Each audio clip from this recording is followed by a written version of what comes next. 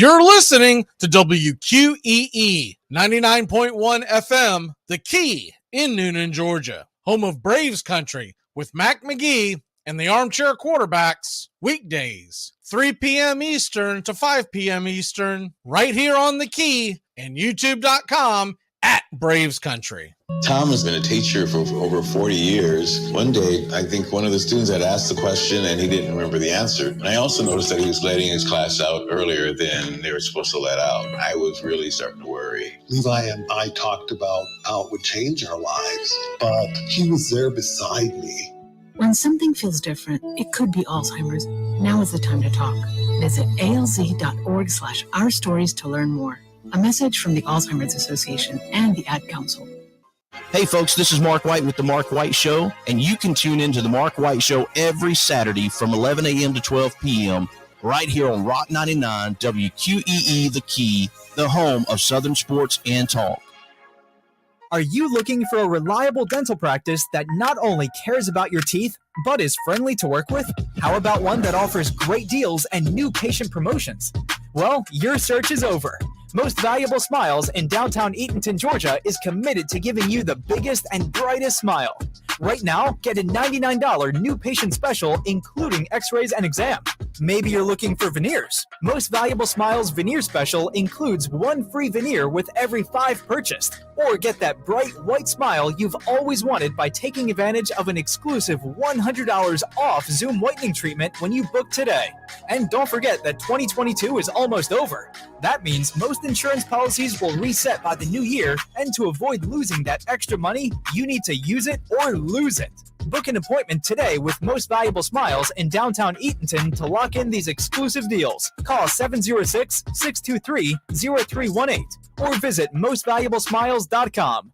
Enjoy sun-drenched days, epic stays, and plenty of room to roam in Greater Fort Lauderdale. Our hotels, attractions, and restaurants have taken the Visit Lauderdale's Safe and Clean pledge, so you can relax and explore with confidence. When you're ready for that well-deserved staycation, our 23 miles of golden beaches await. Find wide-open spaces to hike, bike, kayak, and paddleboard. Visit your favorite attractions, then dine out in style in dining rooms or al fresco on waterfront patios. Learn more at sunny.org. It all starts with just one thing. When recycling, rinse out jars and cans, and avoid recycling wax paper or paper soiled with food. This will reduce recycling contamination. Find tips and more at onethingus.com. What's your one thing? Hey sports fans, The Key has a brand new show. Braves Country is coming your way weekdays 3 p.m. Eastern to 5 p.m. Eastern. Drive time on WQEE. Braves Country is a Southern sports talk show with Mac Magee and the Armchair Quarterbacks. We'll be talking the Atlanta Braves and Major League Baseball, along with everything important to sports fans in Braves Country. The SEC, ACC, Big Ten, and the National Football League, and the big sports news of the day. That's Braves Country with Mac Magee and the Armchair Quarterbacks. Weekdays, 3 p.m. to 5 p.m. right here on WQEE The Key, 99.1 FM, and simulcasting on youtube.com/@BravesCountry. At Shell, we know from the time you get up to the time you wrap up, good night, there's a lot of meetups, eat-ups, and hurry-ups. So come to Shell and get 3 things done at once. Fill up with Shell V-Power Nitro Plus to help keep your engine running like new. Save up with the Fuel Rewards program and never pay full price for gas again. And snack up with in-store rewards to save even more at the pump. Make the most of the stop you need to make with Shell and engines that continuously use Shell V-Power Nitro Plus premium gasoline. See full terms and conditions at fuelrewards.com. That's the sound of NyQuil Severe hard at work. NyQuil Severe is the best sleep with a cold medicine. No tossing and turning, just rest and recovery. So you're ready to take on tomorrow. For powerful relief of your worst cold and flu symptoms, try NyQuil Severe. The nighttime sniffling, sneezing, coughing, aching, stuffy head, best sleep with a cold medicine. Use as directed. Keep out of reach of children. Hey Braves fans, thank you for listening to Braves Country Baseball. Hi, I'm Mac Magee, and we are here to bring you play-by-play, pitch-by-pitch of your Atlanta Braves, bringing you spring training and 2 to 3 games a week all season long. Please like and subscribe today. Braves Country Baseball.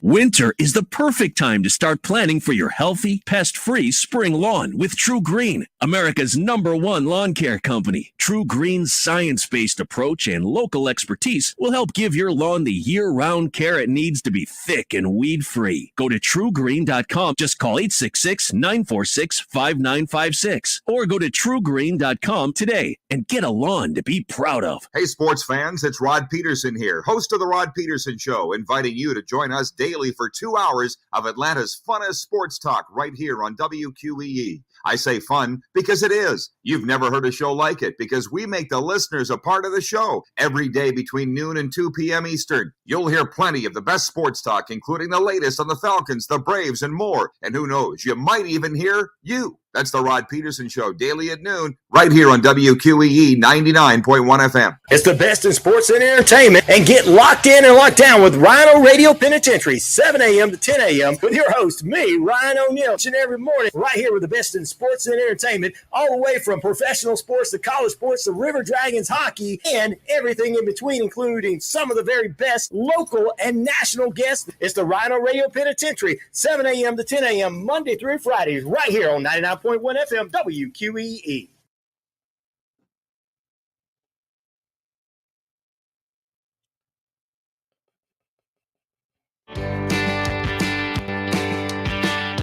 Hey, sports fans. Weekdays, 3 p.m. Eastern to 5 p.m. Eastern. Drive time on WQEE. Braves Country is a Southern sports talk show with Mac Magee and the Armchair Quarterbacks. That's Braves Country with Mac Magee and the Armchair Quarterbacks. Weekdays, 3 p.m. to 5 p.m. right here on WQEE 99.1 FM. You're listening to WQEE 99.1 FM, The Key in Noonan, Georgia. Armchair. You're listening to the Armchair Quarterbacks Sports Radio, #1 sports station. Good afternoon, and this is your Armchair Quarterbacks Sports Flash. Lot of Major League Baseball action here on a Wednesday. You got day games galore. We'll keep you up to date on the scores as they move along here on Braves Country today. As far as the nighttime action, first and foremost, Atlanta Braves, 7:20 Eastern. First pitch against the Los Angeles Dodgers. Braves will try to get one of these games in the series. Dodgers have won the first two. Tony Gonsolin, 2-1 with a 1.13 ERA. Bryce Elder for Atlanta goes to the hill 3-0 with the 2.06. Braves are minus 120 on the money line, over under 9.5. At 7:05 Eastern, Padres at the Nationals, Weathers versus Williams, San Diego minus 160, over under 9.5. Mets are back at the Cubs after dropping game 1 in Chicago. Kodai Senga, who was moved back in the rotation, will take the hill tonight. He's 4-2 with the 3.77 ERA. Stroman, 3-4 with the 3.05. Chicago comes in minus 115 on the money line, over under 6.5. Senga was moved back one day as they try to continue to acclimate him to the Major League Baseball schedule. Over in Japan, pitchers tend to pinch once a week on the same day. Here in the States, it's every 5. They've been averaging with Senga about every 6th day out. 8:40 tonight, Marlins are at the Rockies. Sandy Alcantara versus Kaufman. Miami's minus 170 on the money line. Over under is 11. Kaufman comes in 0-1 with an 8.31 ERA. Alcantara 1-5 with just a 5.05, but has dropped his ERA down considerably in his last few outings. 6:40 in Cincinnati, Cardinals and Reds. Steven Matz 0-5 with a 5.05 against Lively, who's 1-2 with a 2.45. St. Louis minus 160 on the money line. Over under is 11. Blue Jays and Rays are back at it after getting pounded by Toronto. Tampa will send McClanahan to the hill, 7-0 with the 2.05. Kikuchi on the bump for the Blue Jays, Tampa Bay minus 195. Over under is 8.5. The Orioles and Yankees, 7:05 Eastern. Wells versus Cortez. New York minus 140. The over under is 8.5. Tigers and Royals at 7:40. Boyd versus Greinke. KC minus 120. Over under is 9. The Red Sox and Angels back at it. James Paxton 1-0 with a 2.45 versus Anderson, who's 1-0 with a 5.27. Boston minus 125 on the road. Over under is 9. Waldichuk and the Oakland A's are in Seattle to take on Bryce Miller and the Seattle Mariners. Mariners minus 305 on the money line. Over under is 8.5. No games in the NBA today. NBA Eastern Conference Finals will resume tomorrow night as the Celtics shocked the Heat in Miami with a convincing win on the road to stave off a sweep and elimination. Celtics went in and took care of the Heat with a 116-99 victory. Jason Tatum, 33 points, 11 rebounds. Jimmy Butler had 29. Tomorrow night, 8:30, they'll be back at it, this time in Boston on TNT. Miami leads the series 3-1. In the NHL, the Golden Knights pounded the Stars and are about to sweep Dallas out of the playoffs. They won 4-0 on the Dallas home ice. Tonight, Florida is going to try to do the same to the Hurricanes. Panthers up 3-0. Puck drops at 8 o'clock Eastern. Florida minus 115 on the money line. Over under is 5.5. And that's your Armchair Quarterback Sports Flash. Stay tuned for Braves Country right here on WQEE 99.1 FM, The Key in Newnan, Georgia, simulcasting on youtube.com at Braves Country. Armchair. There's something kind of about a kid that's never played baseball. We have been hoodwinked, bamboozled, and flat out deceived. Why did you get so drunk? You got drunk. I'm just really exhausted. What's in that cup? Armor Cokes. Do you have any idea how important this is? We're trying to save the pub cup. Really? This is what you're doing? Chief, what do you want to do tonight? The same thing we do every night. Try to take over the world. 106 miles to Chicago. We got a full tank of gas, half a pack of cigarettes. It's dark, and we're wearing sunglasses. Hit it. Armchair. YouTube Live. Radio station. The radio station you can call your own. Do you know what listeners like about our station? I like everything. It's always on my radio. We never stop the music, except for now, when I talk. Listening to Braves Country with Mac Magee and the Armchair Quarterbacks. We're here live weekdays, 3 p.m. Eastern to 5 p.m. Eastern, WQEE 99.1 FM, The Key, and simulcasting on youtube.com/at Braves Country. Your first choice for Southern sports. Good afternoon. I'm Mac Magee, and I don't know much, but I know one thing. I feel like that meme that you see all the time. Oh, no, we suck again. Good Lord, 8-1 to a rookie and Strider on the mound. Armchair. Community Access Channel. He's the armchair quarterback. He's full of beer and he's full of snacks. The all-American man. Hey, howdy, hi, and how the hell are you? Well, it's time to get a W. We've screwed around in this series enough. And I'd say the number one thing the Braves got to do more than anything else is go out there and get some runs on the board early tonight for Elder. The Dodgers hit right-handed pitching well. We'll get more into that here in a minute. The good news is right now, if you're looking at the scoreboard over my shoulder, let me go ahead and straighten this thing out because I realize now one of the games I thought would be over with by now, it is not. But you've got the Diamondbacks over the Phillies. That game is 5-0 in the 7th. And here we go. Those are all of your live games. Earlier this afternoon, the Rangers outlasted the Tigers 3-2 in a really good pitching duel.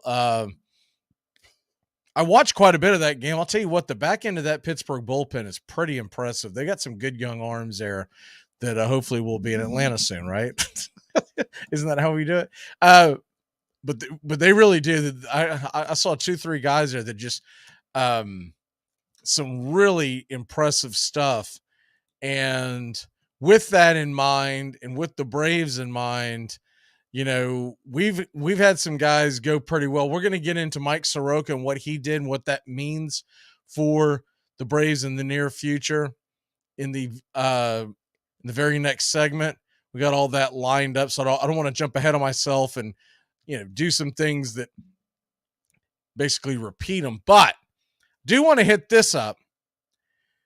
Snicker was asked about, or I'm sorry, Seitzer, hitting coach for the Braves, was asked about Michael Harris and why he was left out of the lineup last night and his struggles. And this is right after they talked to Snicker. I thought this quote by Seitzer was much more gripping than what Snicker had to say. Snicker was more of, you know, played the company man kind of thing, not give you a whole lot to work with. But here's what Seitzer said. I feel like you can read between the lines here and kind of pick up on where they are with him. It says, quote, I mean, he's clipping balls underneath, fouling balls off, popping them up when they're fastballs. And then he's out in front of off-speed pitches and rolling them. So we're trying to clean up his approach where he thinks a little bit more low line drives, staying the other way, more opposite gap, to where he's not missing those fastball, because he killed fastballs last year and this year he's not. Anyways, the kid's working. He's a tough kid and we'll see where it goes. So I think a lot of that's very telling. Mainly the thing is that he's in a bad slump. That's what it comes down to more than anything else. He is in an awful slump, and he's a young guy. And look, all hitters go through these types of slumps, but you didn't expect to see it because he was so darn good last year that everyone was kind of assuming that he was going to be able to just go out there and put his cleats on and dominate. And that's not where we're at with him right now. So we'll see where they go with him as far as in the near future. I'll be interested to see whether or not they go out there and they start platooning him a little bit more, give him some days off, give him an opportunity to kind of, you know, catch his breath, so to speak. Or if they're going to roll him back out there every night, that'll remain to be seen. By the way, the Phillies just scored, so it's 5-1, and they are still batting in the bottom of the sixth. So hopefully Arizona can get through that. Zach Gallen was on the mound today for Arizona, so I really felt strongly about Arizona's chances to get this game. Zach Gallen, if you haven't had a chance to watch him, because he does play out there on the West Coast, one of the better right-handers in all of baseball. He had a heck of a scoreless inning streak going there not too long ago. It was in the 20-something innings. So anyways, back to the whole Michael Harris thing. We saw that he took a seat last night, and that seat, maybe it'll be to his best interest that for now he doesn't play every single day. And it's not that we don't think that he's got the guy's talented through and through. It's more the fact that giving him time to not get thrown into a blender and rush his approach up there and have more opportunities. I'm not saying a straight split, but what I'm saying is if they're playing 6 or 7 days, maybe he gets 2 days off. And also, if you're facing a left-hander, I've been saying this all along, if you're facing a left-hander, let's see some Kevin Pillar in center field. He's played pretty good center field over the years, and he's been absolutely torching left-handed pitching. And until Michael Harris gets to that point where he's swinging the bat well, I don't think that's a terrible thing to do. And on those days, you could have d'Arnaud DH. You could put Ozuna over in left, and then when they get later in the game, Or when the matchup changes and you want a better defensive presence out there, that's when you go in and you slide Pilar over to left and either bring in Harris or you bring in Hilliard, depending on if you're wanting to give Harris the entire day off. I don't think it's a terrible idea because right now, I mean, he's in an over slump that has reached the 20s, and you can't really send him back down. That's not really the option that they're looking at right now. By the way, the Phillies just scored a couple more runs, so it's now just 5-3. It looks like they're going to leave Gallen out there, so we'll see how he. I'm sorry, Gallen's already been pulled. Ginkel is in, but hopefully Arizona can hold on to that win. But the good news is Braves lost, but Mets lost, Phillies lost. We didn't lose any ground. So that's the good news. And the Marlins lost as well. So with that being said, you're going into today's action with Atlanta 4.5 in front of the Mets, 5.5 in front of the Marlins, 7 in front of the Phillies, 9 in front of the Nationals as they lost again. So we didn't lose any ground. You didn't gain any ground either. And you just like the Toronto series, I don't want to see a sweep. I can deal with losing a series. It is what it is. It's a long, long haul, but you hate seeing a sweep. So hopefully we can get that together. And how about those Celtics going out and putting it on the Heat last night? I thought that series was over. I got done with the Braves broadcast and turned on the game just out of curiosity. I was like, wow, they're really hanging in there. I ended up watching the fourth quarter, and unbelievably, they went out there and absolutely put it on the Heat in the third and fourth quarter, and they're going to force a game number 5 in Boston. If you want to look at it half glass full, if you're pulling for Boston, if you're pulling for Miami, you're like, all we need is one more win out of the next 3. We got this. We ain't worried about it. And you're probably right. But if you're looking from the other side of Boston, 2 of the next 3 games are in Boston. So if you could, but they have not played very well at home. So that's a little concerning. But 2 of the next 3 games is in Boston with that enormous home crowd. They get into it. So if you could hold serve at home, you just got to steal 1 more. And if anybody can come down from a 3-0 deficit, it's a franchise in Boston, right? Remember the Red Sox doing it to the Yankees? It's never been done in the NBA. So who knows? Every once in a while, things happen that ain't supposed to happen, that do happen. And at the end, you say, man, maybe that should have happened. Because Boston is the better team. They've just played absolutely terrible in this series and really haven't played that well in the entire playoffs, to be honest with you. I felt like that they've underachieved the entire playoffs. I don't feel like it should have been a particularly close series, and it was with the Philly series going all the way. And I didn't think that they looked great against Atlanta.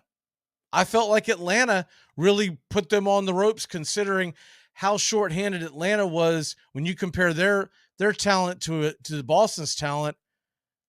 And Atlanta gave them a pretty good run.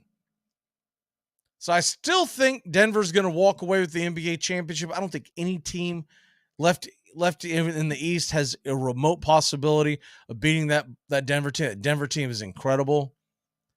But if you're a basketball fan, you might just be pulling for Boston so you have a couple more games, because they don't start the NBA Finals until next Thursday. What? Next Thursday. It doesn't matter if the series ends tomorrow or if it had ended last night. They're not playing until a week from tomorrow. All right, let's take a quick break. We come back. Braves country today. We're going to talk about the Braves. We're going to talk about the Dodgers and get this thing going here on a Wednesday, hump day, game 3. We're going to bring you pitch by pitch, play by play, 7:20 Eastern right here on Braves Country HD. Getting you ready. We'll be back in a flash here on 99.1 FM WQEE and Braves Country HD YouTube. It's the best in sports and entertainment, and get locked in and locked down with Rhino Radio Penitentiary, 7 a.m. to 10 a.m. with your host, me, Ryan O'Neill, each and every morning, right here with the best in sports and entertainment, all the way from professional sports to college sports to River Dragons hockey and everything in between, including some of the very best local and national guests. It's the Rhino Radio Penitentiary, 7 a.m. to 10 a.m. Monday through Fridays, right here on 99.1 FM WQEE. Braves Country HD is bringing you Braves Country Baseball. Braves Country comes to you every Tuesday night and Friday night, and 2 bonus games every week. Hi, I'm Mac Magee, and we'll be bringing you play-by-play, pitch-by-pitch for your Atlanta Braves. It's free to listen. Please like and subscribe. YouTube.com/@Braves Country. Braves Country Baseball for the fans, by the fans. Why do you keep your mouth shut? I'm not taking off my clothes today. I'm styling and profiling. You just be glad I'm here looking the way I look. Armchair. That's the sound of NyQuil Severe hard at work. NyQuil Severe is the best sleep with a cold medicine. No tossing and turning, just rest and recovery. So you're ready to take on tomorrow. For powerful relief of your worst cold and flu symptoms, try NyQuil Severe. The nighttime sniffling, sneezing, coughing, aching, stuffy head, best sleep with a cold medicine. Use as directed. Keep out of reach of children. Hey, Braves fans, the Armchair Quarterbacks YouTube channel are bringing you Braves Baseball all season long. Hi, I'm Mac Magee, and I'll be bringing you Braves Baseball play-by-play for the Braves fans out there, for all of Braves Country. So pull up an armchair and join us for Braves Country Baseball, first pitch to last pitch, Tuesday and Friday nights, right here on the Armchair Quarterbacks YouTube channel. Hey, sports fans, it's Rod Peterson here, host of The Rod Peterson Show, inviting you to join us daily for 2 hours of Atlanta's funnest sports talk right here on WQEE. I say fun because it is. You've never heard a show like it because we make the listeners a part of the show every day between noon and 2 p.m. Eastern. You'll hear plenty of the best sports talk, including the latest on the Falcons, the Braves, and more. And who knows, you might even hear you. That's the Rod Peterson Show, daily at noon, right here on WQEE 99.1 FM. This helpful.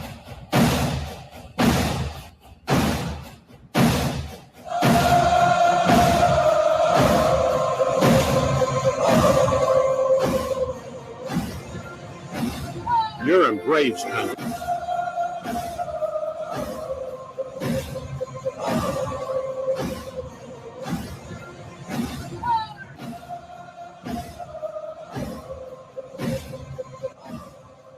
All right, Braves Country. Let's get it together. Let's get our heads out of our rear ends and beat the LA Dodgers at least one time in this series. We're not going to win the series. We know that. Let's not get swept.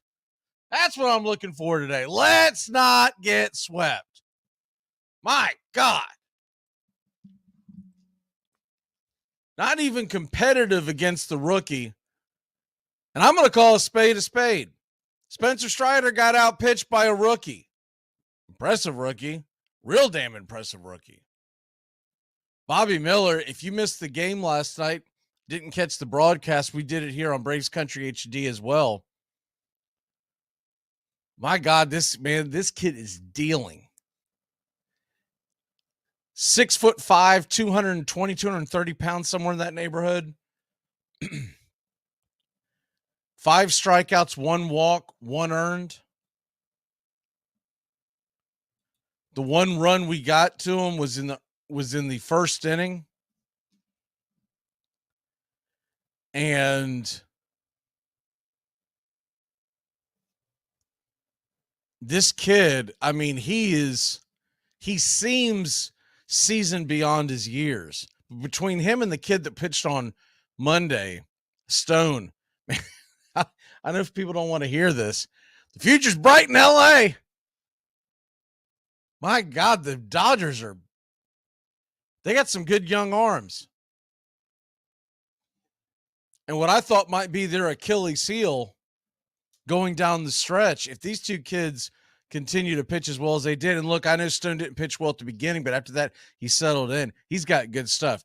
If you watched him, no matter what his final line looked like, he's got good stuff. And Miller was great from the onset. Strider, once again, his biggest issue is he gets his pitch count up so damn high on the early at bats. And I think that the New York Mets actually laid out this game plan, and other teams have taken to it, because last year, if you remember, the Mets got him in, early pitch trouble issues, and he couldn't even make it through the fourth inning. And teams are doing that. They're finding ways to run up his pitch count, and he got cued on a couple of plays. I still think that in the first inning, they shouldn't have had the defense all the way in.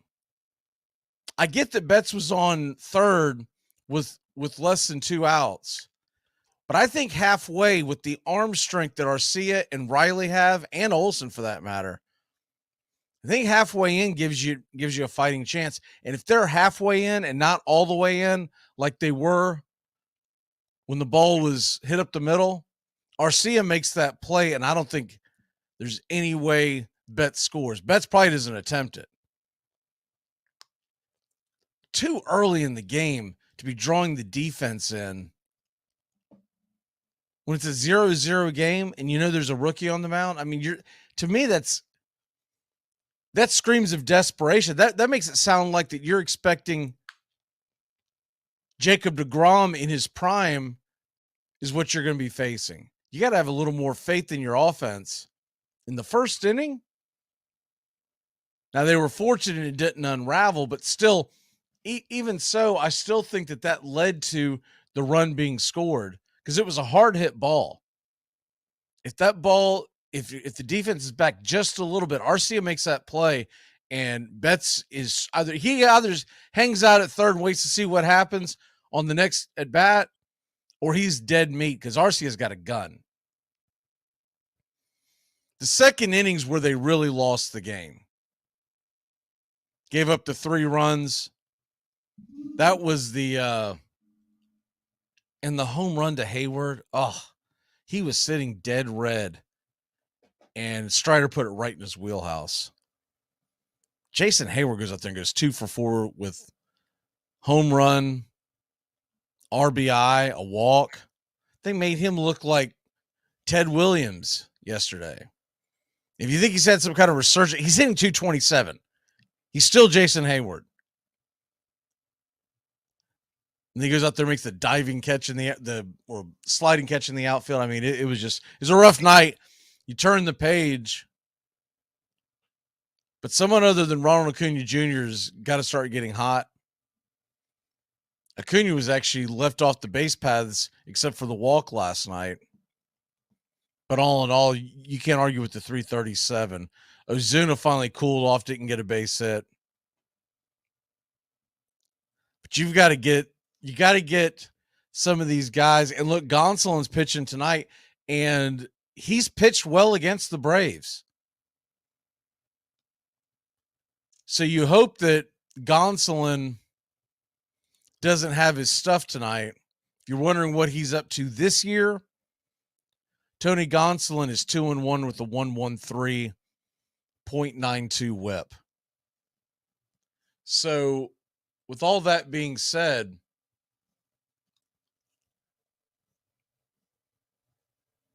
you kind of feel like this might be a rock fight again offensively. Bryce Elder's on the mound for the Braves. He's been phenomenal. But you do worry about one thing. 45 hits given up in 52 innings. That's kind of a high number. His whip is pretty low because the good thing is he has kept the walks off. He's got the 45 strikeouts. You like that, but here's the thing. And it's just the way it lined up this time around. The Dodgers hit right-handed hitting much better than left-handed. Right-handed pitching much better than left-handed pitching. Our one current guy in our rotation who is a lefty went on Sunday, so we knew he wasn't going to face. So Elder going tonight,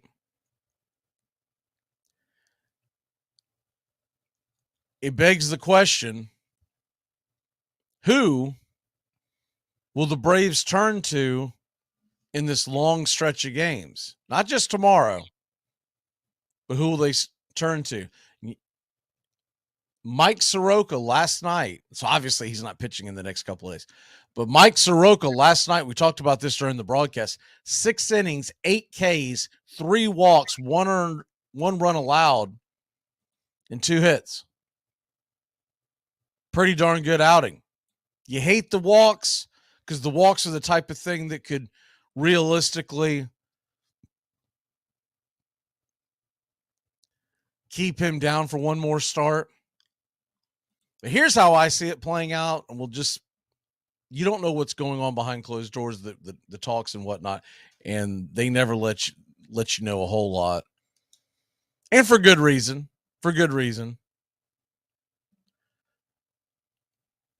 This is the way I would attack it. If you look at it after Friday, you're going to have Schuster. Then Charlie lines up again for Saturday, Strider Sunday, and Elder Monday, right? Depending on what they do on Thursday, which is still up in the air. I think it could be Dylan Dodd because he's not posted as a starter. It's still up in the air. And when I looked at it last night,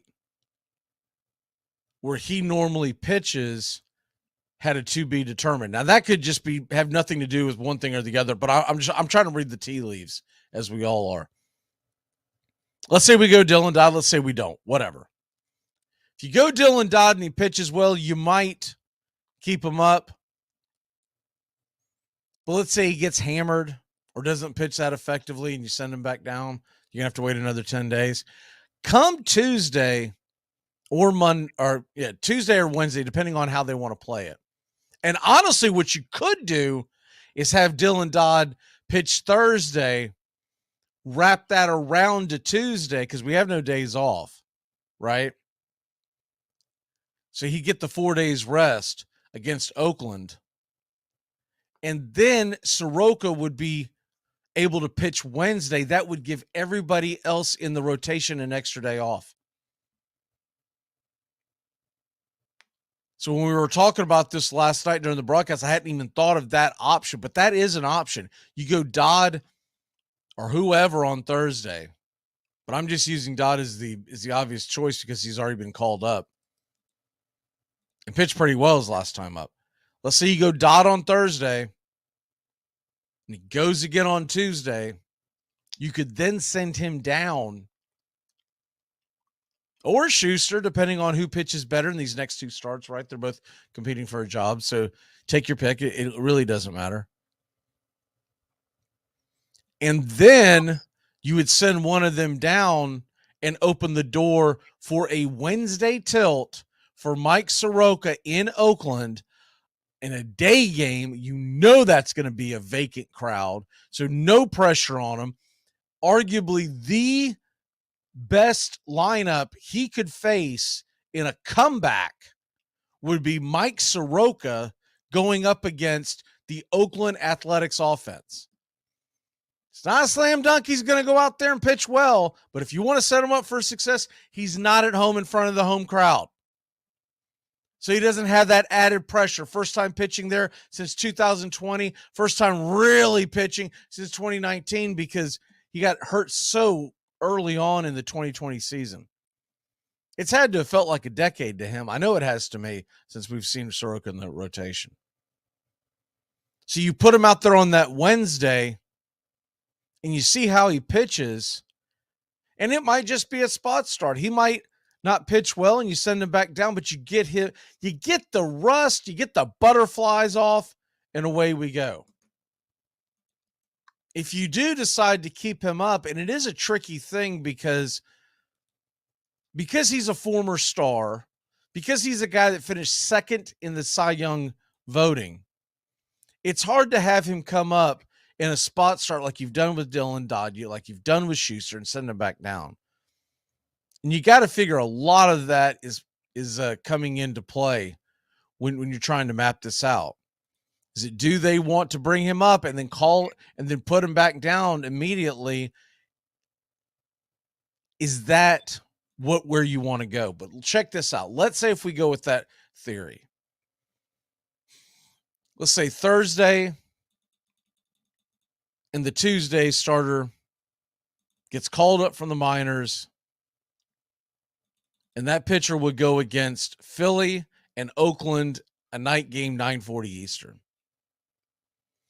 Schuster would be going. I've actually got that backwards. Excuse me. Would go on Thursday and Tuesday, and then send him down. The starter from Thursday, send him down for Soroka to come back on a Wednesday, 3:37 first pitch. And then that way, the Friday night starter, who is Schuster, he would actually get a couple extra days of rest as well. It's a couple ways you can manipulate that, but I would rather have, you could, in theory, have the Friday night starter go on Wednesday. But the thing is, I would rather have Soroka's return debut, however you want to word that, go against the Oakland Athletics, as opposed to our next opponent. After a day off, we go to Arizona. That's a pretty formidable team, a good offense, and a pitcher's park. But let's say you do that. Let's say you go ahead and you put Soroka in the pitching rotation either Tuesday or Wednesday, however you wanted to do it. I'm going to go with the theory of Wednesday. He then would go on not just normal rest, but you're going to get an extra day off because after the Arizona series on June 4th, a Sunday, they're going to have that Monday off and then at home against the New York Mets. And you could do one or two things. If Soroka's pitching well and you're liking what you're seeing, Soroka could face the Mets. If he scuffles a little bit and you're like, I don't know about that, guess who we play after the Mets at home? The Washington Nationals. So you could push his start into the National Series. And that's how I would attack it. Now, obviously, they don't come to us and ask us for how we want things done and advice and whatnot and what they're seeing and what we're and I actually went back and watched Soroka's start this afternoon. I thought it was pretty impressive. I really did. But with all that being said, if you bring Soroka in on Wednesday or Tuesday of next week, you line him up to have extra rest to either pitch against New York at home in front of the home crowd, or you could actually push him back to the Washington series still at home, and then you get those butterflies out of the way. And I think it would be neat for him to go on that Friday night against Washington, against a lesser opponent at home, and get those butterflies gone. Because after that, you're going to have kind of a tough stretch of, a couple of teams that we actually thought were going to be lesser thans are actually pretty darn good. Washington being one of them, but Detroit is playing much better. We're on the road to Detroit. Colorado, you just know how that is, a 4-game series. Though it's in Atlanta, Colorado tends to put a wearing on your pitching staff because they can normally hit regardless. And then we have to go to Philly and Cincinnati, two without a doubt, hitters' parks. And those are tough parks, and that takes you towards the end of June. After that, you come back home with Minnesota and Miami, which is nice because after that long stretch, of what could be really taxing on your pitching staff, on your bullpen, on your starting rotation, you name it. Minnesota and Miami are two, and then after that, Cleveland. So that is what, 9 games in a row, though 3 of them are on the road, against 3 of the meeker offenses in all of Major League Baseball. And it's kind of, you would in theory like to sprinkle them in here and there, but it is kind of nice to go on a stretch that maybe you get everything right in the bullpen heading into July, because then after that, it's a 3-game set in Tampa. We know that's going to be a fun one. Fox has already announced that Saturday game is going to be a national Saturday night game. It would not surprise me if ESPN flexes the Tampa game, the Sunday game. But anyways, they'll be at Tampa for that 3-game stretch, and then we head into the All-Star break. And the All-Star break, by the way, do have a announcement about the All-Star. The Home Run Derby, Tones and I are going to have some fun and do that here live. We know a lot of folks are going to want to see it. We don't own the rights, can't do it, that kind of thing. But we're going to give you audio and maybe have a little fun with it. Just kind of, bring, I think, more of a fan appeal, so you can sync it up to the Home Run Derby if you're watching at home. Not going to do it for the All-Star game itself. We always have plans to do the All-Star game, something that me and my wife like to cook for the All-Star game, and it's been a tradition of ours here at the house, so we're not going to do that. Plus, I think a lot of folks are going to want to actually watch the All-Star game and listen to, because that's the game where they're going to be miking up all the players, and we obviously don't have those capabilities. So we're going to step away from that. But the Home Run Derby, we should have a lot of fun that night. So Tones has agreed to jump on there, and who knows, we might end up adding another person in the booth with us and just really have some fun with the All-Star, with the Home Run Derby.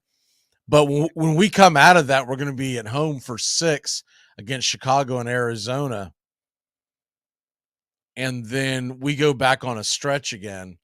And one more programming note, July 25th and 26th, the 2 games set in Boston. I'm actually going to Fenway, so I won't be here for the broadcast. We're going to try to do some kind of a pop-up show in Boston, but we're going to take those days off. We'll come back, and the plan is to bring you the entire Milwaukee series, which will be that following weekend in late July. But you look at this as we get ready for the Dodgers, and I was hoping we didn't play them again, because with the new schedule, you're not always going to play everybody twice. The new schedule, because they're having you play everybody, a lot of times we're only going to see some of these National League teams once. Well, that's not the case. We got 4 games against the Dodgers in LA in early September. I think that is probably Labor Day weekend.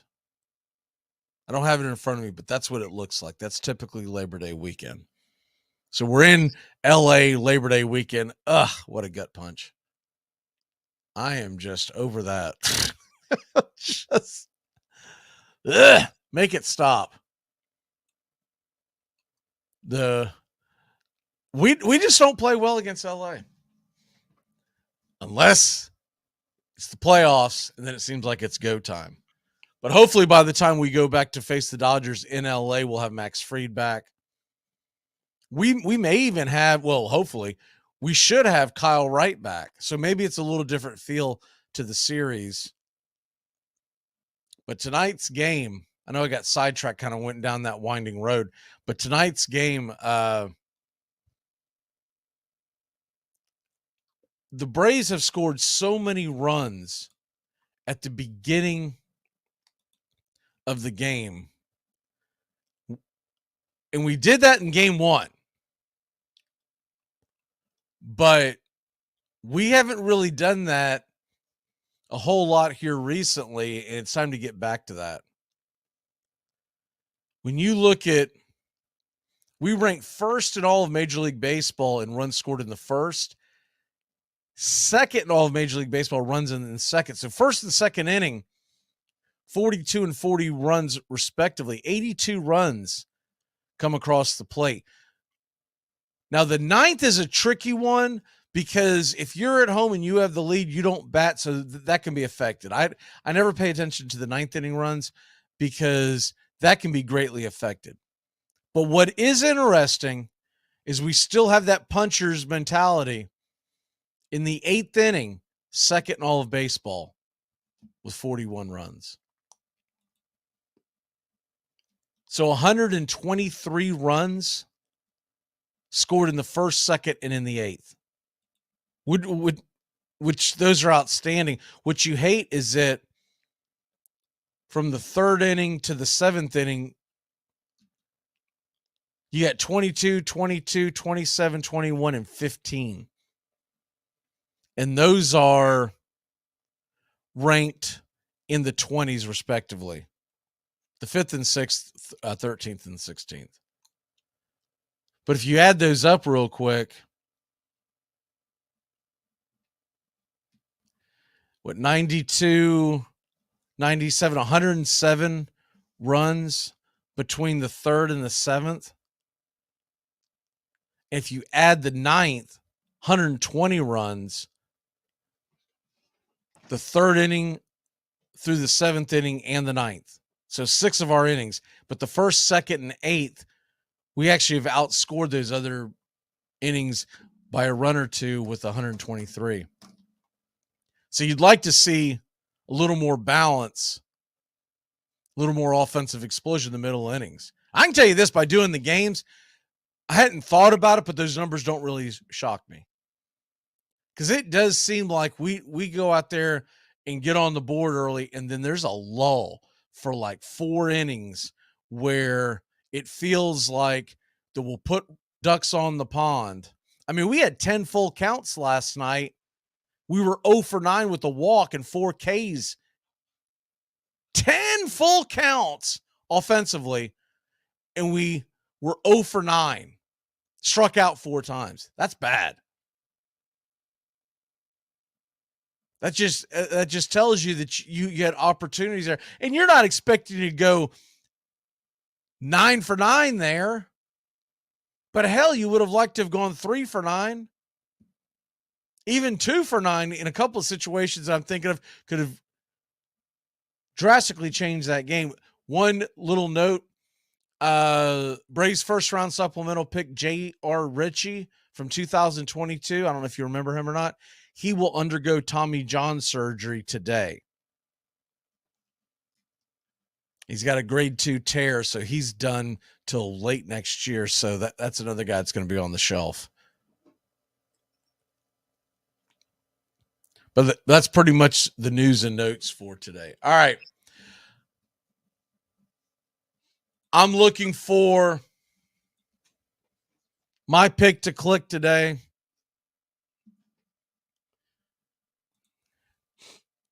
I feel like this ought to be a Matt Olson game. And by the way, Riley's starting to look like he's starting to put his swing back together. So I'm tempted to do that. But with the right-hander on the hill, my pick to click today is going to be Olson. I think it's too easy to say Acuna every single time. So give me Olson to take one into the chop house. I think the Braves get this W. It's going to be hard fought. Say we win it somewhere in the neighborhood of 4-2, 5-3, somewhere in that neighborhood. Get off the schneid and get ready for the Philadelphia series. Which ain't going to be easy. All right. Let's step aside. We'll be back in a flash. Going to hit up some of the MLB lines when we come back. Keep it locked in here on Braves Country today 99.1 FM, Braves Country HD, YouTube.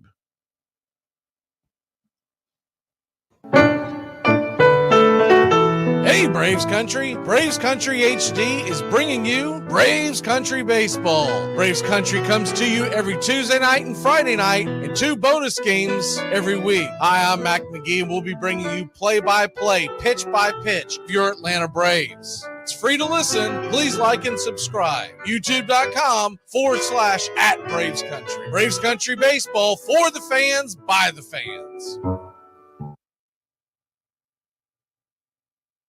Just want you to stop saying odd. You get any sleep last night? I don't sleep. I just dream. It's the best in sports and entertainment, and get locked in and locked down with Rhino Radio Penitentiary, 7 a.m. to 10 a.m. with your host, me, Ryan O'Neill, each and every morning, right here with the best in sports and entertainment, all the way from professional sports to college sports to River Dragons hockey and everything in between, including some of the very best local and national guests. It's the Rhino Radio Penitentiary, 7 a.m. to 10 a.m. Monday through Fridays, right here on 99.1 FM WQEE. How to improve your dining room by the Home Depot. New wood floors, new paint on the walls. Sure, you know us for that. But how about a new dining room table, matching chairs, bar stools? How about free and flexible delivery with easy online returns? Now you can explore decor in a whole new way. Save now on furniture. Everything for your home. Everything from HomeDepot.com. How doers get more done.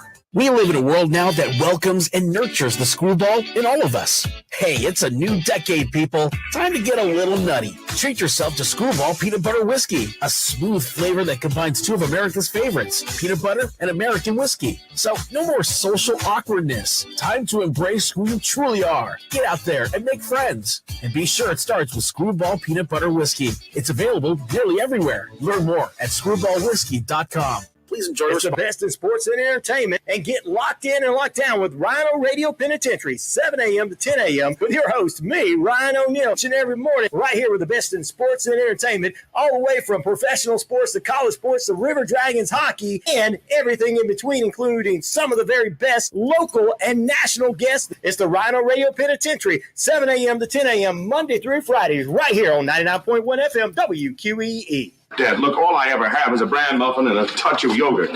Girly food. Besides, I already fixed your breakfast. Now, I made you eggs in a nest. Ah, yes. Fried eggs, swimming in fat, served in a delightfully hollowed-out piece of white bread. I can almost hear my left ventricle slamming shut as I speak.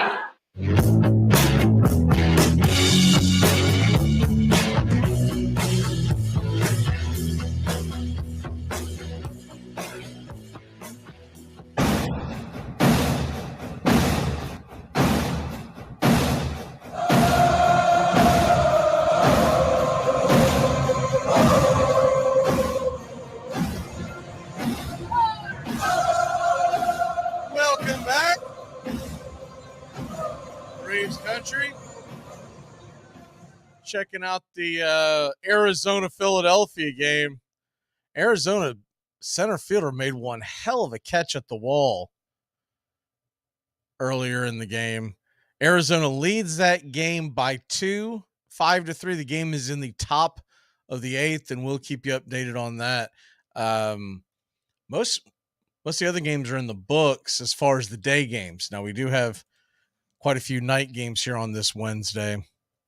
Don't have as many as getaway games as you normally have on a Wednesday.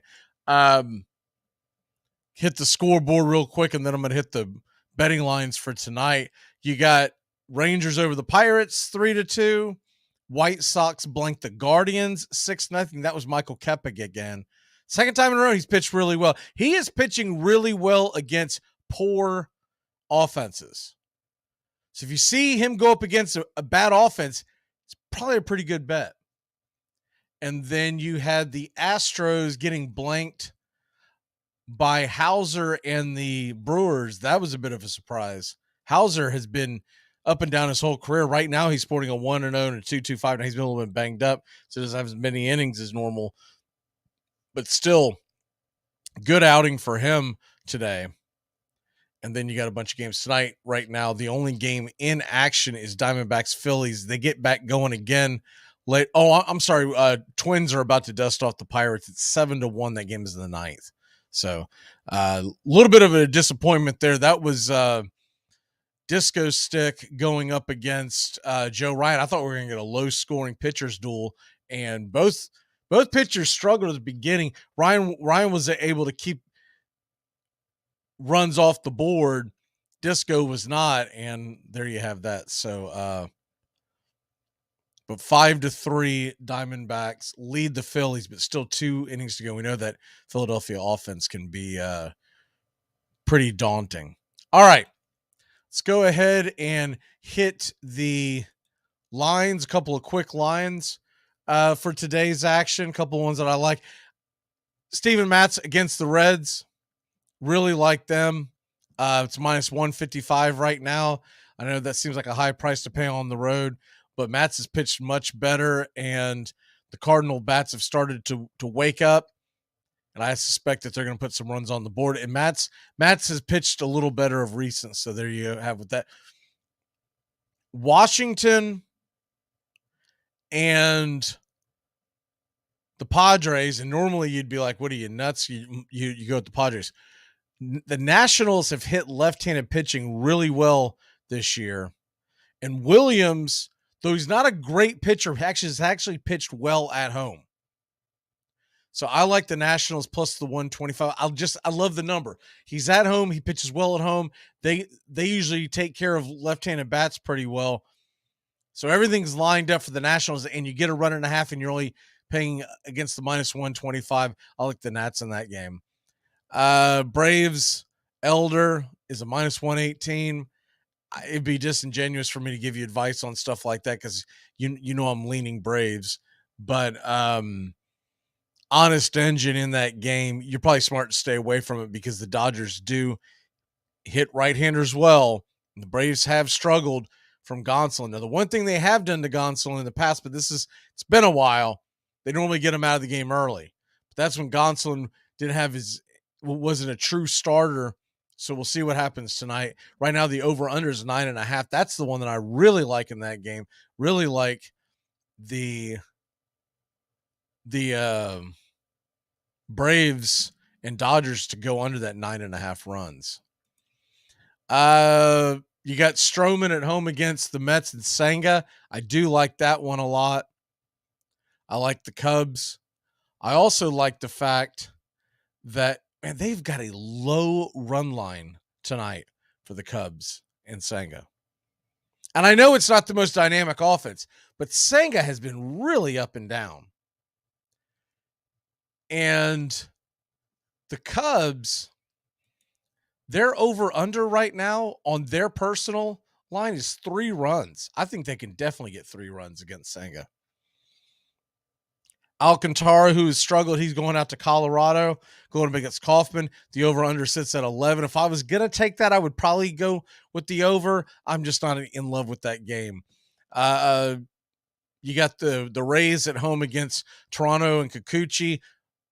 McClanahan's on the hill. It's hard to go against McClanahan's 7-0 microscopic ERA. They're a minus 180. If you do that, typically you're going to do the minus 1.5 to get the plus 105, right? And you're gonna, but if you're gonna take it on the money line, the minus 180, I usually pair it up with another game that I think is going to do well. Baltimore plus 1.5 on the minus 165 or plus 125. Either way you look at it. I like Baltimore's chances to sneak one past the Yankees and Nestor Cortez. And Boyd is at Kansas City. Greinke has pitched well at home. I like the Royals on the minus 115. Paxton and Anderson in Los Angeles. Paxton's been the better pitcher so far. Give me the Red Sox minus 117. Then you got Waldichuk and Miller. Miller should go up there and dominate. The minus 300. You don't love that. Minus 1.5 on the 155. You don't love that. If you want a lower edge bet, I think I would probably go with Seattle's team total over 5. But what I would probably do is match Miller and Seattle to get the W on a parlay with the Rays. And if you do that, then you're going to get about a plus 100 return. All right, let's go ahead and take a quick break. When we come back, the Sarge is with us. Talk a little Boston Red Sox, and we're going to talk a little American League, and we're going to get into a couple things. And can the Boston Celtics do what the Boston Red Sox did in 2004? We'll talk about that and a lot more. We'll be back in a flash here on Braves Country. You're listening to WQEE 99.1 FM, The Key in Noonan, Georgia. Armchair. You're listening to the Armchair Quarterback Sports Radio, #1 sports station. Good afternoon, and this is your Armchair Quarterbacks Sports Flash. Lot of Major League Baseball action here on a Wednesday. You got day games galore. We'll keep you up to date on the scores as they move along here on Braves Country today. As far as the nighttime action, first and foremost, Atlanta Braves, 7:20 Eastern, first pitch against the Los Angeles Dodgers. Braves will try to get one of these games in the series. Dodgers have won the first two.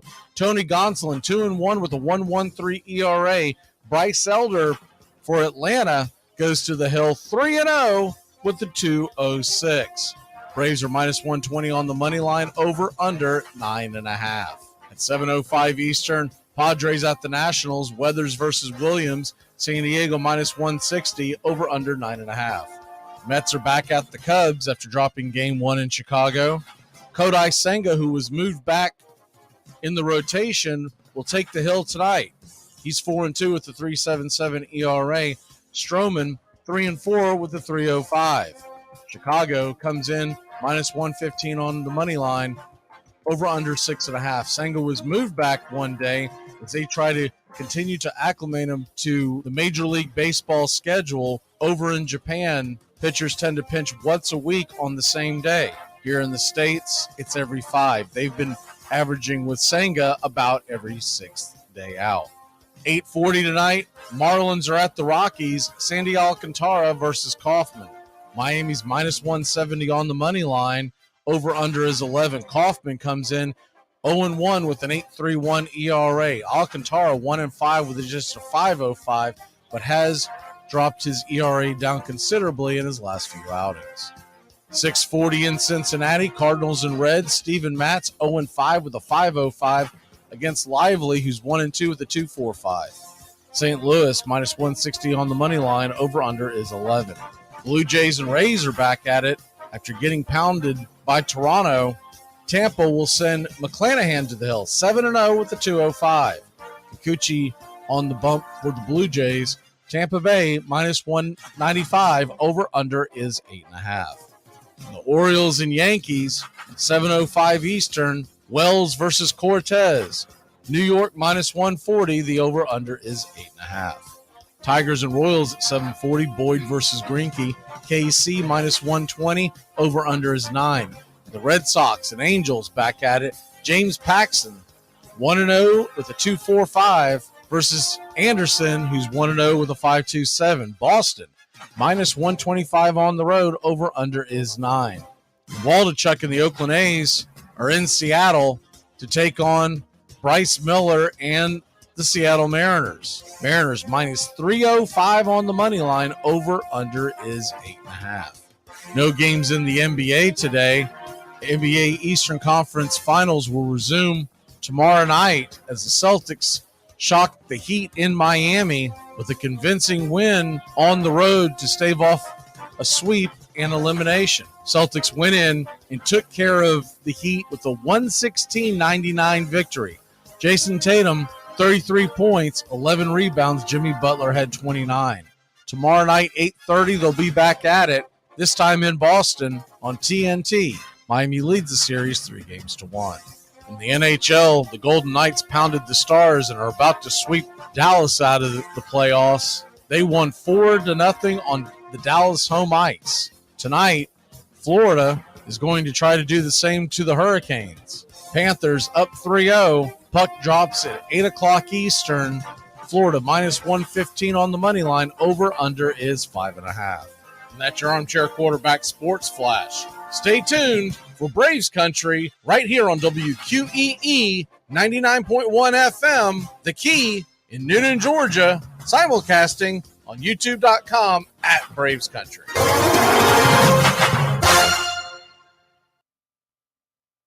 Mom, if you already knew, then why didn't you tell Dad?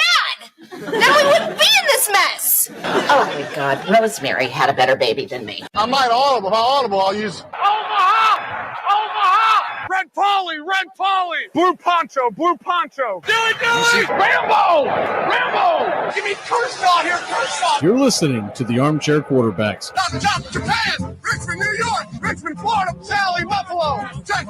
Hey, Short Ox! Do the Raiders! Red Lion! Omaha! Time out!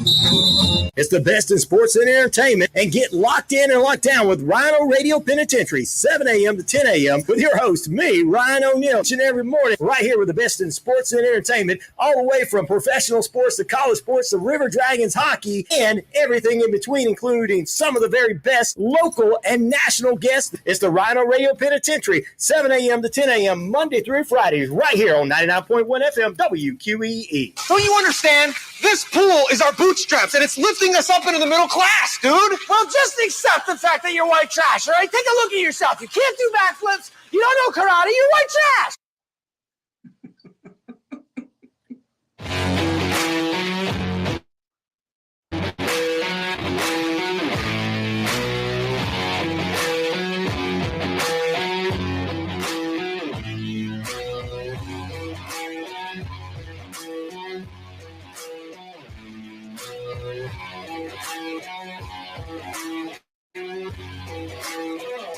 Welcome back. Diamondbacks still cling to that 2-run lead. Top of the ninth. They are at the plate. So we'll see how that turns out. Joining us as he does every Wednesday, or pretty damn close, the Sarge. Mr. Timus Wooten, how are you, sir? Doing great, Dave. How you doing today? I am, well, I'd be doing better if we could find a way to beat the damn Dodgers, but, you could put that on my tombstone. Well, would have been a better life if we could beat the Dodgers. It was pretty good in 2021. That ain't what's going on your tombstone. I'll make sure of it. I'm going to outlive you, buddy. I'm not worried about that one, okay? That's we'll just see who kicks the we'll just see who croaks first. We'll just see.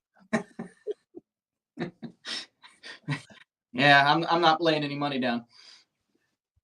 Boston Celtics stave off a sweep last night and beat Miami. And I got to thinking about it. I was like, wouldn't that be something if the Celtics end up doing what only Boston Red Sox have done? Now, they're not beating New York, so it's not exactly the same thing. But still, that would be a pretty cool story. Still not expecting it, but that would be a pretty cool story. You know what, though? They're going back to Boston, and is it 2 games in Boston and then 1? No, it'll be 2 of the next 3 are in Boston, but if there's a game 6, it'll be in Miami. Games. Okay. That's, we used to do it that way when we were kids, but right. Yeah. Okay. Anything can happen, man. Nobody, including myself in 2004, after that 19-8 shellacking at Fenway, I was like, turn out the lights, the party's over. And then they ran into Big Poppy, son. And so anything can happen. Go Celtics. And if I remember that one correctly, Boston won game 3 and 4 in Boston, correct? Or I'm sorry, 4 and 5. Oh, we were down 3-0. Right. New York, so they won 4 and 5 in Boston. Correct. Yes, that's when we broke the record 2 nights in a row for the longest games. One went to like 4 hours and 58 minutes, and the next night it went 5 hours and 12 minutes.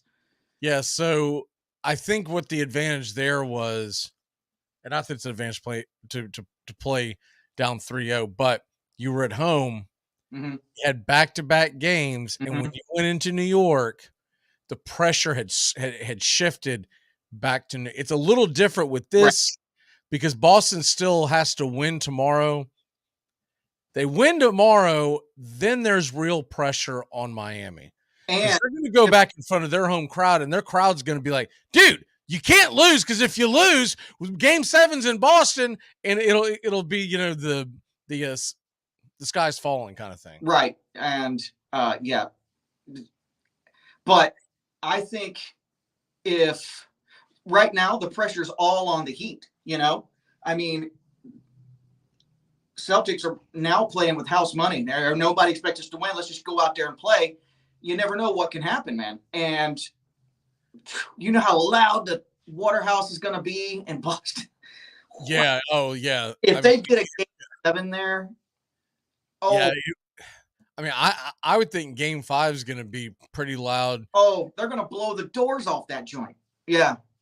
I kind of expect that game to not be that close, to be perfectly honest with you. I kind of expect that game is going to be the game where Boston's going to come out on all cylinders. If they have a heartbeat, they're going to come out on all cylinders and put that game away.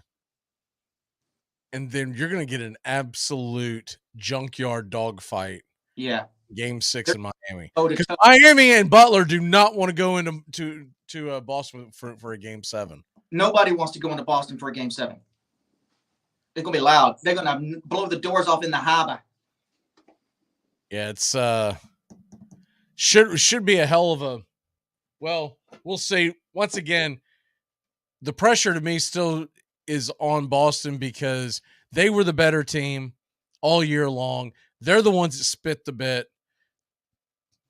They're the ones that went out there and, in my opinion, have really just underachieved all playoff long. It's not just this series. It's all playoff long. They've just been terrible. I mean, they've just been puttering around. They should have probably swept Atlanta, let's be honest. They struggled in that series.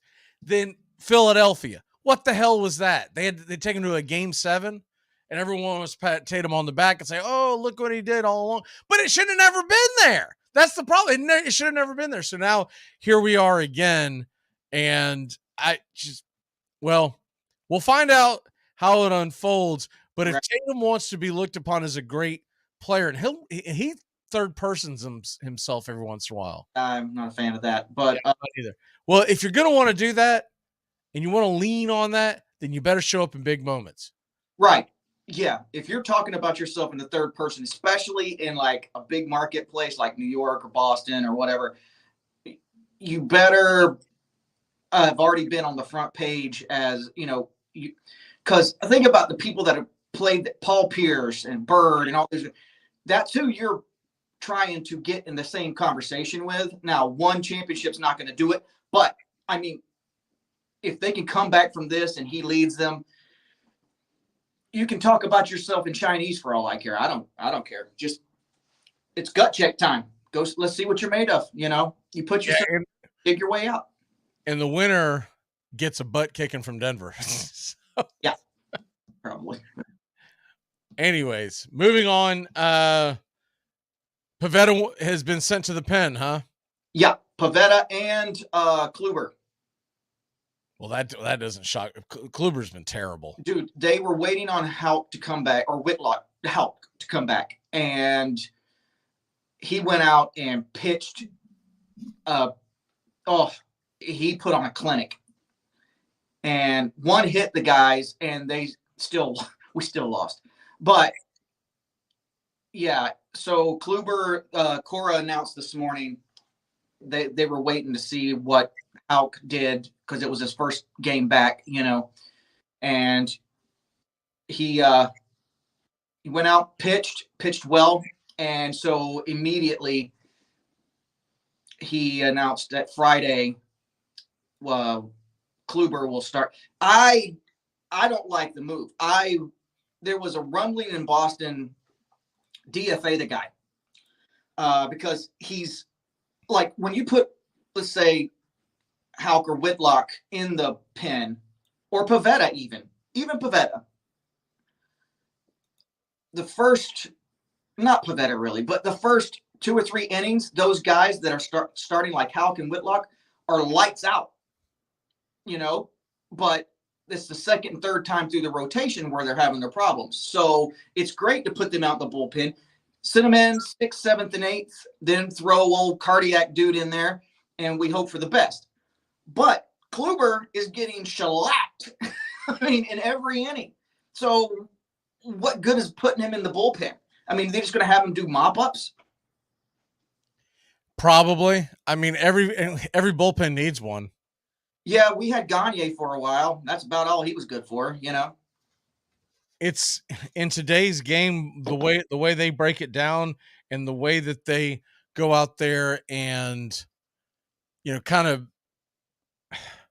the thing is, and no fan likes to hear this, and I go through this because doing these daily broadcasts of play-by-plays, and I see the fans' comments during a game that's out of hand, and let's say Atlanta's down by 4 or 5 runs. No fan wants to hear this, but there are games when they go in and it's blatantly obvious that they're praying that the offense is going to bail them out, but they're not going in there to win the game per se. They're going in there to get through one more day on the calendar because they just don't have a good matchup and they're trying to get some guys rest. It's changed from years and years ago in Major League Baseball where you would have the 4 to 5 man rotation and the bullpen guy was realistically, they were being brought in for 8th and 9th innings, right? Mm-hmm. And your starter was expected to go 7 innings, and you didn't have that mentality. Today, look, last Saturday when the Braves played Seattle and they went to the bullpen game, and after Jesse Chavez came out and Tonkin was getting slapped around, and they let him go through that lineup 1.5 times, not just one time, 1.5 times, it was blatantly obvious that they weren't really putting their best foot forward. I'm not saying they were trying to lose, and I'm not saying they were giving up, but they weren't putting their best foot forward. No, they were punting, though. Oh, big time. They were punting till the next day. They weren't even punting till later in the game. They were punting. Yeah. We'll get them tomorrow. Maybe. So that's what a Kluber's for. Like a lot of folks probably don't like when Danny Young comes up and he comes in and pitches 2 or 3 innings. That's what his role is. That's what Michael Tompkins' role is. It's to go in there and eat some innings. Even to a degree, though, a lot of folks don't want to believe it.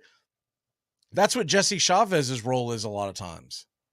Now, he's been pushed into more stressful duty as of late, but that's because of all the injuries in the bullpen. But when they get Jesse Chavez off the DFA list and whatnot, they're bringing him in there to eat innings in the 6th inning, in the 5th inning, in a game that's out of whack one way or the other. Either we have a big lead, we have a big deficit, or it feels like one of those seesaw games. You're like, you know what? We'll see what he can do. Think about this, though. For what we're paying Kluber, it came down between did they want to pick up Kluber or Waka. And they let Waka leave to the Padres. He's pitching his butt off out there. He's like 5-1. And we get Kluber. Right, but weren't you already stuck in the Kluber contract? No, we said that we signed him to a 1-year deal during the offseason, $10 million. $10 million for Kluber and... Yeah, and that's what Waka got over in the Padres because, the Padres are just throwing money at everything. So, okay, I'm not going to lie. That wasn't putting your best foot forward. No. I can't defend that one. That's one of those ones where you, as a fan, you're like, dude, what the hell? We've been you don't want to try to win every game, but you want me to sit down every night and watch you play, right? Dude, what the hell is on a loop in Boston? It is Major League Baseball's version of what everybody hates in basketball when they go, oh man, I don't want to hear load management. A bullpen game is load management, y'all. That's all it is. It's load management. It's a load of something, but it's a load management. Right. So now we got our rotation is going to be Whitlock, Sale, Paxson, Bayo, and Houck. And I mean, Chris Sale looks back to me. Arizona just spit the bit and gave up a 2-run home run. Game's tied in the bottom of the ninth. Anyways, go ahead. Sorry. Yeah, Sale looks like Chris Sale. He's hitting 98, 99. That slider is a boomerang. Watch the game. What was that, Saturday night? I think so. That was Sale Day, I'm pretty sure. He was dealing. Yeah. Trey Turner. They hung one to Trey Turner, a slider about like right here. Might as well put it on a tee for him. Yeah. But it should be fine. Bryce Harper's at the plate. But yeah, he made that one mistake. But other than that, I don't have any issues. I mean, and Paxton, you know, he's looked good. Of course, it's all. I mean, every pitch we hold our breath with Paxton. So, yeah, I'm not gonna lie. I've been surprised by him. Yeah, me too. I thought a guy who'd been out of the game as long as he's been, coming back from injury at his age, and when he left, he wasn't pitching very well. It wasn't like he was some dominant force. Right. Yeah, and I mean, he hadn't pitched in like 2.5, 3 years, more than 3 or 4 innings. You know. But so far so good. You know, Bayo, again, I like him. I think he reminds me a lot of a young Erod. You know, he's a thrower, not a pitcher yet. But all those young guys have come up like that, you know. But Houck, I really like Houck. I think Houck belongs in the bullpen. I've always said that. I've never liked him as a starter. But he's better than Kluber, and he's better than Pivetta. So I think he's earned his spot there. But, I mean, if these guys pitch well, that's a pretty solid roster as far as pitching goes. I mean, Chris Sale, Paxton, Bayo, Houck, and Whitlock. Is it Maddox, Glavine, and, you know, no, but that's pretty solid. I mean, don't you think that's a pretty solid lineup as far as pitching goes? Yeah, look, I mean, Paxton, the one thing that he did always do when he was with New York and Seattle and whatnot, he was an innings eater. If he was healthy, yeah. And he's not a guy that's going to go out and get a bunch of, like, a boat ton of strikeouts. No. But all you're really asking for is for the guy to go out there and give you I say this all the time. If my guy on the mound will give me a quality start, and that means 6 innings, 3 earned or less, though you may not be happy with what happened that day, he may get the loss, right? For instance. But you're in the game. Right. For instance, yesterday, Spencer Strider, even with all the strikeouts, he got outpitched by a rookie, okay? But he did go 6 innings and 2 earned runs and 11 strikeouts. I'll take that. Now, the thing was he gave up while he was on the mound a total of 3 because 1 was unearned. But the point is he gave you an opportunity. The bats just weren't there. So in today's game, if you can give 3 runs across 6 innings, I'll take that all day long. Every single day, I will take that. There's not a pitching coach in the major leagues or baseball that wouldn't I can tell you this from the betting standpoint. Most of your Major League Baseball games, the over-under is around 9.5. Now, if it's a bad pitching matchup, worse, but a solid one. If it's a really good pitching matchup, you're talking about 7.5 or 8. But a typical is going to be 9 runs, right? So they expect the favored team to score about 5, 4 minimum. If you don't score 4 or 5, you're not really giving your team a chance to win. So when Atlanta goes out there and scores 1 damn run last night, that's not really on Strider. That's on the fact that the bats couldn't solve. Did you get a chance to watch this kid pitch last night, by the way? No.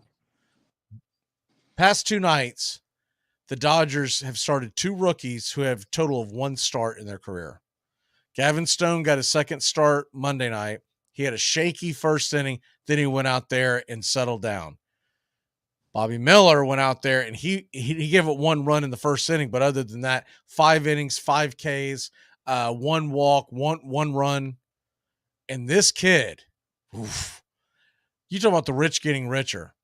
6'5", 230 pounds of granite, and was throwing a fastball. This is a starter, not a reliever. A fastball topping out at 100, 101 miles an hour. A changeup in the high 80s. And I don't know why he didn't do it every time, so maybe it's 2 different changeups that he has.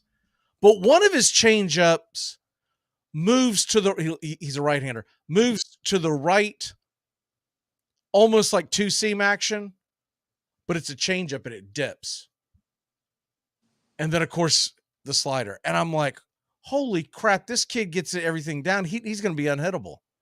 Because that's what Strider's missing right now. He doesn't have that dominant third pitch. He gets that dominant third pitch. This kid Miller, man, he is unreal. And then Gavin Stone, he was up to throwing high 90s with a changeup in the 80s and a sinker. And I'm just like, geez, Louise. Like you read the reports and you see the guys and you're saying, oh man, this guy's supposed to be one of the best prospects in baseball. But until you see him, you're like, what? They say that about a lot of guys. And you're like, whoa. First inning, second inning, I'm thinking we are in trouble tonight, man. The stage isn't too big for him. And oh, by the way, the game was on TBS, so it was a nationally televised game, and he's just throwing darts. Jeez. Yeah, it was impressive. Well, I mean, Houck pitched his butt off last night, and we didn't score a run. So, I mean, we're about to get swept by the Angels. So, I do think Boston gets the W tonight. Mm-hmm. I do too. Did you see any of the Padres series? Well, like I said, I watched the Saturday night game. Yeah. But it was tough seeing Xander in a Padres jersey. I'm not going to lie. That one hurt a little bit, but what are you going to do? You know, I mean, do the same thing every time I look over this entire series and see Freddie Freeman standing on first for the Dodgers. Or the other night, Cubs were getting the win, and it was nice to see them get the win because they were playing. I think it was against the Mets, but it might have been a different. Anyways, and I'm like, all right. But as I'm watching the final play, it was a 6-3 put out, and it was Dansby Swanson scooping it up and gunning it over to first. I'm like, son of a. And don't get me wrong, I love Arcia. Love what he's doing for us, but you're like, dude. And as I speak, Craig Kimbrell's on the mound for the Phillies. It all comes full circle. Oh, cardiac Kimbrell. I'll tell you what, it's strange to be looking forward to seeing Tony Gonsolin on the mound tonight because he only throws 94, 95. What? He's got a 2.1 ERA, but I'll take my chances against him instead of all these other guys that are freaking just out there just absolutely killing it. Have you seen what happened to the Bluejays? Like, I looked up and they're in last place. Well, they got swept by the Orioles over the weekend. I watched one of those games. I think that was the Saturday evening game. That was a hell of a game. But the Orioles went in and swept them. The Yankees, I believe, swept them. That was right after they swept us. Yeah, they've gone 3-7 in their last 10. I can tell you where the 3 wins are from. I watched them all. They were in Atlanta. I mean, I can't say that. That makes you feel good. The Yankees got hot, which we knew was going to happen. We knew that was coming. They're 8-2 in the last 10, and the Rays got smacked around. What was it, 20-2 or something like that last night or the night before? Yeah, but that just means that they're going to come out. That just pissed them off. Yeah, That's all. That's like, if you're Toronto, you want to hold on to a couple of those runs. You want to parlay those over. Shane McClanahan's on the hill tonight. That's like shooting a BB gun at a freight train, man. Let's go ahead and take a quick break. It's a little past 4:20. Smoke them if you got them. When we come back, we're going to talk more baseball. Also want to ask Sarge, where's Brooks Koepka now when you're talking about 5 majors? Pretty impressive. We'll be back in a flash here on Braves Country. Work is work. You don't show up late, you don't make excuses, and you don't not work. If it wasn't work, they wouldn't call it work. They'd call it super wonderful, crazy fun time. Or skippity-doo. It all starts with just one thing. Get to know your local beekeeper. You can make sure they don't use chemicals in the hive, that they only sell surplus honey, plus locally produced honeys have a smaller carbon footprint. Find tips and more at onethingus.com. What's your one thing? The Armchair Quarterbacks are covering America's pastime from spring training all the way to the Fall Classic. 5-2 Dodgers in the ninth. Got him. They've done it. Like the 1969 Mets. It's the impossible dream revisited. And Myers bringing it. And the pitch is hit in the air. Foul off first. Benzinger backing and calling. And the 1990 World Championship belongs to the Cincinnati Reds. The Twins are going to win the World Series. The Twins have won it. It's a base hit. It's a 1-0 10-inning victory. Left field, way back. Blue Jays win it.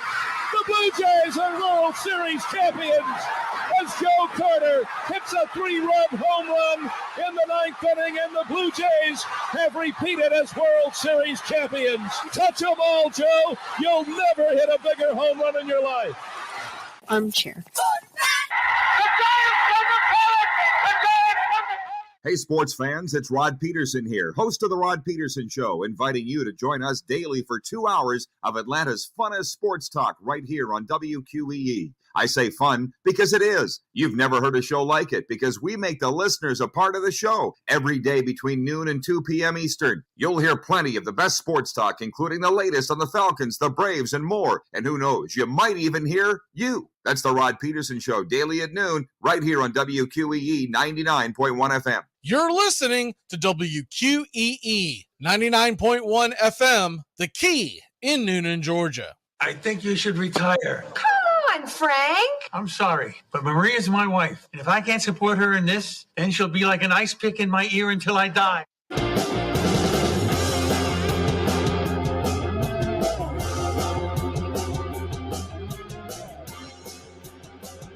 Welcome back. Bryce Elder on the mound tonight for your Atlanta Braves. Going up against Tony Gonsolin, trying to avoid the sweep. And, once again, these two teams can come down to a tied record at the end of the season and needing to have the better record for the tiebreaker. And right now it's not looking good, so good. We got 1 game left here, and then we'll play them 4 more times. Hopefully by then Kyle Wright will be healthy. Max Fried will be healthy. And Mike Soroka, if you joined us earlier in the show, looks like he's on the mend. And there was a tweet by Bowman of AJC recently, not too long ago. I meant to mention it in the last one, but it's easy to get sidetracked.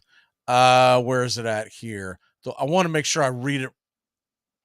All right, here it is. I want to make sure that I read this per word because you could read it much different ways. But this is what Bowman, the MLB writer for the Atlanta Braves, says for MLB.com. The Braves haven't said when Soroka might be added to Atlanta's rotation, but he's now in play if needed. And he normally doesn't say things like that unless he heard that.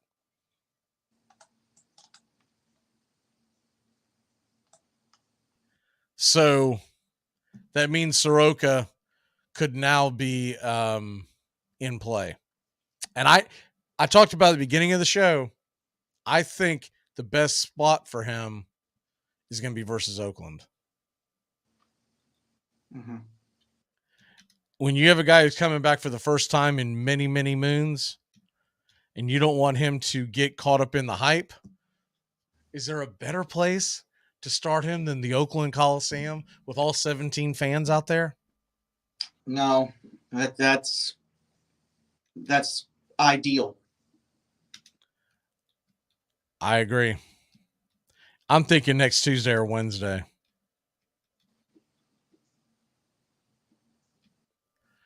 So there you have that. Mike Soroka. It'd be nice to see him come back. He pitched well last night. For folks who are trying to figure out why we're trying to read these tea leaves, it's because he pitched 8 strikeouts. He did walk 3, but only gave it 1 and run over 6.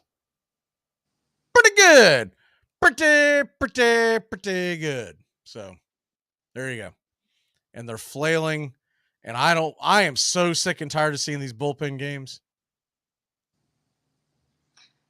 I don't love those. I mean, does Boston do a lot of them of recent? No. Oh, you're fortunate. They're terrible. Well, we had kind of a log jam starters anyway. I mean, we were doing a 6-man rotation, for crying out loud. But even still, no, I'm glad. I don't like them. I don't enjoy them. I think, but what you do what you got to do to win games, and it works for Tampa clearly. So who am I to say? But it's not my particular brand of vodka, that's for sure. Well, sometimes if you have 6 stars, you don't have any, right? Yep.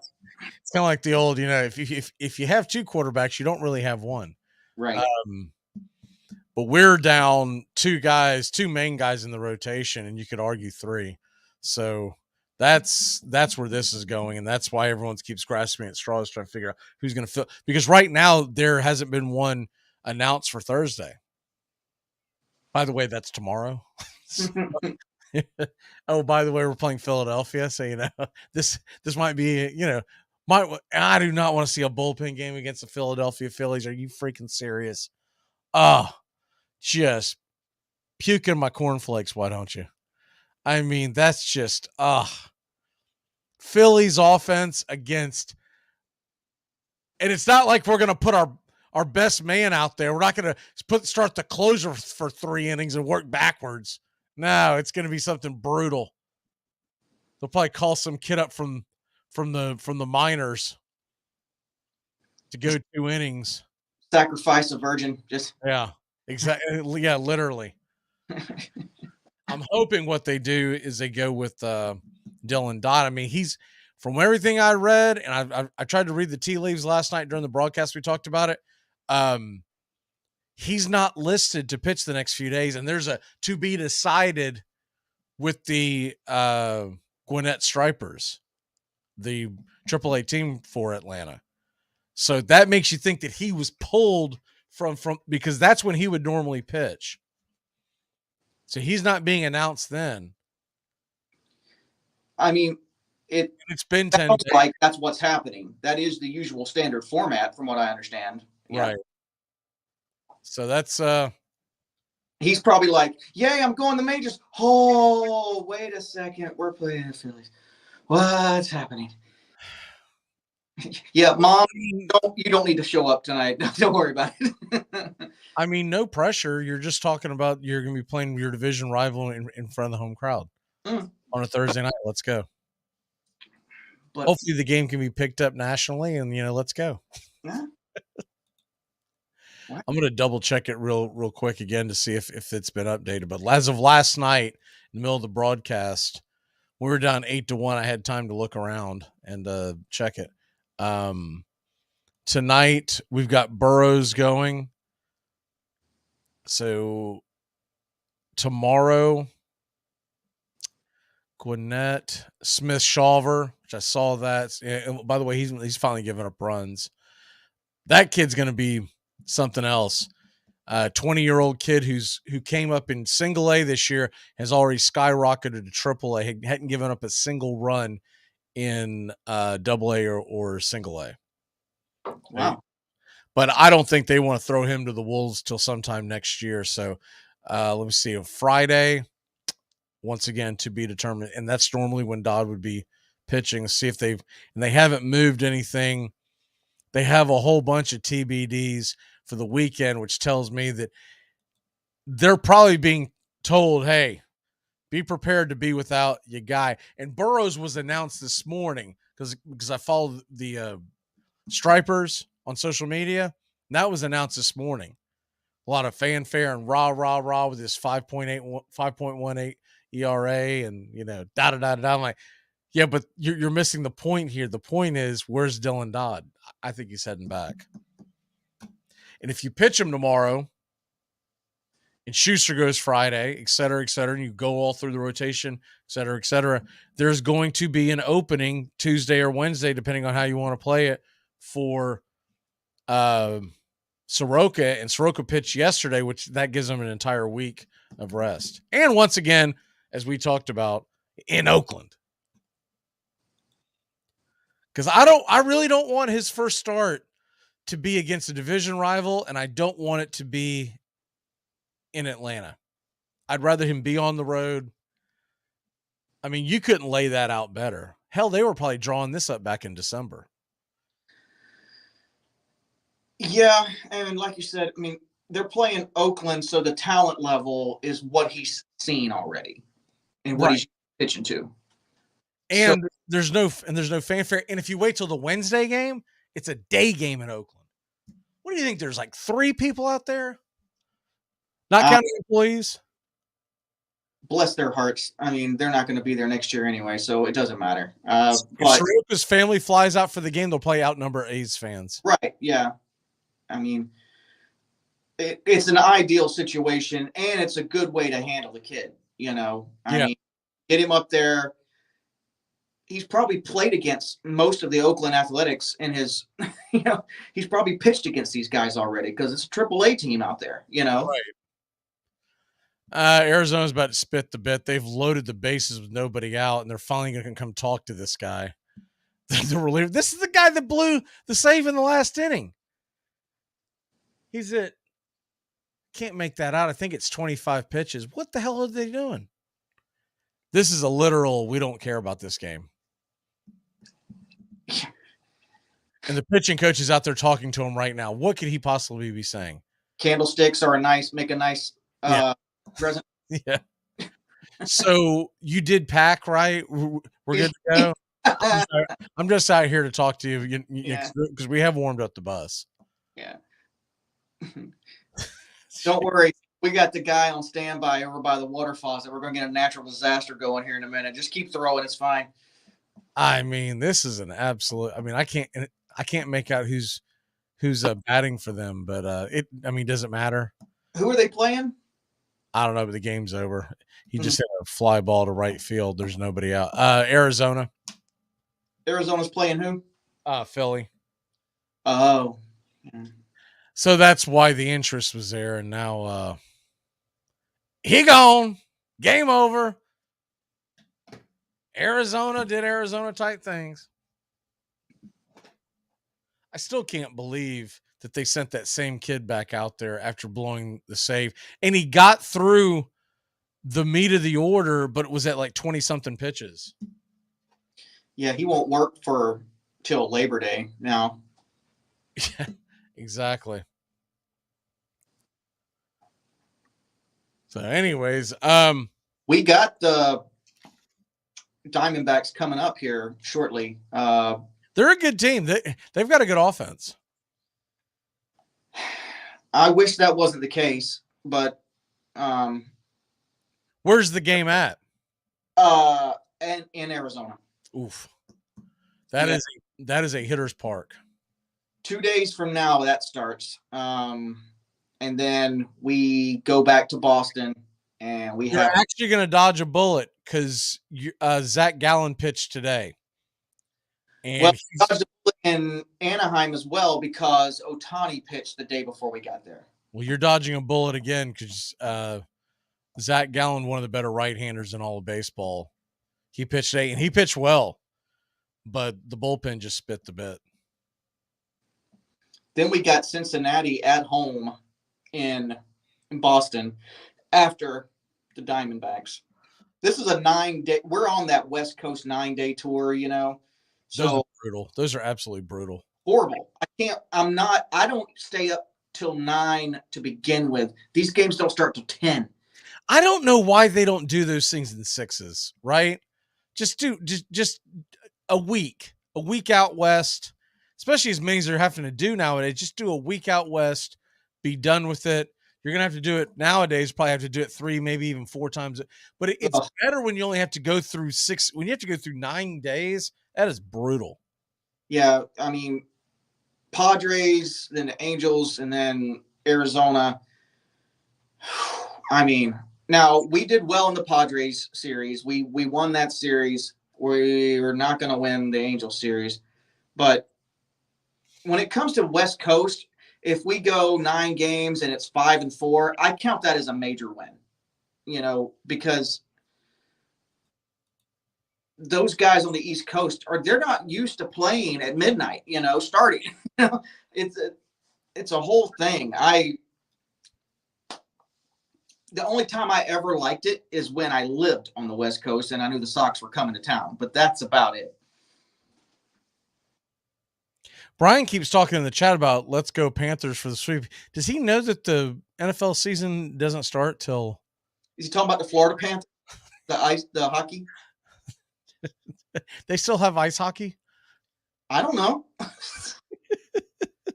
How the hell would I know? He's a Florida fan. Unless I'm giving him a hard time. Florida or Red Sox on a jersey, I don't know. I'm giving them a hard time.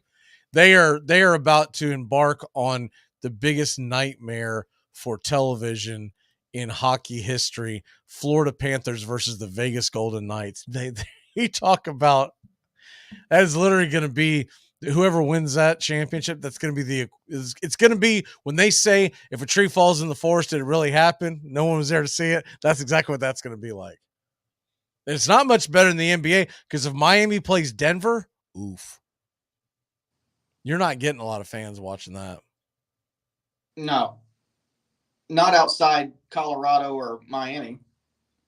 Even down there, I mean, you get some pretty diehard Heat fans, but the Florida Panther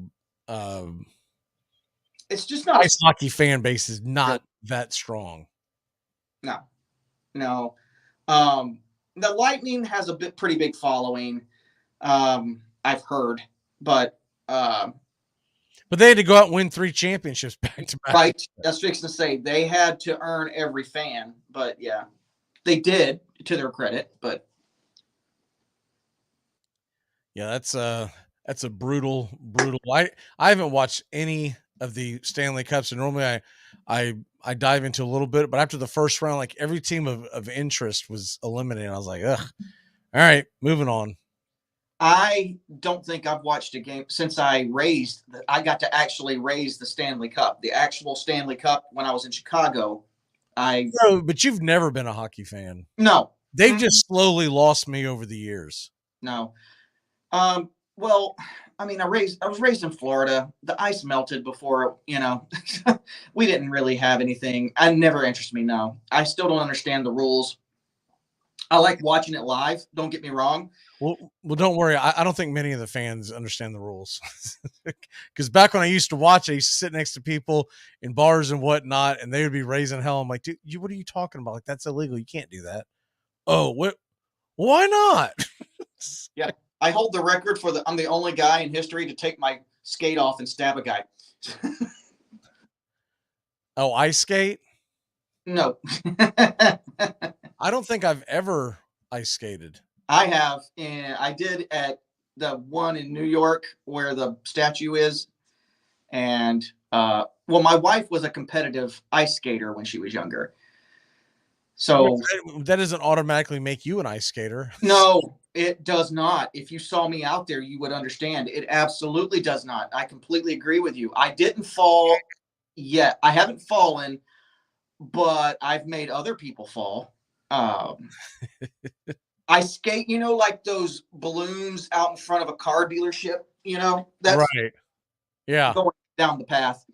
But I skated in Bowling Green here in their arena at Bowling Green State. And then when my wife and I growing up down in the South, I don't think I don't ever recall even attempting ice skating. Me neither. I don't ever remember being in a situation where there would be ice skating. Me neither. and I darn sure wouldn't drive towards it. No. I'm going the other direction. I'm just going to roller rink. I've never been snow skiing. I've never done that either. Let me rephrase that. I will never go snow skiing. that's not me. I have no desire. I'd like to get on a snowmobile once to see what it's like. I've never done that. I've never been on a jet ski either. So, but I don't get in the water. So that's probably. I used to water ski when I was much younger. There's no way in hell I'd try to do it now. If I try to do it now, I would be eating the side of a boardwalk before it was all said and done. Be like John Candy in The Great Outdoors. I know what I wouldn't be. I wouldn't be Fonzie. Right? I wouldn't be jumping the shark. I'll be like, look, man, those skis are just too thin. You're gonna have to get me some railroad ties or something. I'm not getting on those skis unless you get me a leather jacket. I know how it's done. And if there's a shark out there, you can just forget. I'll be at the bar. Yeah, that is never. I love going on the water. I love being in the pool. I love that in general. But getting on skis, that's a young man's game. Oh yeah, 100%. I wouldn't be able to roll over. If you actively do it your entire life, if you get on skis past the age of 30, I think you're really tempting fate. I know I would be. And nobody's going to have any sympathy No. when they scroll the credits and they say, "Oh, poor McGee or poor Sarge passed away today because he tried to, jump on ice ski on snow skis. He tried to jump over the bunny hill and planted right into the side. It probably wouldn't even be a tree. It'd probably be like right into the side of, with my luck, like a hot dog truck, or like one of those old station wagons that the nuns drive over there, stuck to the wood. Yeah, it'd be like a Looney Tunes thing where you're, yeah. A size hole in a minivan somewhere. No way in God's green earth you get me out there snow skiing. One, it's too cold, man, and you fall down. You feel it. Golly. If I want a trip to go ice skiing, or I keep saying snow skiing, I'll be at the bar. I'll be in the lodge. Wife, because she's a very, very competent skier and all that. She skied in Vail and all that. But we'll meet you. Hey, do me a favor, put that GoPro on so I know what it looks like. Exactly. Yeah, I'm gonna be slamming Jameson like it's my job at the bar while you're there in the freezing tundra, kicking up dust and powder or whatever you call it. I don't know. There's certain things I haven't done in my life, and I'm okay with that. And I know that is long past the attempts, and snow skiing would be one of them. Yeah, or sea swimming, where you go out way out there and then just jump out into the ocean. What? Or just jumping out of a plane, period. I mean, I tried to do that. Even if it's being hijacked, I'm going to take my chances. Yeah. We can work a better chance of survival of tackling that dude and wrestling whatever he's got on him away from him than I do jumping out of a plane and going. Yeah. If history's taught us anything, you can negotiate with terrorists. So, I say stick it out, see what happens. I'm not talking about negotiating. I'm going full bore.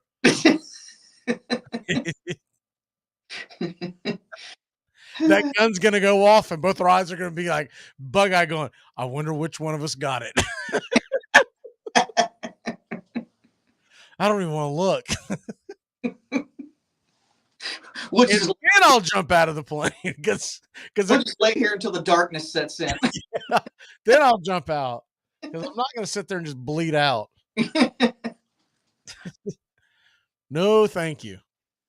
We have derailed. Hey, but we're better than last week because 17, 18 years ago. What? What's that? I said we're doing better than last week. At least this week, we're talking about the Red Sox and baseball a little bit. Yeah. The wheels came off last week quick, man. Sure glad that we really attacked this Brooks Koepka thing I said we're going to talk about when we come out of the break. So, look, Koepka, you're a golf guy. Yeah. Koepka's got 5 championships now. He's 33. I was talking about this earlier, and I was like, you got to figure he's got 15 years of competitive golf. We'll say 10 of a realistic chance of winning majors, right? You could squeeze one in past 43, but we'll call it at 10. Maybe you get one. But this guy could end up with double digits. He's already at 5. He could. And he finished second in the Masters this year. I mean, he could be. Everyone kind of forgets about him a little bit because of the knee injury.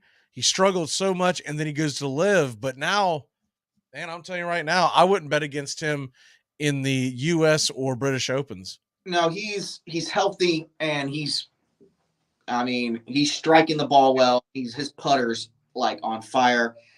But that's a hard game to be consistently great at. You can be consistently good, and he is, but I don't know. To win another 5, I don't know. That's a tall order. It is. But I'm saying that it's I would love to see it. I think it would be great for golf. But the numbers aren't on his side. Now, if he was in his 20s, that's okay. Yeah, the 30s, no. And he's only going downhill from here. He's probably peaking right now, but how long does a peak in golf last? Unless you're Tiger Woods or. Well, the thing is with golf, you can play it much later in life. And I'm not talking about him rattling off a bunch of wins right now. I'm talking about averaging 1 every 2 years for the next 10. I think it's possible. I mean, we put a man on the moon, so it's possible, but I don't think it's likely at all. I could see him probably maybe winning 3 more, maybe. I don't know about that, though. I mean, if he wins 3 more, that's going to put him in the top 5 of all time. That's not too shabby. I mean, or you're top in 6 conversation with the greatest, but I don't know. And I'm still going to say top 5 because Walter Hagen winning all his championships from 1914 to 1929. Get the hell out of here. Was he even playing golf? I think it was more cricket, but I don't know. I wasn't around. And the ESPN could have been so skiing. Nobody was around. There was no film back then. Yeah, ESPN coverage back then was just horrible. Yeah, the garbage. Yeah, the Ocho was really struggling back then. It was, yeah. They it was touch and go there for a little bit. But you look at who he can surpass with just a couple of wins. I think it's realistic. If he gets another win, he's going to be tied with Mickelson, Faldo, and Trevino. Jeez.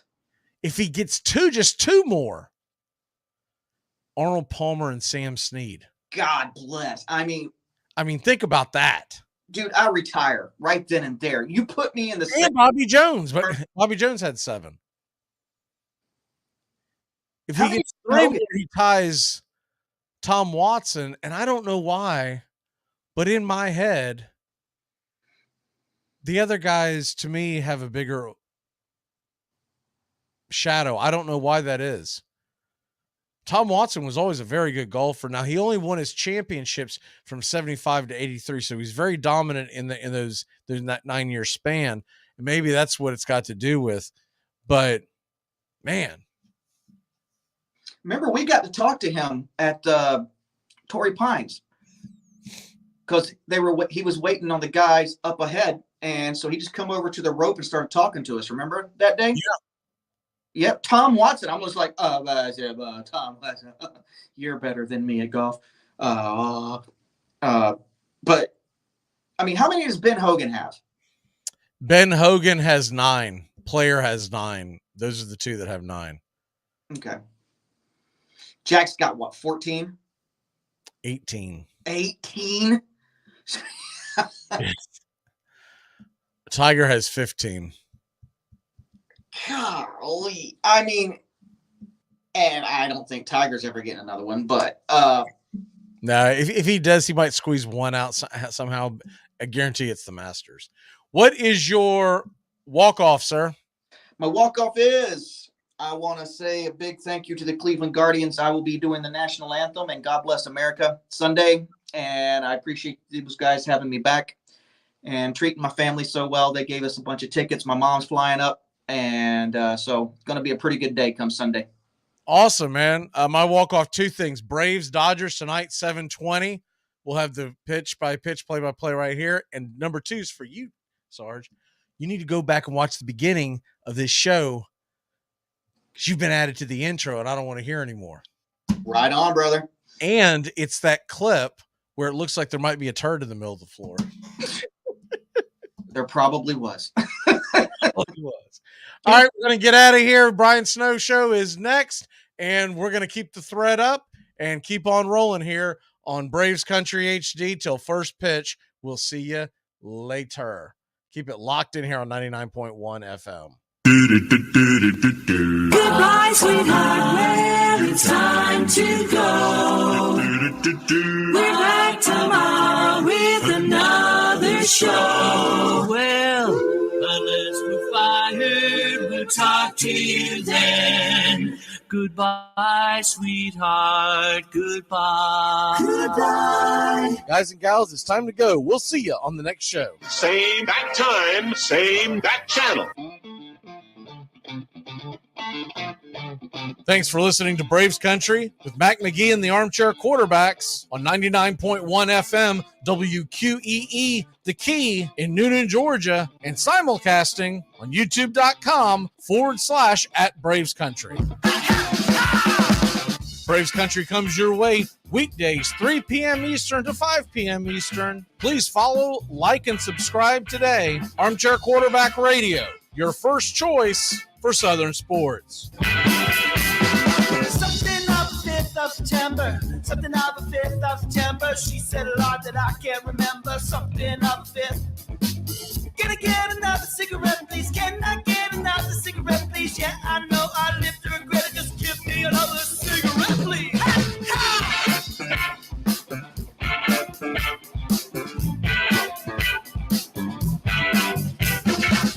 Can I get another cigarette, please? You're listening to WQEE 99.1 FM, The Key in Noonan, Georgia. Are you looking for a reliable dental practice that not only cares about your teeth, but is friendly to work with? How about one that offers great deals and new patient promotions? Well, your search is over. Most Valuable Smiles in downtown Eatonton, Georgia is committed to giving you the biggest and brightest smile. Right now, get a $99 new patient special, including x-rays and exam. Maybe you're looking for veneers. Most Valuable Smiles veneer special includes 1 free veneer with every 5 purchased. Or get that bright white smile you've always wanted by taking advantage of an exclusive $100 off Zoom whitening treatment when you book today. And don't forget that 2022 is almost over. That means most insurance policies will reset by the new year, and to avoid losing that extra money, you need to use it or lose it. Book an appointment today with Most Valuable Smiles in downtown Eatonton to lock in these exclusive deals. Call 706-623-0318 or visit mostvaluablesmiles.com. Hey, sports fans. The Key has a brand new show. Braves Country is coming your way weekdays, 3 p.m.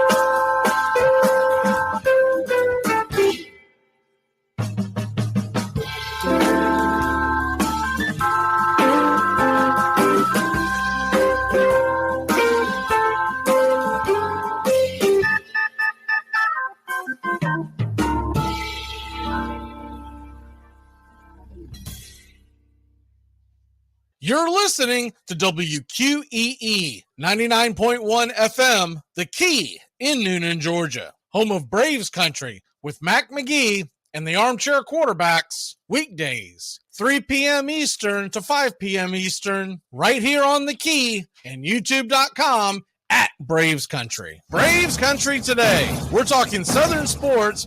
We go live 3 to 5 weekdays right here on WQEE. Braves Country today. Southern sports talk with the voice of Braves Country baseball, Mac Magee. Joined every day from sports analysts from all over Braves Country, talking college football, the NFL, Major League Baseball, and what's trending in the world of sports. Braves Country today. We go live 3 to 5 weekdays right here on WQEE. Hey, Braves fans, I'm Mac Magee with Braves Country. We'll be right here on The Key all year long, giving you Braves Country baseball, pitch by pitch, inning by inning of your Atlanta Braves. Make sure to catch Braves Country right here on The Key. We go live 3 to 5, and we'll keep you up to date on the upcoming schedule for Braves Country. That's Braves Country HD and Braves Country baseball right here on The Key.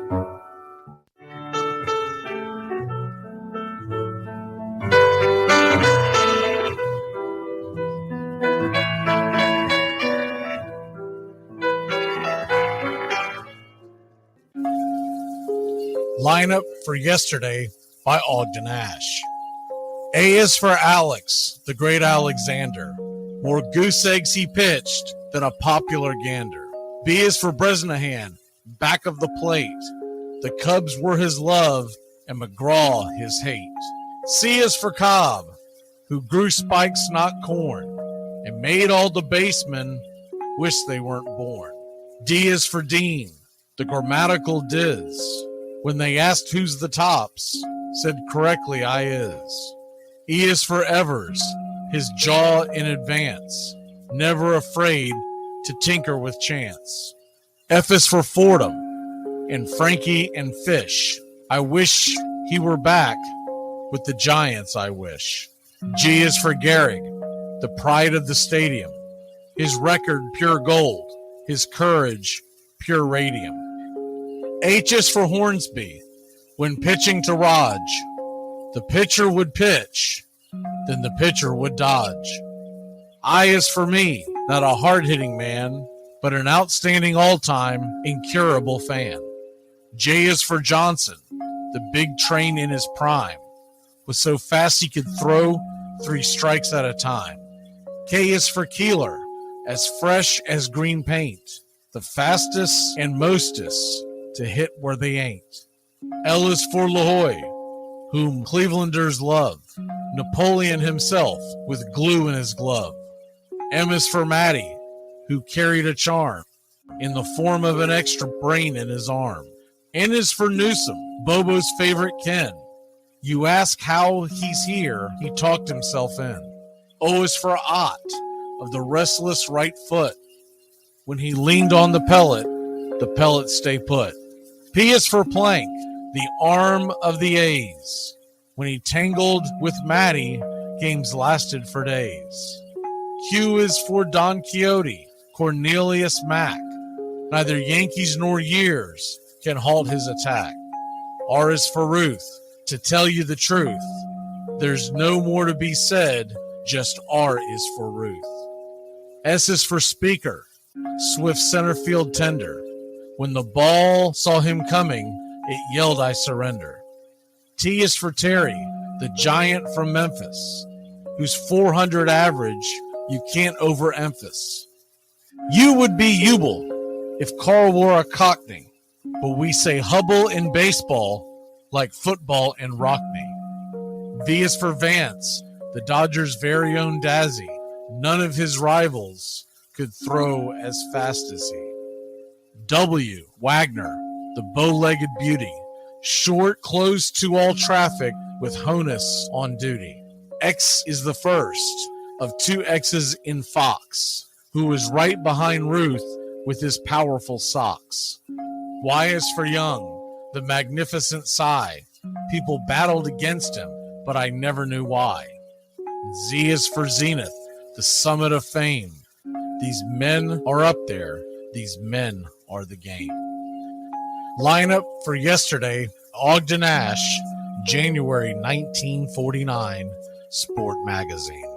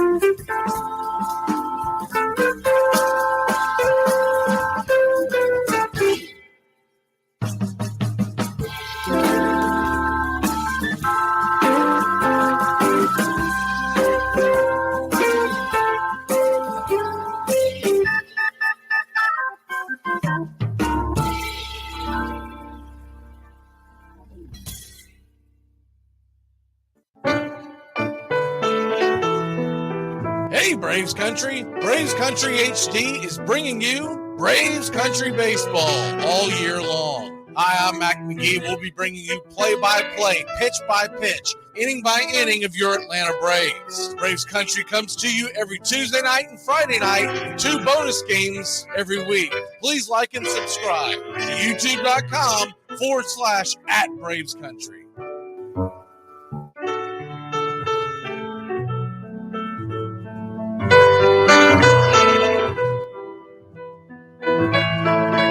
Casey at the Bat by Ernest Lawrence Thayer.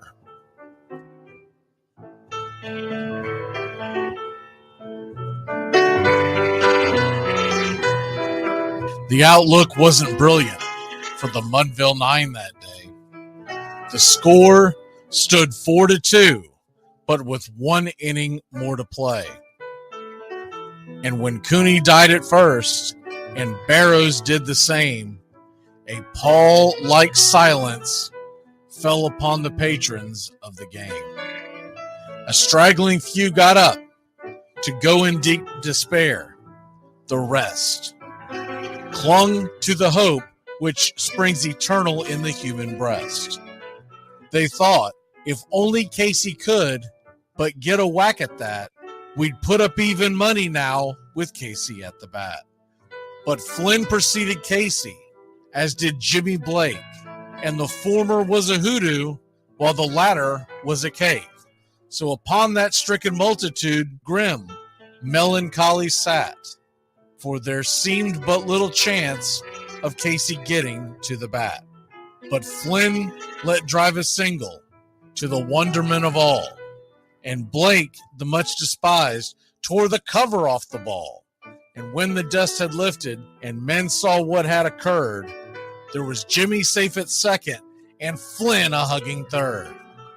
Then from 5,000 throats and more rose a lusty yell. It rumbled through the valley, it rattled in the dell. It pounded on the mountain and recoiled upon the flat, for Casey, mighty Casey, was advancing to the bat. There was ease in Casey's manner as he stepped into his place. There was pride in Casey's bearing, and a smile lit Casey's face.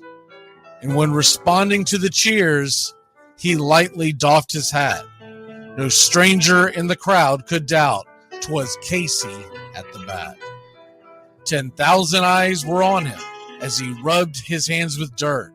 5,000 tongues applauded when he wiped them on his shirt. Then while the writhing pitcher ground the ball into his hip, defiance flashed in Casey's eye, a sneer cooled Casey's lip. And now the leather-covered sphere came hurtling through the air, and Casey stood a-watching it in a haughty grandeur there. Closed by the sturdy batsman, the ball unheeded sped. That ain't my style, said Casey. Strike one, the umpire said. From the benches black with people, there went up a muffled roar, like the beating of a storm waves on a stern and distant shore. Kill him! Kill the umpire! Shouted someone on the stand, and it's likely they'd have killed him had not Casey raised his hand. With a smile of Christian charity, great Casey's visage shone. He stilled the rising tumult. He bade the game go on. He signaled to the pitcher, and once more the dun sphere flew. But Casey ignored it, and the umpire said, "Strike two!" "Fraud!" cried the maddened thousands, and echoed answered, "Fraud!" But one scornful look from Casey, and the audience was awed. They saw his face grow stern and cold. They saw his muscles strain. And they knew that Casey wouldn't let that ball go by again. The sneer is from Casey's lip. His teeth are clenched in hate. He pounds with cruel violence his bat upon the plate. And now the pitcher holds the ball. And now he lets it go. And now the air is shattered by the force of Casey's blow. And somewhere in the favored land, the sun is shining bright. The band is playing somewhere, and somewhere hearts are light. And somewhere men are laughing, and somewhere children shout. But there is no joy in Mudville. Mighty Casey has struck out. Casey at the Bat, Ernest Lawrence Thayer, published June 3rd, 1888. San Francisco Examiner.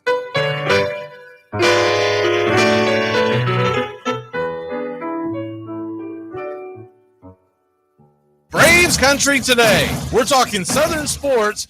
We go live 3 to 5 weekdays right here on WQEE. Braves Country today, Southern sports talk with the voice of Braves Country baseball, Mac Magee. Joined every day from sports analysts from all over Braves Country, talking college football, the NFL, Major League Baseball, and what's trending in the world of sports. Braves Country today. We go live 3 to 5 weekdays right here on WQEE.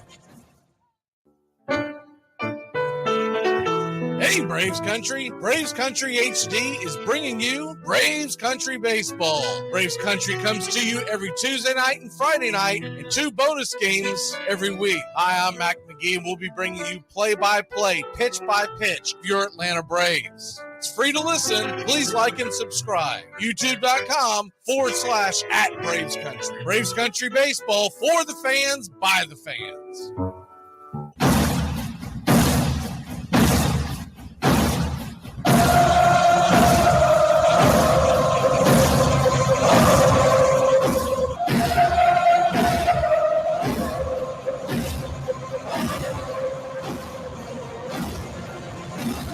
You're in Braves country.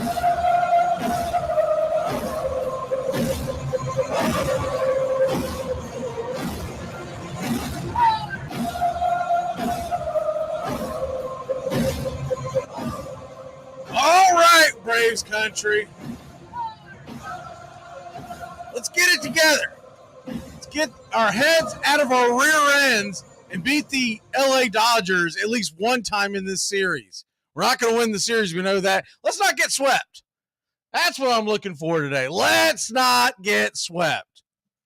My God. Not even competitive against the rookie. And I'm going to call a spade a spade. Spencer Strider got outpitched by a rookie. Impressive rookie. Real damn impressive rookie.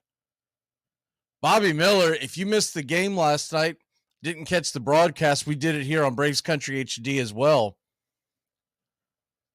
My God, this kid is dealing. 6'5", 220, 230 pounds, somewhere in that neighborhood. 5 strikeouts, 1 walk, 1 earned. The 1 run we got to him was in the first inning. And this kid, I mean, he seems seasoned beyond his years. Between him and the kid that pitched on Monday, Stone, man, I know if people don't want to hear this, the future's bright in LA. My God, the Dodgers they got some good young arms. And what I thought might be their Achilles heel going down the stretch, if these two kids continue to pitch as well as they did, and look, I know Stone didn't pitch well at the beginning, but after that, he settled in. He's got good stuff. If you watched him, no matter what his final line looked like, he's got good stuff, and Miller was great from the onset. Strider, once again, his biggest issue is he gets his pitch count up so damn high on the early at-bats. And I think that the New York Mets actually laid out this game plan, and other teams have taken to it. Because last year, if you remember, the Mets got him in, early pitch trouble issues, and he couldn't even make it through the 4th inning. And teams are doing that. They're finding ways to run up his pitch count, and he got cued on a couple of plays. I still think that in the first inning, they shouldn't have had the defense all the way in. I get that Betts was on third with less than 2 outs. But I think halfway, with the arm strength that Arcia and Riley have, and Olsen for that matter, I think halfway in gives you a fighting chance. And if they're halfway in and not all the way in like they were when the ball was hit up the middle, Arcia makes that play, and I don't think there's any way Betts scores. Betts probably doesn't attempt it. Too early in the game to be drawing the defense in when it's a 0-0 game and you know there's a rookie on the mound. To me, that screams of desperation. That makes it sound like that you're expecting Jacob deGrom in his prime is what you're going to be facing. You got to have a little more faith in your offense. In the first inning, now they were fortunate it didn't unravel, but still, even so, I still think that led to the run being scored because it was a hard hit ball. If that ball, if the defense is back just a little bit, Arcia makes that play, and Betts is either hangs out at third and waits to see what happens on the next at bat, or he's dead meat because Arcia's got a gun. The second innings where they really lost the game. Gave up the 3 runs. That was and the home run to Hayward. Oh, he was sitting dead red. and Strider put it right in his wheelhouse. Jason Hayward goes out there and goes 2 for 4 with home run, RBI, a walk. They made him look like Ted Williams yesterday. If you think he's had some kind of resurgence, he's hitting 227. He's still Jason Hayward. And he goes out there and makes the diving catch in or sliding catch in the outfield. I mean, it was a rough night. You turn the page. But someone other than Ronald Acuna Jr.'s got to start getting hot. Acuna was actually left off the base paths except for the walk last night. But all in all, you can't argue with the 337. Ozuna finally cooled off, didn't get a base hit. But you got to get some of these guys. And look, Gonsolin's pitching tonight, and he's pitched well against the Braves. So you hope that Gonsolin doesn't have his stuff tonight. If you're wondering what he's up to this year, Tony Gonsolin is 2-1 with a 113.92 whip. So with all that being said, you kind of feel like this might be a rock fight again offensively. Bryce Elder's on the mound for the Braves. He's been phenomenal. But you do worry about one thing. 45 hits given up in 52 innings. That's kind of a high number. His whip is pretty low because the good thing is he has kept the walks off. He's got the 45 strikeouts. You like that, but here's the thing. And it's just the way it lined up this time around.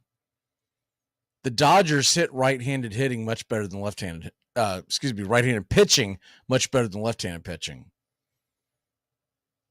Our one current guy in our rotation who is a lefty went on Sunday, so we knew he wasn't going to face.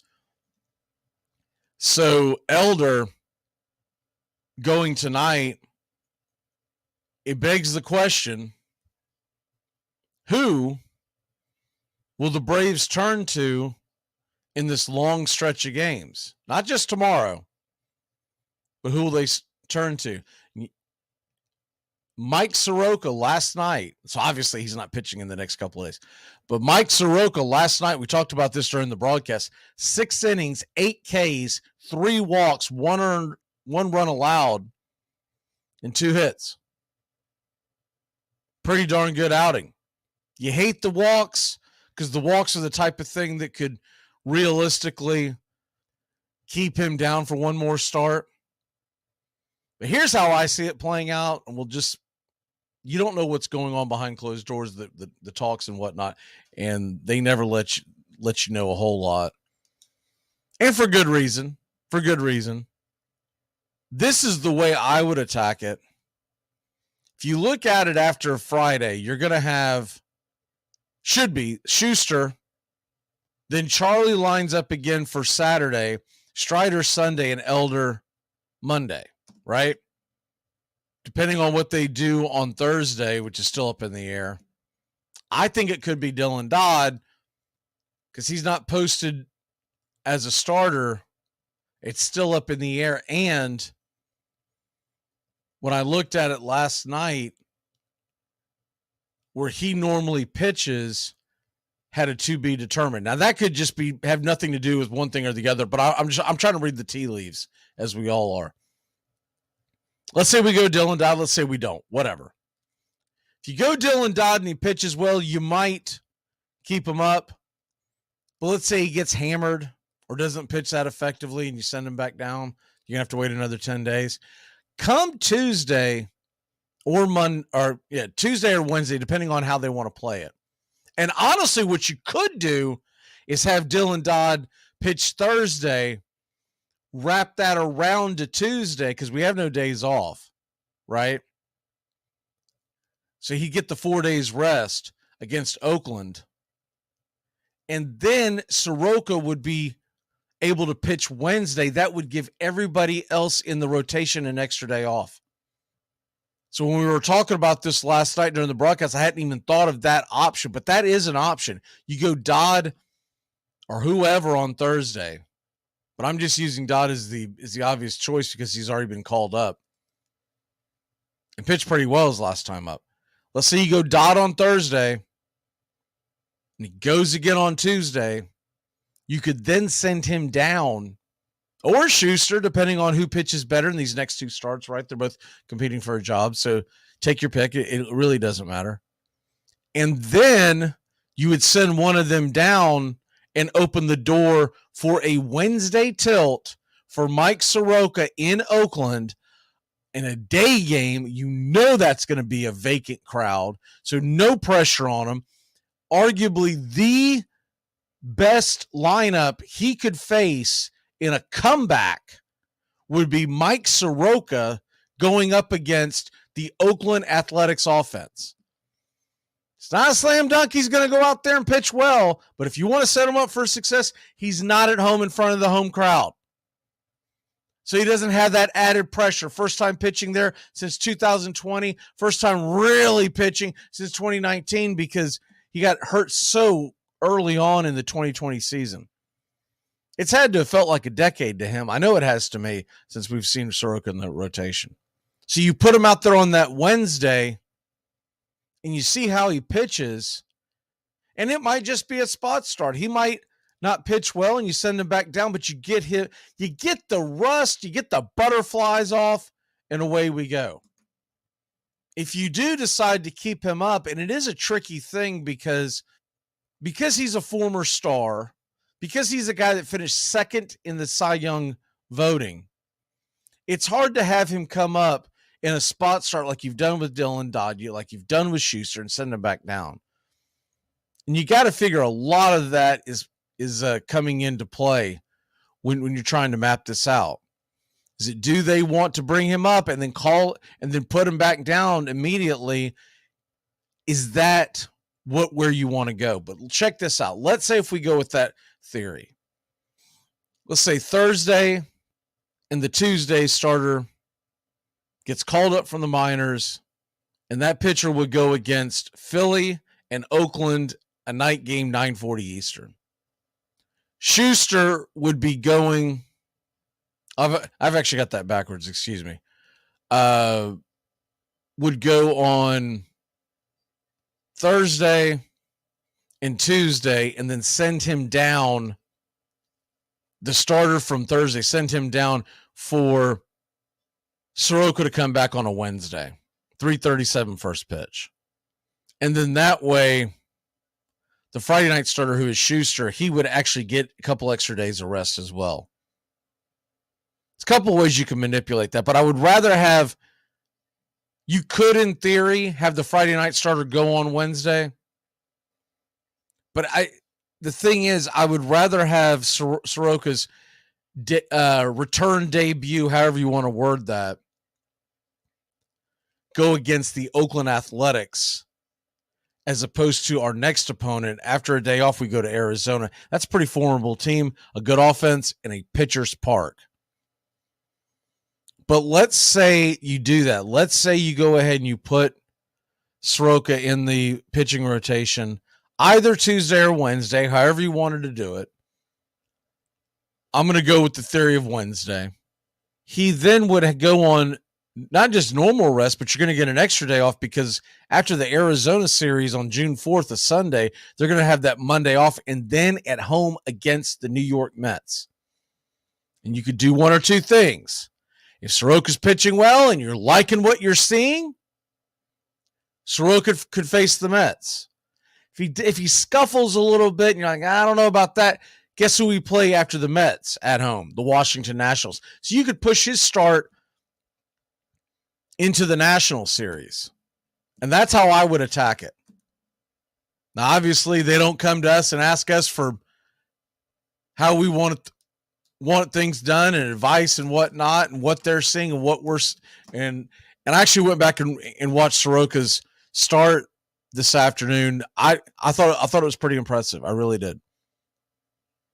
But with all that being said, if you bring Soroka in on Wednesday or Tuesday of next week, you line him up to have extra rest to either pitch against New York at home in front of the home crowd, or you could actually push him back to the Washington series, still at home, and then you get those butterflies out of the way.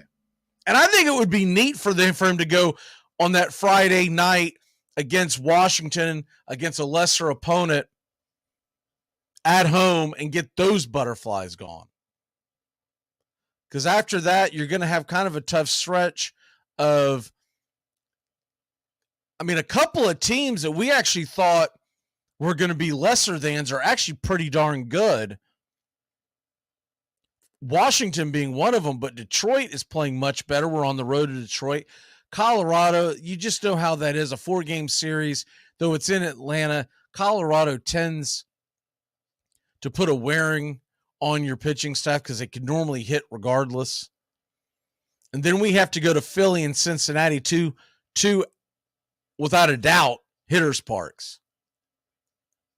And those are tough parks, and that takes you towards the end of June. After that, you come back home with Minnesota and Miami, which is nice because after that long stretch of what could be really taxing on your pitching staff, on your bullpen, on your starting rotation, you name it, Minnesota and Miami are two, and then after that, Cleveland. So that is what, 9 games in a row, though 3 of them are on the road, against 3 of the meeker offenses in all of Major League Baseball. And it's kind of, you would in theory like to sprinkle them in here and there, but it is kind of nice to go on a stretch that maybe you get everything right in the bullpen heading into July, because then after that, it's a 3-game set in Tampa. We know that's going to be a fun one. Fox has already announced that Saturday game is going to be a national Saturday night game. It would not surprise me if ESPN flexes the Tampa game, the Sunday game. But anyways, they'll be at Tampa for that 3-game stretch, and then we head into the All-Star break. And the All-Star break, by the way, do have a announcement about the All-Star. The Home Run Derby, Tones and I are going to have some fun and do that here live. We know a lot of folks are going to want to see it. We don't own the rights, can't do it, that kind of thing.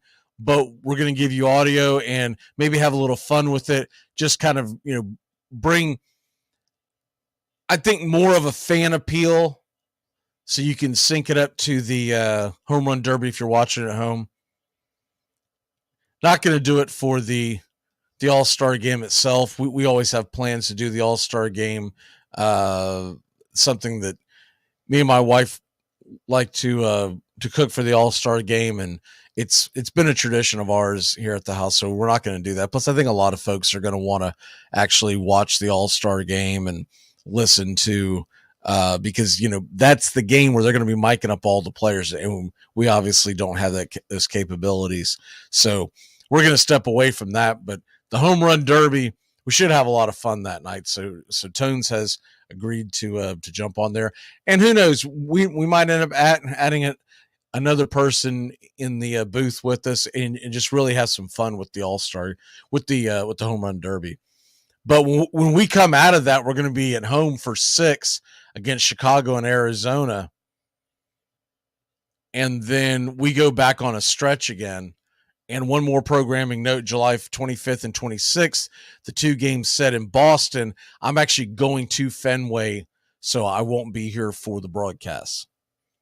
We're going to try to do some kind of a pop-up show in Boston, but we're going to take those days off. We'll come back, and the plan is to bring you the entire Milwaukee series, which will be that following weekend in late July. But you look at this as we get ready for the Dodgers, and I was hoping we didn't play them again, because with the new schedule, you're not always going to play everybody twice. The new schedule, because they're having you play everybody, a lot of times we're only going to see some of these National League teams once. Well, that's not the case. We got 4 games against the Dodgers in LA in early September. I think that is probably Labor Day weekend. I don't have it in front of me, but that's what it looks like. That's typically Labor Day weekend. So we're in LA Labor Day weekend. Ugh, what a gut punch. I am just over that. Make it stop. We just don't play well against LA. Unless it's the playoffs, and then it seems like it's go time. But hopefully by the time we go back to face the Dodgers in LA, we'll have Max Fried back. We may even have, well, hopefully, we should have Kyle Wright back. So maybe it's a little different feel to the series. But tonight's game, I know I got sidetracked, kind of went down that winding road. But tonight's game, the Braves have scored so many runs at the beginning of the game. And we did that in game one. But we haven't really done that a whole lot here recently, and it's time to get back to that. When you look at, we rank first in all of Major League Baseball in runs scored in the first, second in all of Major League Baseball runs in the second. So first and second inning, 42 and 40 runs respectively. 82 runs come across the plate. Now, the ninth is a tricky one because if you're at home and you have the lead, you don't bat, so that can be affected. I never pay attention to the ninth inning runs because that can be greatly affected. But what is interesting is we still have that puncher's mentality in the eighth inning, second in all of baseball, with 41 runs. So 123 runs scored in the first, second, and in the eighth. Which those are outstanding. What you hate is that from the third inning to the seventh inning, you got 22, 22, 27, 21, and 15. And those are ranked in the 20s, respectively. The 5th and 6th, 13th and 16th. But if you add those up real quick, 92, 97, 107 runs between the third and the seventh. If you add the ninth, 120 runs, the third inning through the seventh inning and the ninth. So 6 of our innings. But the first, second, and eighth, we actually have outscored those other innings by a run or two with 123. So you'd like to see a little more balance, a little more offensive explosion in the middle innings. I can tell you this, by doing the games, I hadn't thought about it, but those numbers don't really shock me. Because it does seem like we go out there and get on the board early, and then there's a lull for like 4 innings where it feels like that we'll put ducks on the pond. I mean, we had 10 full counts last night. We were 0 for 9 with a walk and 4 Ks. 10 full counts offensively, and we were 0 for 9. Struck out 4 times. That's bad. That just tells you that you get opportunities there. And you're not expecting to go 9 for 9 there. But hell, you would have liked to have gone 3 for 9. Even 2 for 9 in a couple of situations I'm thinking of could have drastically changed that game. One little note, Braves first round supplemental pick J.R. Ritchie from 2022. I don't know if you remember him or not. He will undergo Tommy John surgery today. He's got a grade 2 tear, so he's done till late next year. So that's another guy that's going to be on the shelf. But that's pretty much the news and notes for today. All right.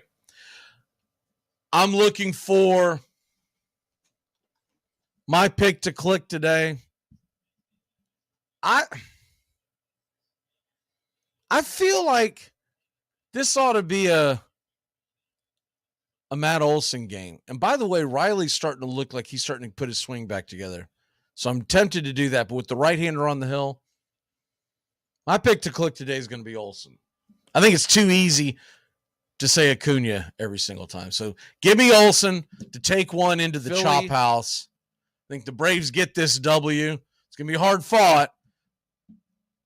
Say we win it somewhere in the neighborhood of 4-2, 5-3, somewhere in that neighborhood. get off the schneid and get ready for the Philadelphia series. Which ain't going to be easy. All right. Let's step aside. National anthem and lineups are next here on Braves Country. Let's get a win. Get your game face on.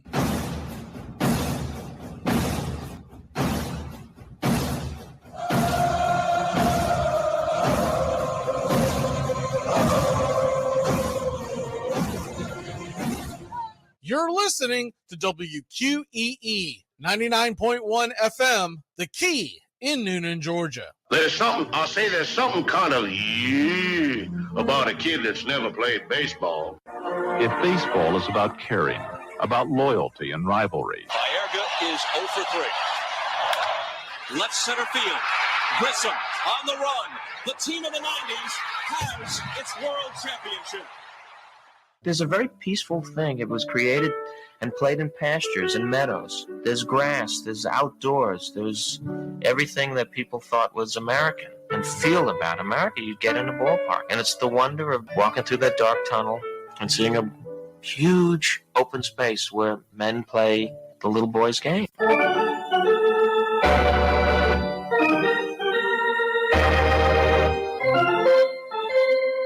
I believe in the Church of Baseball. I've tried all the major religions and most of the minor ones. I know things. For instance, there are 108 beads in a Catholic rosary, and there are 108 stitches in a baseball. I prefer metaphysics to theology. You see, there's no guilt in baseball, and it's never boring. It's a long season, and you gotta trust it. I've tried them all, I really have, and the only church that truly feeds the soul day in, day out is the Church of Baseball. Touch them all, Joe. You'll never hit a bigger home run in your life. A room in right center. If he hits one there, we can dance in the streets. The 2-1. Swung line drive, let's see it. One run is in. Here comes Brave. He's the throw to the plate. He is safe. Braves win. Braves win. Braves win. Braves win. You're in Braves country.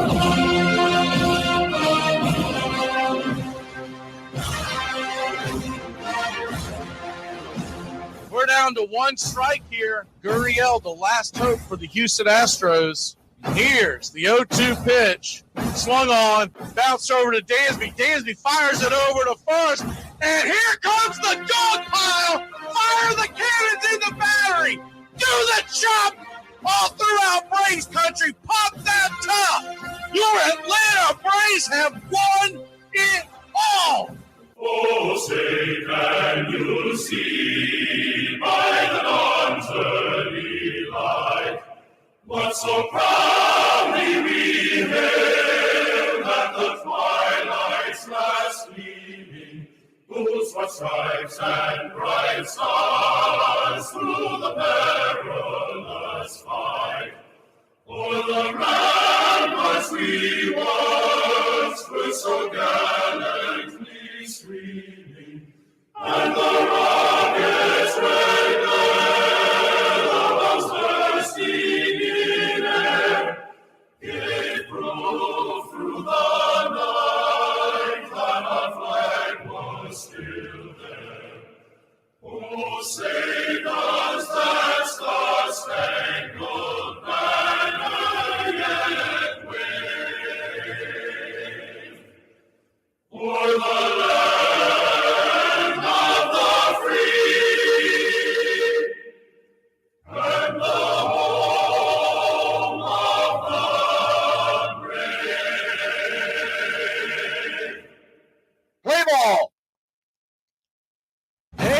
Hi, and how the hell are you? Pull up an armchair, girls and boys, and join us for Braves Country Baseball. We are live, and the scene is Truist Park in Atlanta, Georgia, where we're set to bring you pitch-by-pitch, play-by-play of your Atlanta Braves. Hi, I'm Mac Magee. Here are your starting lineups for today's action. Leading off for the Los Angeles Dodgers and playing right field, Mookie Betts. 251 on the year, 10 homers, 1 stolen base, 29 RBI. Freddie Freeman batting second, playing first, 327 average, 9 homers, 31 RBI, 6 stolen bases. Will Smith behind the plate, 7 homers, 27 RBI, a stolen base, and a 310 average. Max Muncy comes in with a 211 clip, playing third, 15 homers, 35 RBI, 1 stolen base. JD Martinez, the designated hitter, 9 home runs, 30 RBI, a 261 average. Jason Hayward, playing center field, 227, 1 stolen base, 5 homers, and 10 RBI. Vargas is back at second tonight with 4 homers, 22 RBI, 2 stolen bases, and a 229 average. David Peralta once again in left field with 2 homers, 18 RBI, a stolen base, and a 207 average. Chris Taylor playing shortstop tonight, batting ninth, 7 home runs, 18 RBI, 4 stolen bases, batting 189. They'll be facing Bryce Elder, who's 3-1, a 2.06 ERA with a 1.15 whip, 52 and a third innings, 45 hits allowed, 45 strikeouts, 3 walks, and 3 home runs given up. He'll be going head-to-head with Tony Gonsolin, the right-hander for the Los Angeles Dodgers, who's 2-1 with a 1.13 ERA and a .92 whip through 24 innings. He's given up 13 hits, 19 strikeouts, 9 walks, and 2 home runs. He'll be facing your Atlanta Braves. The lineup looks like this tonight. Leading off and playing right field, batting .337 with 11 home runs, 27 RBI, and 20 stolen bases, Ronald Acuna Jr. Batting second and playing first, Matt Olson. Batting .233 with 13 homers, 35 RBI, and Austin Riley batting third and playing third, batting .255 with 7 homers, 23 RBI. Travis d'Arnaud is behind the plate tonight, giving Murphy the night off. 1 home run, 6 RBI, and a .314 average. Eddie Rosario, 5 home runs, 17 RBI, 1 stolen base, and a .243 average. Ozzie Albies is playing second and batting sixth. 10 homers, 31 RBI, 1 stolen base, and a .257 average. Marcell Ozuna, batting .208 with 8 home runs and 18 RBI. Orlando Arcia, 4 homers, 13 RBI, a .319 average. And Michael Harris II is back in the lineup tonight, batting just .163 with 1 homer, 5 RBI, and 4 stolen bases. The Los Angeles Dodgers have never faced Bryce Elder. As far as the career stats for your Atlanta Braves in the lineup tonight versus Tony Gonsolin, Ronald Acuna Jr. is 1 for 4 with the strikeout. Olsen is 0 for 6 lifetime with 2 strikeouts. Austin Riley, 2 for 8, 2 strikeouts, 2 RBIs, and a home run. And Travis d'Arnaud is just 2 for 10 with 3 strikeouts. Eddie Rosario is 1 for 2 with a home run and 3 RBI. Ozzie Albies is 1 for 8. Marcell Ozuna, 1 for 8. Arcia, 0 for 4. And Michael Harris II, 1 for 2. Those are your lineups for Braves-Dodgers game number 3. We are just about set here in Atlanta, Georgia. Should be a good night for baseball. Braves going to try to salvage a game in this series and get ready for a Philadelphia Phillies team that's coming in tomorrow night off a dramatic win versus Arizona earlier this afternoon. So let's get set. Grab you a cold one. Find you an armchair. It's Braves-Dodgers Game 3, a late May tilt that could be a preview into October. Get your game face on.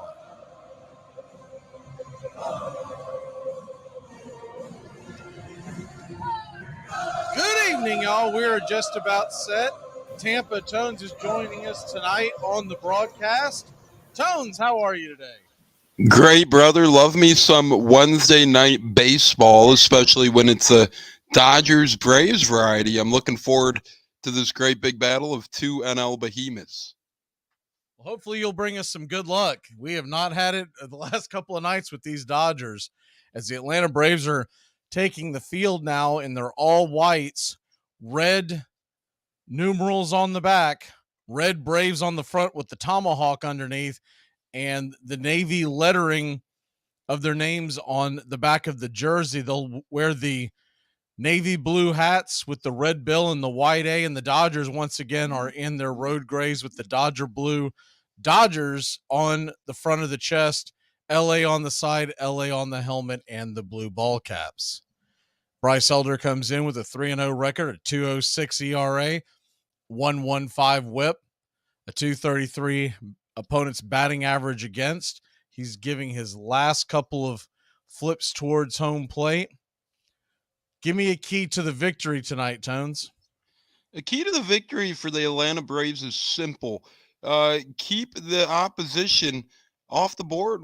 Keep the hits down. And Bryce Elder's done a good job of that this far with the hits. He's let up a couple of walks here and there, but his hit total has been pretty dang good. And against the stout Dodgers lineup, I think that's key here. I think Atlanta is finally going to chip away at Tony Gonsolin. They face a couple of tough young cookies Monday and Tuesday. As long as Bryce Elder keeps the hit total down for this Dodgers team, I think the Braves have a really good chance at winning this one. Let's hope so. Atlanta is favored tonight. I believe at minus 133 on the money line was the last one that I saw. The over-under is sitting at 9.5, depending on what book you got tonight. And the last couple of flips towards home plate were just about set. Mookie Betts coming up to home plate and digging in from the right side. And just like that, once again, it's baseball time in Braves country. The first pitch on the way from Elder is a fastball right there on the outer edge for a strike. It's 0-1. And Elder is going to attack the strike zone early and often tonight, as he has all year. The 0-1 delivery, swing and a miss. Got him leaning on that one. It's 0-2. Mookie Betts, not an easy guy to face, even with 2 strikes. We'll see what Elder does here. The 0-2 delivery swung on, and he's going to dribble that through the infield. On with a leadoff single is Mookie Betts. Really tough batter to put away. Nothing you can do except maybe throw a little bit better of a waste pitch. It looks like that ground ball took a little bit of a funky hop off the mound and really gave the mid-infield just about no chance of getting him there.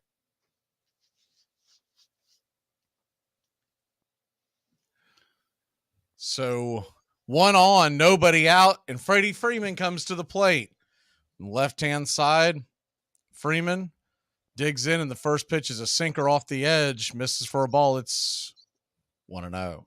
Doesn't get much easier. Goes from Mookie Betts to Freddie Freeman. Here's where if you're Bryce Elder, you really got to limit the damage. Maybe get a ground ball here for 2. The 1-0 to Freddie. Off the plate wide. Did he go? I think he's going to ring him up and say that he did. We'll take it. I'm not sure about that one. The changeup got him swinging. It's 1-1. Freddie Freeman, of course, a former heroic Atlanta Brave in his second year with the Dodgers now. The 1-1 from Elder. Right there for a strike on the outer edge. Good pitch by Bryce. It's 1-2. Home plate umpire tonight is Mike McClinsky. I think we failed to mention that at the top.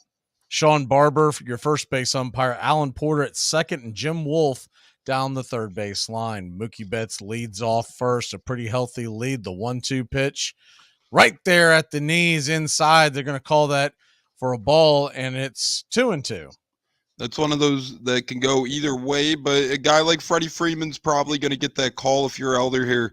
Bear down deep and go right back at him. 2-2 to Freddie. The kick, the pitch, the swing, and that ball's lifted down the left field line, curving, just foul and out of play, went into the stands. Dangerous, dangerous ball. Almost got down for extra bases. It also, if it would have stayed up just a bit and inside, Rosario may have grabbed it. Yeah, it looked like it hit right off that top ledge there and took a bounce in to the left field bleachers harmlessly, and now it's nothing but a long strike here for Bryce Elder. 2-2 to Freeman. Runner on first, nobody out. Ooh. Freeman flips it over there, and a good pickoff move that almost got Betts caught sleeping. Really good move there, just a little late on the tag. You'll notice that Olsen, a lot of times, as the 2-2 pitch is on the way, swing, and that ball's lifted into left field. It's going to get down for a base hit, and it's a single. Runners on first and second, nobody out here in the top of the first. And this is what you did not want if you're Bryce Elder. You let these table setters set the table, you get yourself into a little bit of a trouble with the power bats coming up with the likes of Max Muncy's and J.D. Martinez's of the world. Now you need a ground ball more than ever. The last thing you want is a single, double, keep this thing bleeding, stop the bleeding here. So runners on first and second, nobody out, and Will Smith coming to the plate.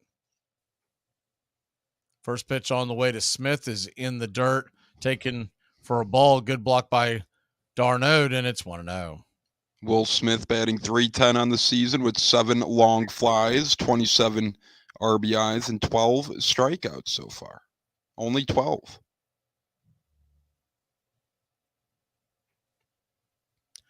The 1-0 swung on, grounded hard over to third, and out of the glove of Riley, but that ball is going to be called foul, and it's 1-1. Almost got that ground ball. We were looking for Magee, although that would have been hard to turn to with the catcher running. You never know. Good job by Elder to get a grounder there. Let's see if he can get one in play this time to either the shortstop or the second baseman, and let's look for Atlanta to have 2 outs and 1 run on instead of a whole log jam of runners.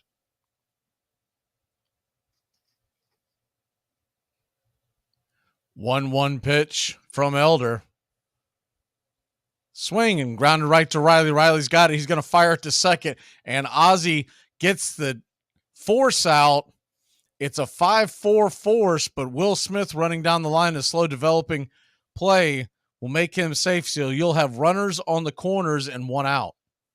Will Smith must have pretty good wheels, and that ball was a little bit of a chopper. Kind of left Riley in no man's land at third. He couldn't really step on third, and by the time the second baseman got it, Albies looked to first and apparently didn't have a play, so at least they're able to get 1 and keep all the runners off the board for now. But now Max Muncy steps in with 15 homers on the year. Got to make sure you don't leave him 1 over the sweet spot.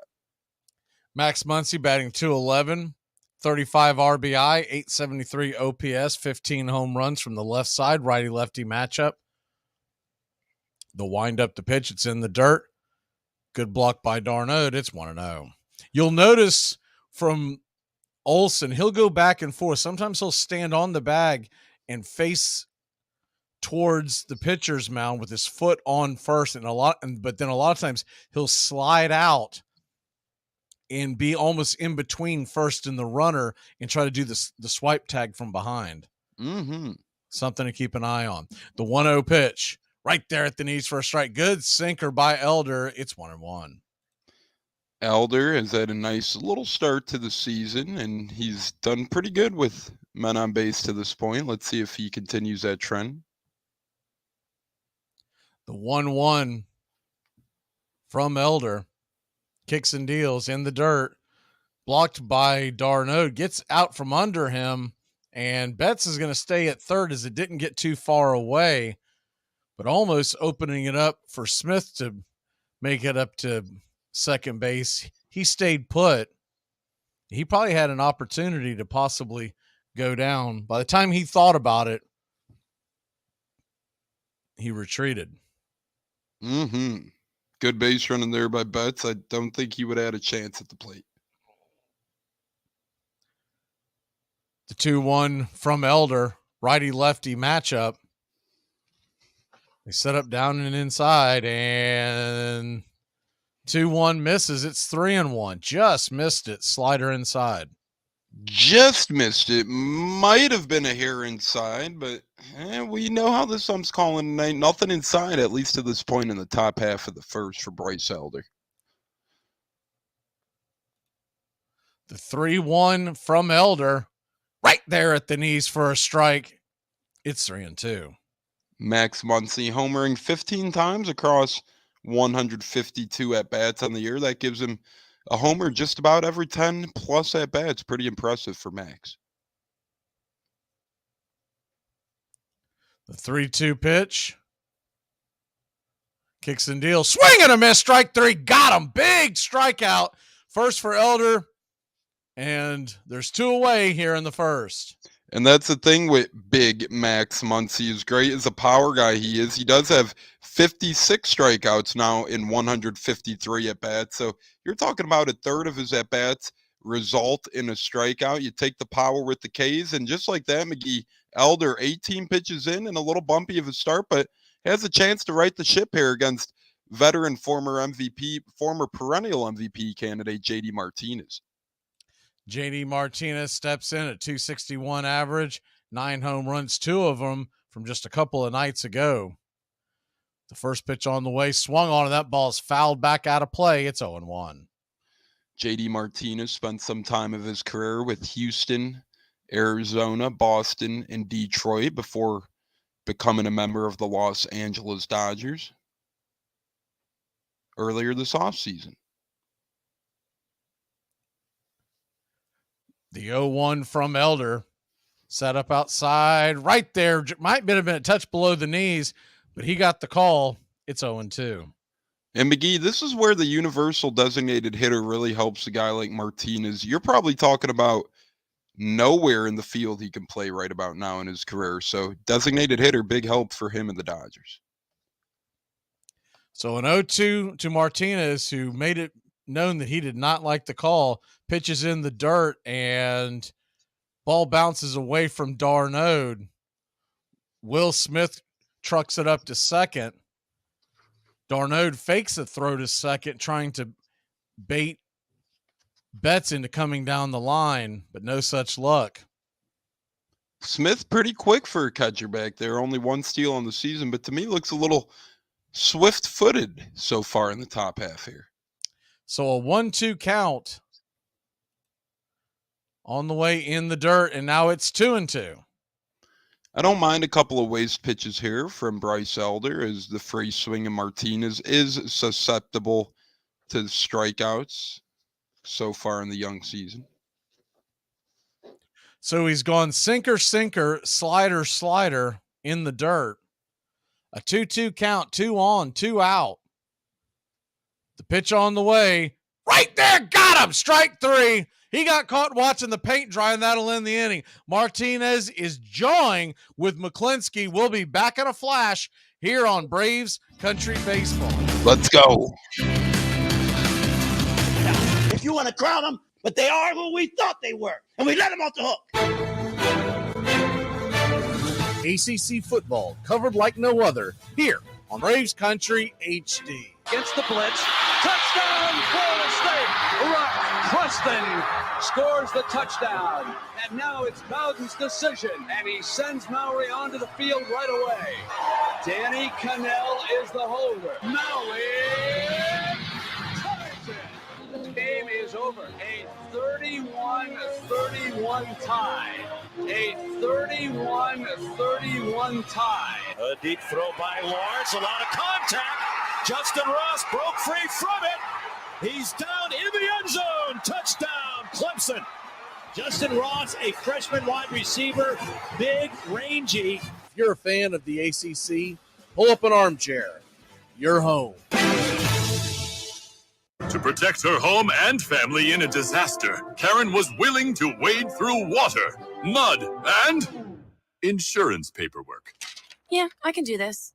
You go, Karen! By simply understanding and updating what her insurance covers and doesn't cover now, she'll be better prepared no matter when disaster strikes. Learn other simple ways to protect your home and family before a natural disaster at ready.gov. That's ready.gov. A message from FEMA and the Ad Council. Sit shot. It travels 60 feet 6 inches from the pitcher's mound to home, and it can cover that distance at nearly 100 miles an hour. Along the way, it can be made to twist, spin, curve, wobble, rise, or fall away. You're listening to Braves Country Baseball. Please like and subscribe today. YouTube.com/@Braves Country.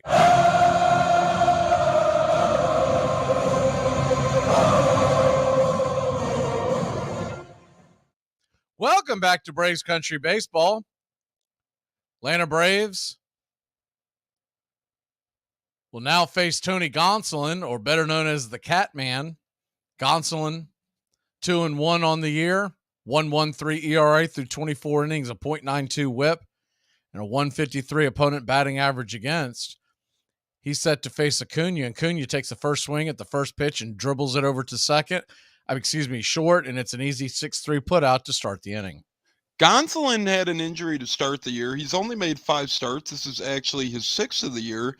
No earned runs in 4 out of those 5. One of them he did have a little bit of a bumpy start in the road, but so far Gonsolin has been pretty effective and efficient here for the Dodgers to begin the 2023 campaign. So that'll bring Matt Olson to the plate. Olson's batting .233, 13 home runs. First pitch is right there for a strike to Olson, and it's 0-1.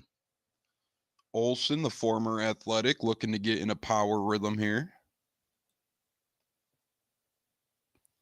The 0-1 from Olson. Swing and a miss, 92 at the top of the shelf, and it's 0-2. One thing Gonsolin's done really well over the past 20 calendar months in baseball is throwing strikes.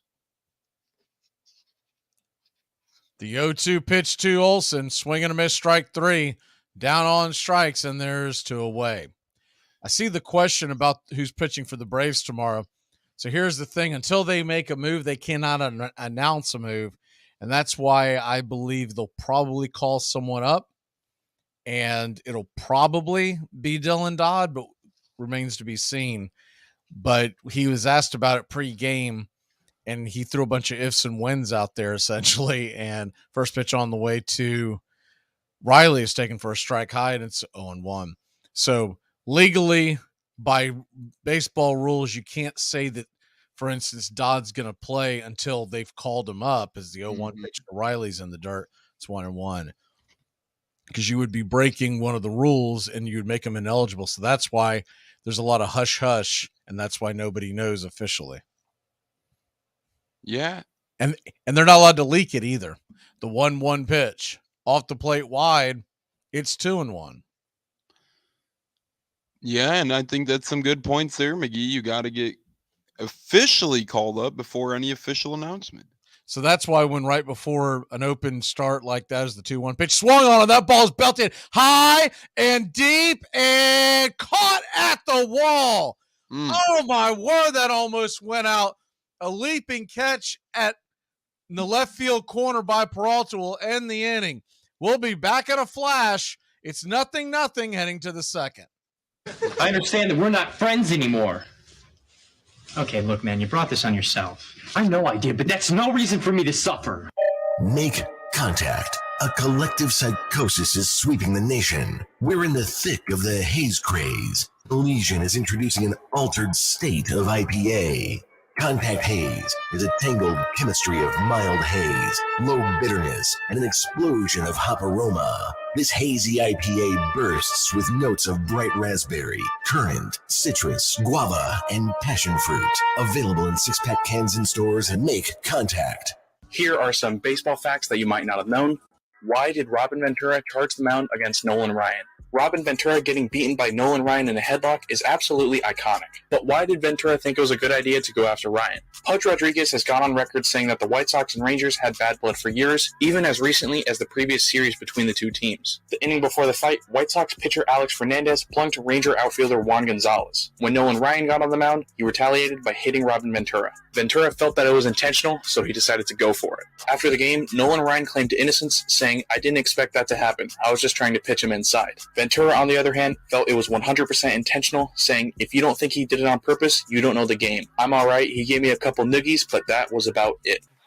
New York writers were determined to make Christy Mathewson the best pitcher, the pitcher hero of all time. And in that sense, they were tended to ignore Walter Johnson. They couldn't do this because Walter Johnson surpassed Mathewson in so many ways. If Walter Johnson were pitching for a team that had the winning percentage of Mathewson's Giants, there would have been no contest.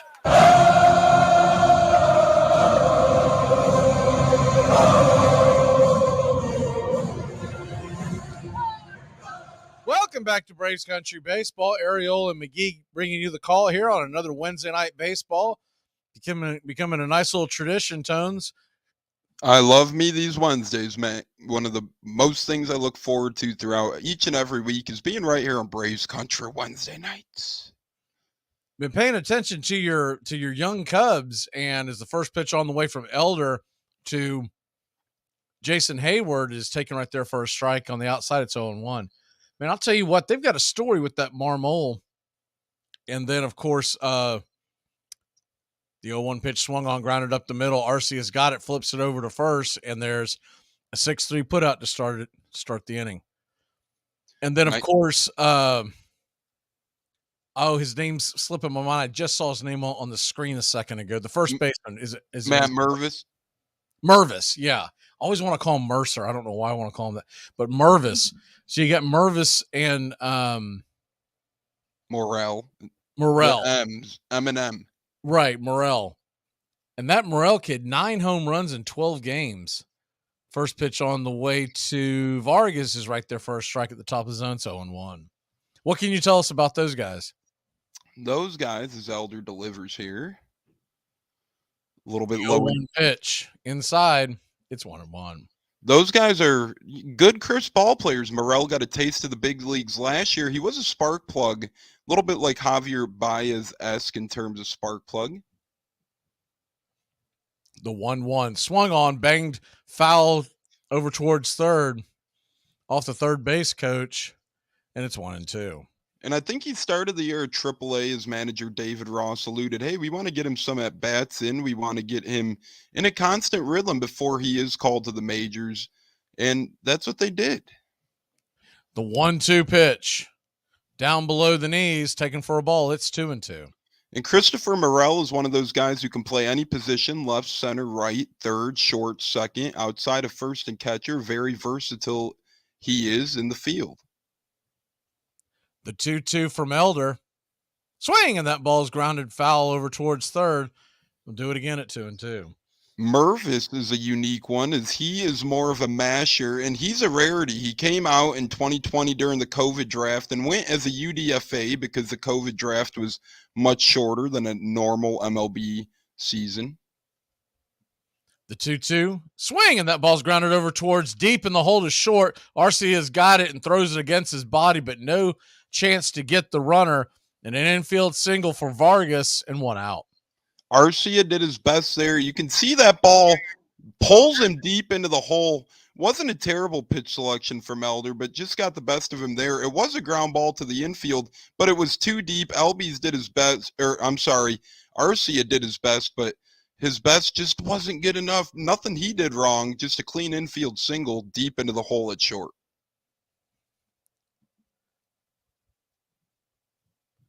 So scoreless game, 1 on, 1 out. The first pitch on the way to Peralta is off the plate wide. Sinker misses. It's 1-0.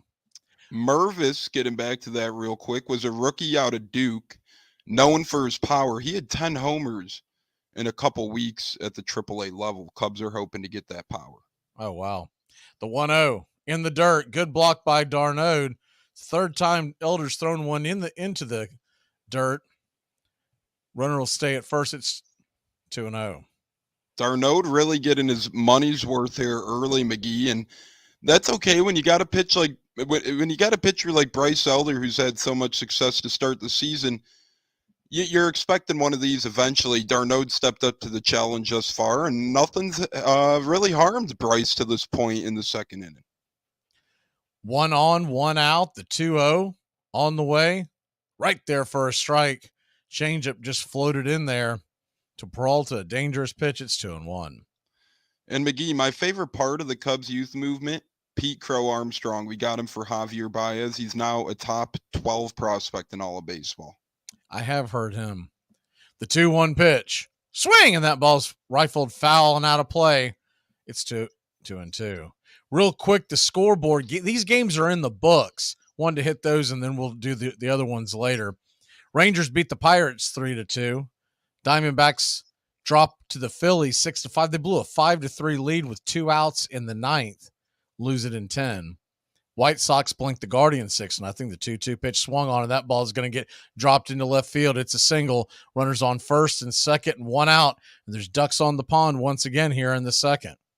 The former Tampa Bay Ray, Peralta there, just finds a way to dump it in left field. Not like it was a hard hit ball, but it just finds more green grass. And Elder, who had a work out of some trouble in the top half of the first, is finding himself in the same spot in the second. But a double play ground ball gets him out of the inning. Let's hope for one here with Chris Taylor, susceptible to those, comes to the plate. Peralta's been a Braves killer over the years with the Arizona Diamondbacks. Mm-hmm. First pitch on the way to Chris Taylor, the number 9 hitter, is a swing and a miss strike, and it's 0-1. Taylor looking back at home plate umpire McClinsky asking if that pitch was in the zone. Brewers blanked the Astros 4-0, and the Twins 7-1 over the Giants, and those games are in the books. The 0-1 pitch swung on, grounded foul over towards third, and it's 0-2. Yeah, how rude of me. Peralta, the longtime Diamondback before getting traded to the Rays last trade deadline, now a member of the Dodgers. Dodgers are just getting all these veterans, it seems, McGee. Hey, if no one wants it, come to the Dodgers, it seems. Yeah, the rich always seem to get richer, don't they? Mm-hmm. The 0-2 pitch swung on and just got a piece of that to stay alive. Mookie Betts stands on deck, 2 on, just 1 out. Freddie Freeman in the hole. I've always been impressed with the Dodgers. I don't know how they spend so much money and keep their farm system. It's crazy. It's a loophole or something. They rip people off in trades. It's like I can't remember the last time they lost a trade. The 0-2 pitch. Swing and a miss, strike 3. Got him. Top shelf. Sinker fastball in the top corner and blew it right by him. There's 2 away with Mookie Betts coming to the plate. Absolutely blew it right by him there for his 40th pitch of the night. And Bryce Elder, dancing around some trouble, is 1 batter away here from escaping in this one. It's not going to be easy. You got Mook Man coming to the plate, but Elder's been putting in some good pitches here tonight. Couple in the dirt, but outside of that, he's been looking pretty decent. Mookie Betts comes to the plate. Righty-righty matchup. Murphy getting the night off. Darno behind the plate. The first pitch on the way is just off the plate wide. It's 1-0. Mookie was a part of that blockbuster that brought him and David Price into L.A. and that sent Alex Verdugo and company to Boston. The 1-0. Swung on, grounded over towards short. Arcee's got it, flips it to second. It's a 6-4 putout. That'll end the inning, and the Braves are out of the mess. So dancing through the raindrops, we'll head to the bottom of the second. Darno in the middle of the order coming to the plate. Let's go. How come your socks aren't the same color? I don't know, Brandy. How come your kids don't have the same last name?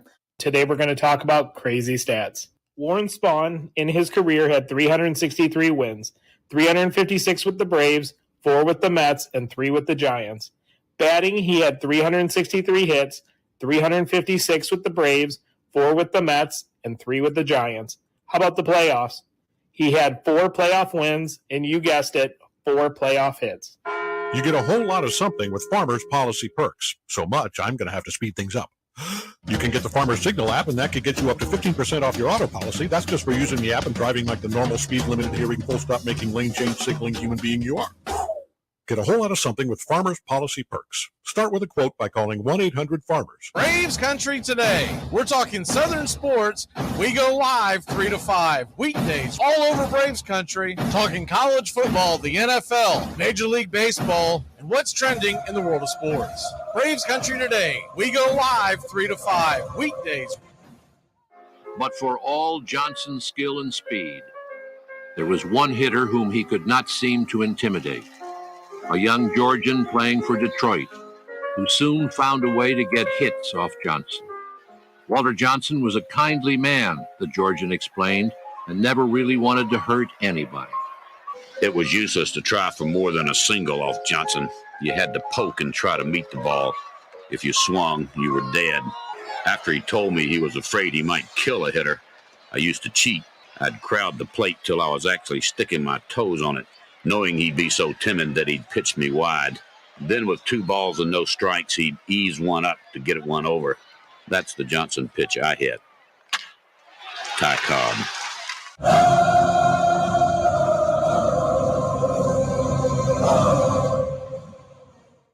Welcome back to Braves Country Baseball. See the comment about starting Murphy. They're just trying to get him a day off. Murphy has already played in 41 games already. Of the full Unusual for a catcher, but designated hitter opens that opportunity up, but you still need nights off. Yeah, they're trying to get him a night off, man. That's it. You're not really getting a night off if you're DHing. So it's a lot of wear and tear on a catcher that they just signed to a 6-year deal. He was thrusted into action because of the injury to d'Arnaud, and they didn't really feel good with putting Chadwick Tromp back there most nights. The first pitch on the way from Gonsolin to d'Arnaud is down and away for a ball. It's 1-0. Yeah, I mean, it's baseball 101, right? Some guys just need a day off here and there. With both of them healthy now, as the 1-0 pitch is swung on and hit high and fairly deep into right, making the running catch by the foul territory is Mookie Betts, and there's one away. You can pretty much bet, and especially in a deal like this where we don't have a day off for 13 days, Travis d'Arnaud's going to be in there every other third or fourth day. And you need to know when you have And plus, the simple fact of the matter is you got to keep him sharp too, because you never know when Murphy could go down, on a short IL stint or whatever. So there's a lot of things that goes on there. First pitch on the way to Rosario is off the plate wide for a ball. It's 1-0. Yep, and anytime you got 2 all-star catchers, that's a luxury. Braves have that. Not many teams do. I would also argue that is the 1-0 pitch on the way. Swing, and that ball's banged foul down the line. It's 1-1. When we get a lefty that we're going against, I would like to see d'Arnaud DHing when Murphy's behind the plate, or vice versa if it's time for a day off, and let Ozuna play left until you get in the later part of the innings, and then you can slide a better fielder there.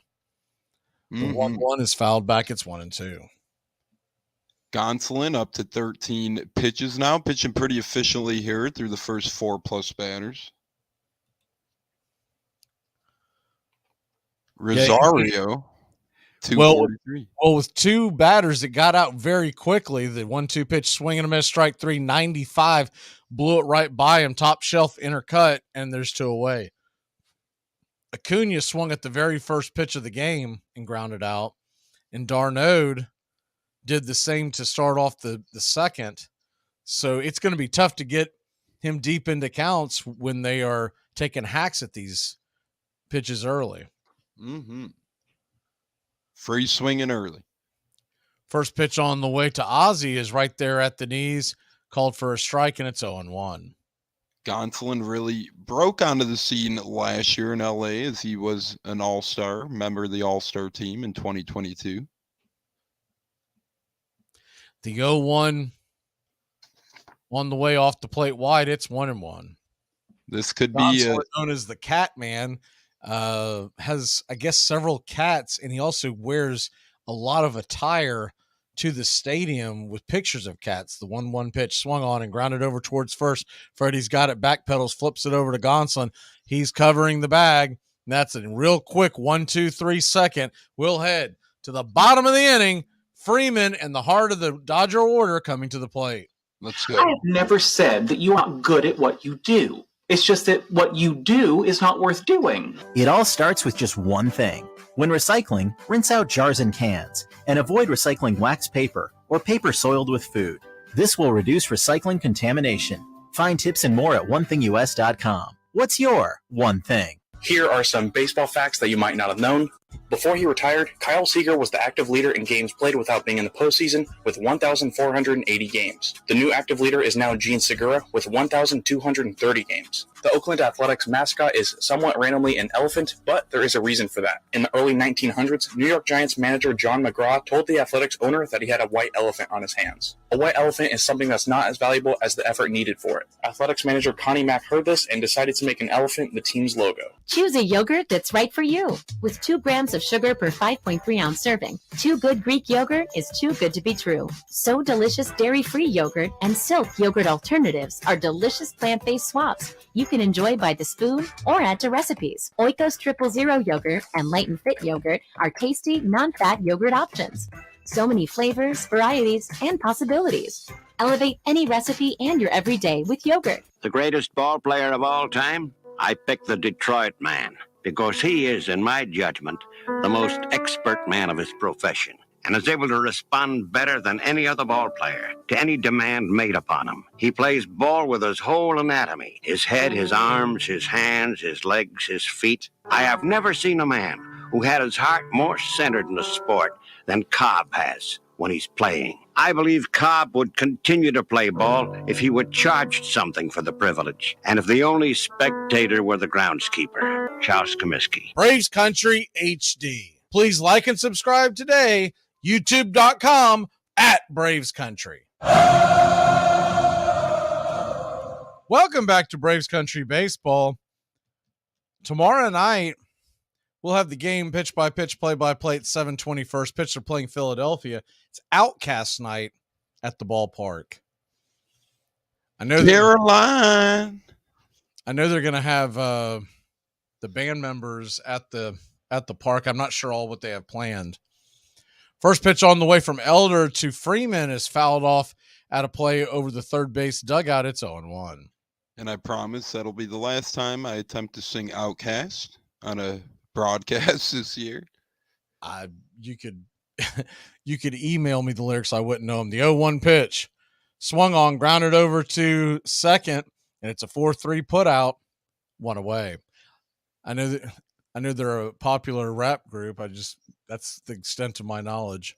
I only know a couple jingles by them. A couple decent songs here and there. Nothing crazy, but pretty cool, nifty band or group, I guess you can call them. Bryce Elder, 44 pitches. First pitch on the way from Elder is a strike right there, about belt high to Smith. It's 0-1. 45 now, but pretty efficient here so far in the top half of the third. Let's hope he keeps it up. The 0-1 pitch right there on the outer edge. Called that a ball. It's 1-1. That corner is uncalled, whether it's a lefty or righty by Blue. The 1-1. Whoa, off the plate wide. Ball 2-1. That is, I don't know. Both of them look like that they could have been in. Yeah, I thought they were, at least one of them. The 2-1 pitch. Swing and a miss. It's 2-2. Elder sees something on that outside corner because he is nibbling away out there.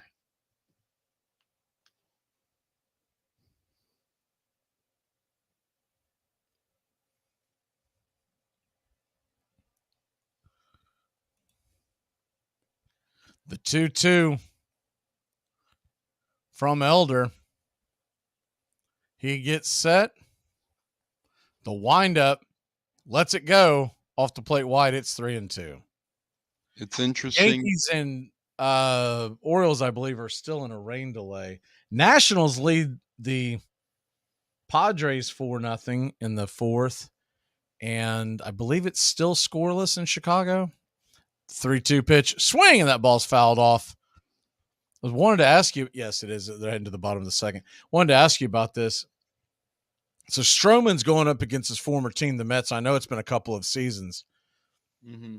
But has he ever talked about any animosity that they didn't re-sign him?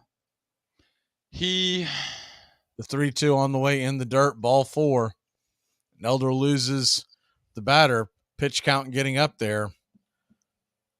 Here in the top of the third, 51 already, and just one out. It seemed like he was one of those guys who really, whatever the Mets were doing, whatever they had going on, it seemed like Stroman didn't really care if he was a part of that or not. It seemed like he wanted to test the market more so, and I guess as a kid it was a dream of his to pitch at Wrigley Field. He had equal money opportunities out there elsewhere, maybe with the Mets. That really hasn't been revealed to this point, but yeah, the Mets didn't offer him a deal. That was widely reported in New York at the time. First pitch off the plate just misses wide. Man, he's got a tight zone tonight. It's 1-0. Yeah, there's not a. I just always wondered if that like stuck in his car. I mean, I think they offered him like a garbage contract, like 2 years type thing, but they didn't offer him a real contract. The 1-0 right there at the knees. It's 1-1. There was a lot of turmoil with him in the front office and a couple other things going on that in that clubhouse, and I think that led to him leaving. I always wondered if he had a couple of extra oomphs to want to get back at him when he pitches. 1-1 pitch swung on and popped up. It's a lazy, shallow fly ball in the middle of the infield. Riley will catch it. And there's 2 away. Broke the bat. Buzz saw that thing, and Max Muncy will need a new bat next time he's up. So hopefully that was one of those that got him a couple of big flies, and he'll be unfamiliar with the next piece of lumber he has Hopefully to they'll use. take a look at that bat and find some cork in it, and he'll be suspended. That's what I hope. Sammy Sosa type. Yeah. Albert Hey, Bell. you never know. You never know in the world of ball. We find something new at the plate every night. This is the guy they'd really need to plant a crooked bat on. Martinez comes to the plate. The first pitch to him is a swing and a miss strike, and it's 0-1. JD Martinez, the veteran, he 0 for 1 on the night, looking to rebound here. Struck out in the first. 259 on the season he's down to, batting average. 0-1 on the way from Elder. Setting up outside. Swing and a miss. Slider to start it off. It's 0-2. Martinez is known for striking out, as he's struck out over 42 times so far, about a third of the way through the baseball season, and more to come, perhaps, right here. Runner on first, 2 outs. The 0-2 pitch just off the plate wide. It's 1-2. Blue still doesn't like outside. That one was a little bit outside, but good. That one I'll give him. That one's outside. Really good waist I pitch, though. try not to comment when I think it's a close pitch, but if it's right there, I mean, it's kind of hard to bite your tongue. The 1-2 down off the plate. It's 2-2. Another decent waist pitch there for the free swinging Martinez. Never bad to throw him a couple of balls and get back in the column here. You're at 2-2, so still got a decent chance in the count to strike him out. The 2-2, 2 outs. Pitch on the way. Swinging. That ball's ripped into right field against the shift. Acuna comes up, and runner will hold right there at second. Doesn't want to test Acuna's arm, but you got runners on first and second again, and 2 away. You could tell he let that one just catch a little bit too much of the zone there, and Martinez readjusted, looking for a fastball. It looked like came down around on that one and just poked it into right field for a base knock. Elder with 2 men on again, trying to dance out of danger yet again. So Jason Hayward comes to the plate, righty-lefty matchup. Hayward from the Atlanta area. First pitch is right there for a strike, inner edge, and it's 0-1. I remember Hayward as they got called up for the Braves for his debut with that big grand slam off Carlos Zambrano and the Cubs. Yeah, I saw that clip earlier today. The 0-1 pitch. Inside for a ball. It's 1-1.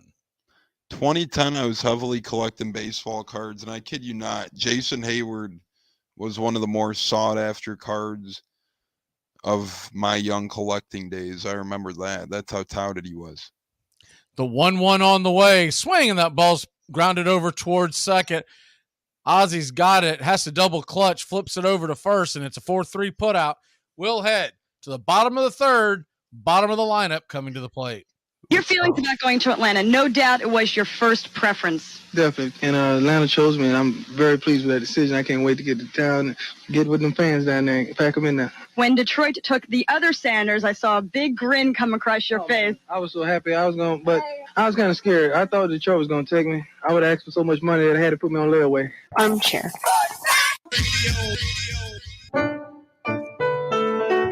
Hey, Hey, Braves Country! Braves Country HD is bringing you Braves Country Baseball. Braves Country comes to you every Tuesday night and Friday night, and 2 bonus games every week. Hi, I'm Mac Magee, and we'll be bringing you play-by-play, pitch-by-pitch of your Atlanta Braves. It's free to listen. Please like and subscribe. YouTube.com/@Braves Country. Braves Country Baseball for the fans, by the fans. Here are some baseball facts that you might not have known. In 1992, Hall of Fame pitcher Hal Newhouser was a scout for the Astros. In that year's draft, the Astros had the number 1 pick, and Newhouser was dead set on getting a certain prospect. But the Astros went against Newhouser, and he was so upset that he quit his job. The player the Astros decided not to pick was Derek Jeter. Baseball is a red-blooded sport for red-blooded men. It's no pink tea, and mollycoddles had better stay out. It's a struggle for supremacy, a survival of the fittest. Ty Cobb liked sentimentality in his opponents because he had none himself. Baseball, he said, is something like a war. Ty Cobb is one of the great natural forces of baseball. Testament to how far you can get simply through will. I don't think Ty Cobb had tremendous natural ability. I don't think he would be a great athlete today, but his intensity, his drive was unparalleled. Cobb was pursued by demons, and he took out all of his aggressions on the playing field. Everyone was his enemy.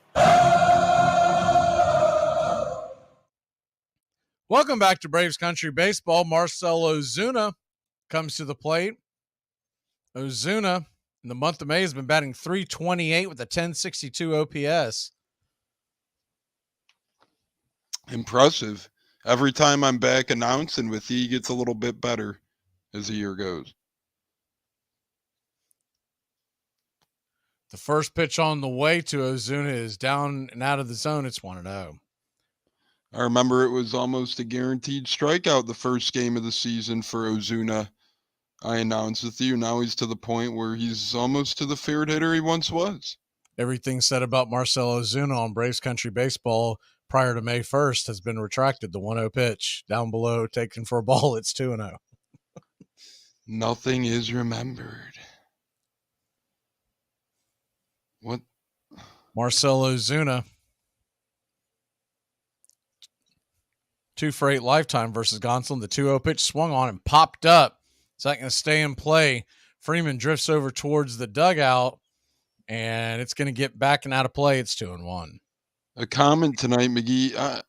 Someone saying Elder is tipping his pitches. I haven't really seen that from Elder to this point. I just think he's struggling a little bit in terms of location out there. I would have to hear more. I mean, as far as, yeah, I saw the comment, but until I see an actual, this is what he's doing to tip him. The 2-1 pitch on the way from Gonsolin. Swing and popped up high in the sky. Might bring rain. Betts is underneath it for out number 1.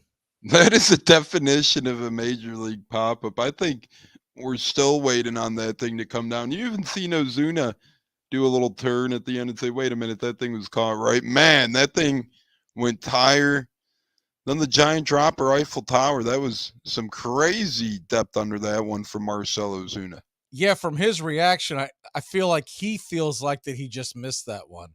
The first pitch on the way to Arcia is off the plate wide. It's 1-0. It's really strange how home plate umpire Mike McClinsky will ring up a ball with his right arm, very reminiscent to the way most of them ring up a strike. The 1-0 pitch, swing and a miss, 94 right down the pipe. It's 1-1. And that's kind of the unique thing with umpires, right? Everyone kind of has their own method, their own madness, and that makes the game of baseball what it is. That is very interesting, though. You don't see it a lot. It's not because that's not how it's taught. The 1-1 pitch off the plate, he's going to call that a wide strike. It's 1-1. You notice he's using his right arm to call balls and strikes. It's very odd. That's the same location Elder hasn't been called strikes with. Absolutely. The 1-2 pitch swung on, bounced foul off the plate. Do it again at 1-2. Listen, I don't mind if you're consistent as a Blue. I don't mind if you're consistent for both sides. But when the inconsistencies become visible, we'll see. We'll see how bad it gets. But so far, 1 Gonsolin, none Elder. The 1-2 to Arcia on the way. Swing, and that ball's lifted high but not very deep into center field. Underneath it is Hayward, and that's out number 2. Let's go ahead and jinx it. Gonsolin has a perfect game going through 2 2/3. Yep, and he has a really low pitch count as well. So let's jinx that as well. Let's hope Michael Harris, who my pick to click is tonight, gets on base here. Let's get it going, Michael Harris. Come on. Harris got the night off last night after a worse slump that I've seen in quite some time. The first pitch to Harris is inside for a ball. It's 1-0.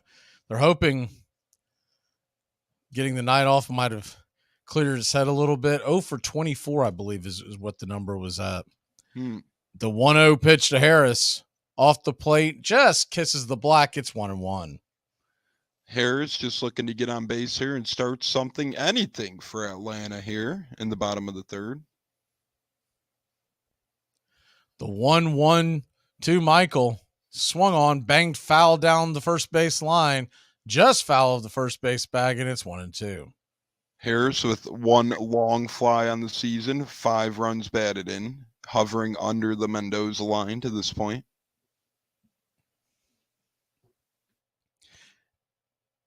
The 1-2 to Michael, swing and pops it up, foul, out of play. We'll do it again at 1-2. Yeah, Harris batting 163 at the moment. Stroman has just given up. I think, is that a 2-run home run? It is. It's 2-0 Chicago, New York in the top of the third. The 1-2 to Harris. Swung on, grounded up the middle, backhanded by Vargas. Vargas flips it over to first. Harris busting it down the line, but he'll be out by about a step. We'll head to break. When we come back, top of the fourth, Vargas, Peralta coming to the plate. Well, you know I love my family. It's just sometimes I want to get in the car and run them all over. Here are some baseball facts that you might not have known. You might know MC Hammer as the rapper who made You Can't Touch This. As a teenager, he was a bat boy for the Oakland Athletics, and Reggie Jackson gave him the nickname Hammer. Jackson thought MC Hammer looked like Hank Aaron, whose nickname was Hammer and Hank. The Yankees currently have a no beards policy, but the Cincinnati Reds actually had a similar policy for around 30 years. In the late 1960s, general manager Bob Howsam enforced a no facial hair policy in order to give the Reds a presentable look. But the policy ended in 1999 when the Reds traded for Greg Vaughn. It's the 21st century, and there are just so many fun and exciting ways to lose your money. So many ways to make your life even more interesting with crippling financial burdens. Why not one more way? New in Canada, it's Solitaire, MMORPG. Play with yourself, online. See other people playing with themselves, online. Poverty Poker Online, now offering Solitaire. A new way to lose all your money, even your home, from the comfort of your own home. He was born on a Georgia farm in 1886 and named Tyrus after the ancient city of Tyre that stubbornly refused to surrender to Alexander the Great.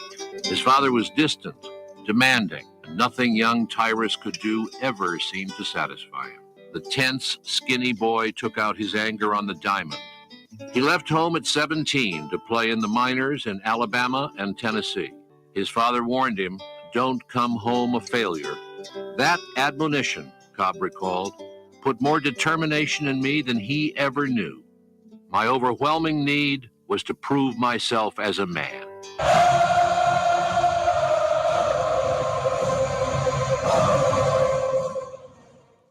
Welcome back to Braves Country Baseball. Braves and Dodgers are tied up, nothing apiece, but Elder has given up 5 hits, whereas Gonsolin has been perfect through 3. We'll go back to work.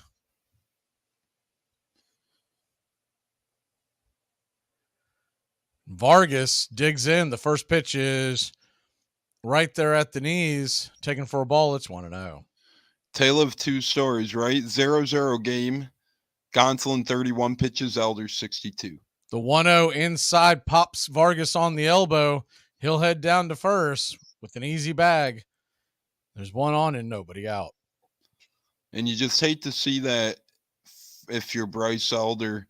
You get the first pitch where you want it, and then this one just rails way back in, hits him on the elbow, Doesn't look like a dangerous hit by pitch as it hits that big old pattern of his, but manager Dave Roberts doing his due diligence and investigating just in case. He's got one of those Barry Bonds type pads on his arm. He should be okay. Mm-hmm. That thing could protect a hockey puck slap shot. That thing could protect a small city.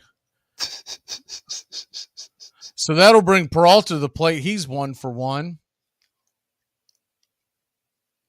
First pitch on the way. Right there at the knees for a strike on the outer edge. It's 0-1. Way easier said than done, but if you could live in that location, ooh, that would be a beautiful thing. Beautiful pitch there from Big Bryce. The 0-1 from Elder. Way outside wide. It's 1-1. David Peralta, 214 on the season, 2 homers, 18 runs batted in, 587 OPS to this point.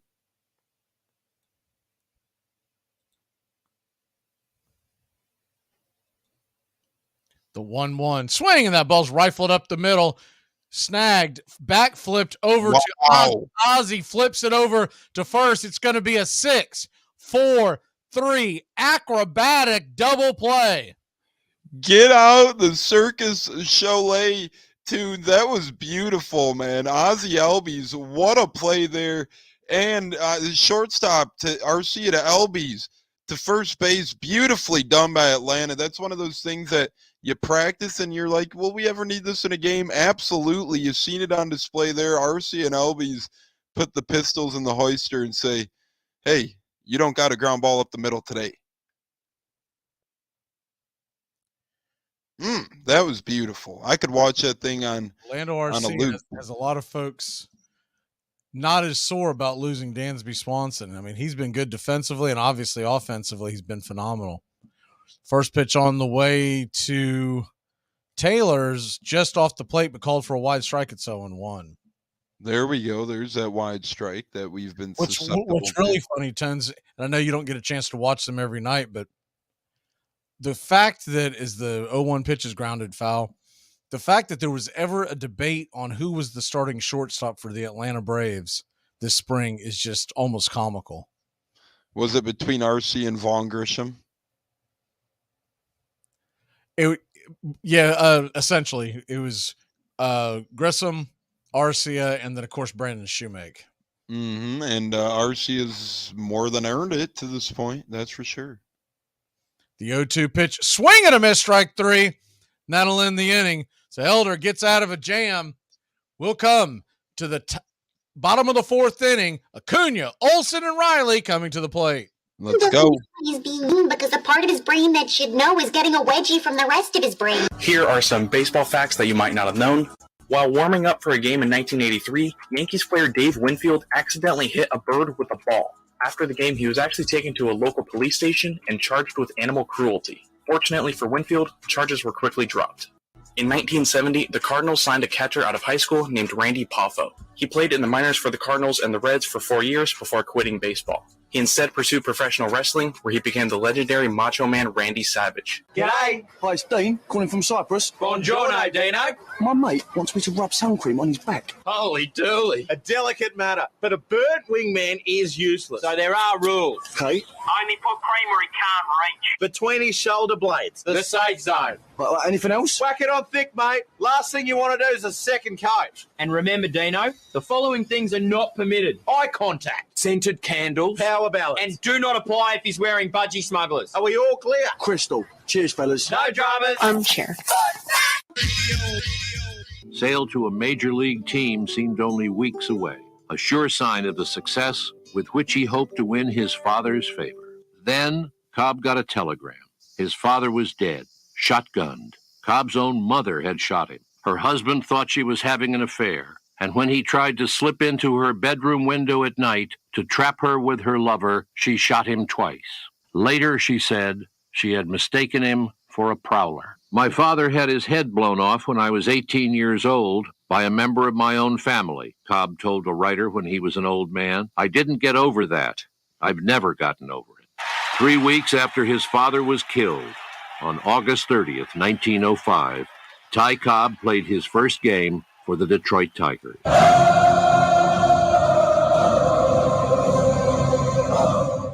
Welcome back to Braves Country Baseball. The Atlanta Braves,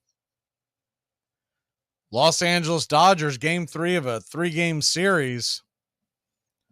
It's currently scoreless. Ronald Acuna Jr. comes to the plate. He grounded out first time up on the first pitch he saw. Mm-hmm. First pitch on the way here. He takes a whack at that one and bangs it off the plate foul. It's 0-1. Gonsolin, one of the mainstays, just with 5 starts this year in the Dodgers rotation, is Julio Urias on the IL. Walker Buehler looks to be out for pretty much a year. Clayton Kershaw on the bereavement list at this point. The 0-1 from Gonsolin. Swing and a miss. Strike down below the knees. Splitter got him, and it's 0-2. You've seen the Dodgers turn to 2 top 40 prospects in Gavin Stone and Bobby Miller the first 2 nights. Gonsolin efficient so far here in game 3. The 0-2 pitch. Misses high. 1-2. Tried to get him to chase the fastball up around the eyes. You don't want to let that fastball 2 go. So even though that was really high, against a guy like Acuna, better safe than sorry. The 1-2 in the dirt. Good take by Acuna. It's 2-2. Acuna's been having a tremendous start to the season so far. A lot of people's early on picks for the National League MVP to this point. 2-2 count to Acuna. Gonsolin still yet to give up a base runner. The 2-2 swing and a miss. Strike 3. Pulled the string on that one. And there's 1 away. He must have spent some quality time with his cats before this one. He's been on in the early stages tonight. He's hovering right around 36 pitches, but getting some really, really good movement on that down and away fastball. And scoreboard update, former Atlanta Brave Dansby Swanson knocks in 1 for the Cubs, 2-1 Mets. First pitch on the way to Olsen is a swing and a miss. Strike. Man, he's got that splitter going. It's 0-1. Is it me or is that thing moving tonight? Yeah, it is definitely. I mean, he's living right there in the bottom of the zone. The 0-1. Good eye by Olsen. Same type of pitch. I don't know how he recognized it, but he spit on it, and it's 1-1. That is just really hard to lay off of. Good job there by Olsen. The 1-1 swing, and that ball's banged foul down the first base line. It's 1-2.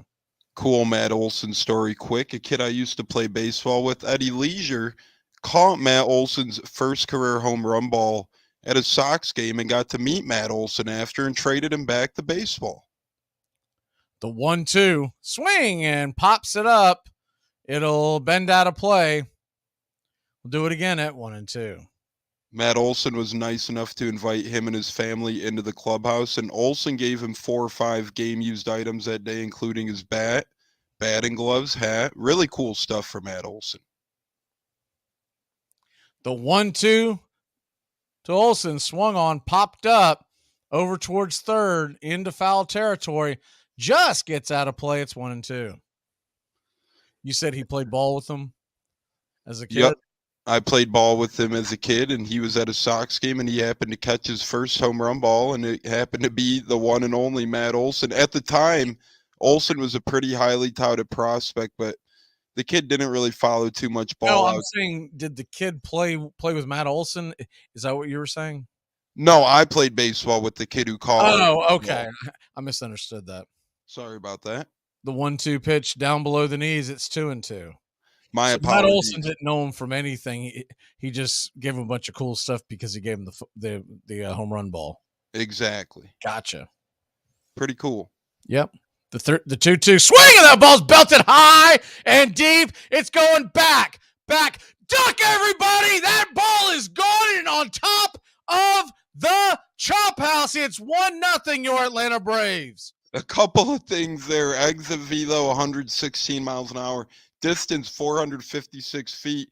Talk about good karma, right? We're talking about this great character, Matt Olson, and what a way to end the perfect game. Then bang, zoom, 456 happy feet. An absolute blast. And your Atlanta Braves lead at 1-0. Just like that, McGee. Doesn't matter how you look all night in the game of baseball. It just matters how you look when it matters. and Matt Olson puts his team on top there. Boom! You don't see many hit up there. First pitch on the way to Riley is a fastball on the outer edge. It's 0-1. Maybe we got to start complimenting Gonsolin more often. That's the key to him leaving some to be knocked that far. The 0-1 to Riley, swung on, grounded over towards short. Taylor's got it, flips it over to first, and it's a 6-3 put out. 2 away. The one thing you got to keep looking at, though, Gonsolin only at 45 pitches. Yeah, he's going to save the Dodgers some bullpen innings if he stays as efficient. Still early on in the game, so Braves could chase him, but right now, he's humming along. For folks who aren't familiar with it, you want to average, in a perfect world, 15 pitches or less per inning. So he's well below that average right now. First pitch is in the dirt to Darnode. He spits on it, and it's 1-0. Yeah, that's a good point there. 15 or less. He's excelling that at a high rate. The 1-0 swing and pops it up high into left field, giving chase, and underneath it is Peralta. That'll end the inning. But not before your Atlanta Braves grab the 1-0 lead. We'll head to the top of the fifth. The Dodgers are bringing the top of the order to the plate. Let's go. Uh-huh. Well, I don't think we should see each other anymore. No, it's fine. No problem. I'll meet somebody else. No. Sure. See, things always even out for me. Anyway, it's been really nice dating you for a while. And good luck. Armchair Quarterback Radio. We cover the world of baseball from start to finish. Baerga is 0 for 3. Left center field. Grissom on the run. The team of the 90s has its world championship. A liner off Magee's glove into center field. The Florida Marlins have won the World Series. Chance of a lifetime for Luis Gonzalez. 2-2, bottom of the ninth, game 7 of the World Series. Bases loaded. Floated, center field. The Diamondbacks are world champion. Red Sox fans have longed to hear it. The Boston Red Sox are world champions. In the air to left, well hit. What a team. What a ride. The Cardinals are world champs in 2011. Armchair. Today we're going to talk about crazy stats. On June 25th, 1976, in a doubleheader against the White Sox, Toby Harrah became the only shortstop ever to play every single inning of a doubleheader and not get a single ball hit to him. Cobb's ferocity drove his team to the pennant in 1907 and himself to the batting championship of the American League. At 20 years and 10 months, Ty Cobb was the youngest man ever to win a big league batting title. He would win 7 more in a row, 12 in 13 years. He was, one writer said, a cyclone, a tornado, a typhoon, all rolled into one.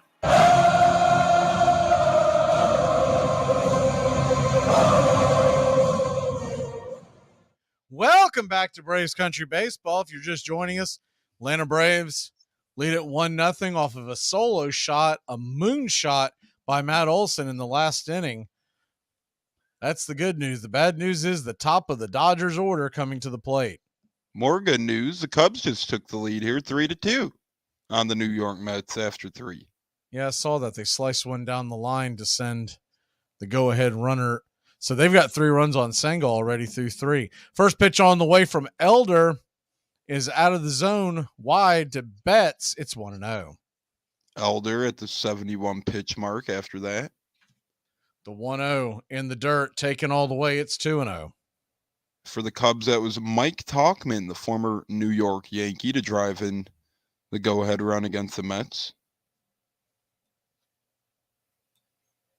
Journeyman outfielder. The 2-0 pitch. Swinging, that ball's belted down the left field line. And it's gone. Over the left field wall, tied up 1-1. Man, just like that, Mookie turns on one, and that thing got out of here in it early. It was opposite of Matt Olson's. Olson's was a tower moonshot that went miles and miles and miles. This one barely got over the fence and was a hard missile bullet off the bat of Mookie Betts. Let's see, Elder leaves that one right down the middle of the plate, and Betts makes him pay. So all that for naught.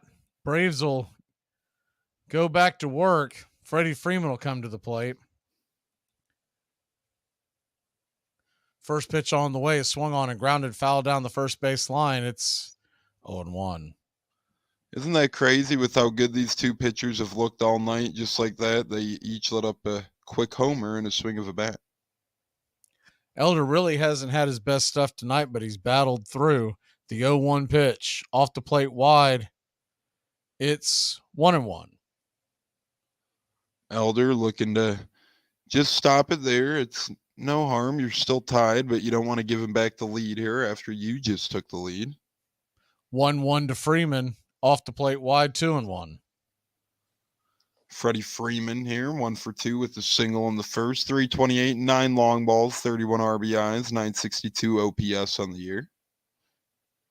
The 2-1 pitch high and out of the zone. It's 2-2. Just got to come at him here. If you're Elder, you got to make sure you're attacking the zone. No free passes to Freddie Freeman. The 3-1 to Freeman. Swing and a miss. Got him to chase a sinker down and away, and it's 3-2.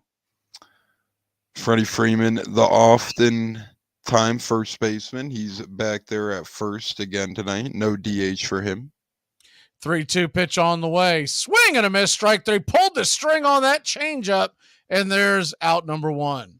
Really like the location and the pitch selection there from Bryce Elder. It does clip a good part of the strike zone, but it's a lower left-hand part of the strike zone. At 82 miles an hour, you could tell Freddie wasn't looking anything near that pitch. Nice job there from Elder, bouncing back after a home run to Betts. Gets Freddie Freeman on the strikeout.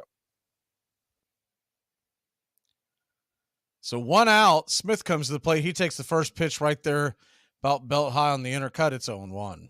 And although Elder let up a homer to Freeman, or to Mookie, I'm sorry, he might be finding a rhythm here in terms of hitting the strike zone.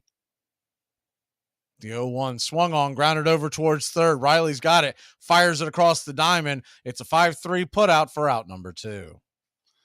This game is really going at a decent clip here, as we're already in the top half of the 5th inning. And with these new MLB rules, these games really do run smoothly, and this one's running beautifully. It's been a fun pitchers duel between Elder and Gonsolin so far. A run apiece, man, and both off solo home runs.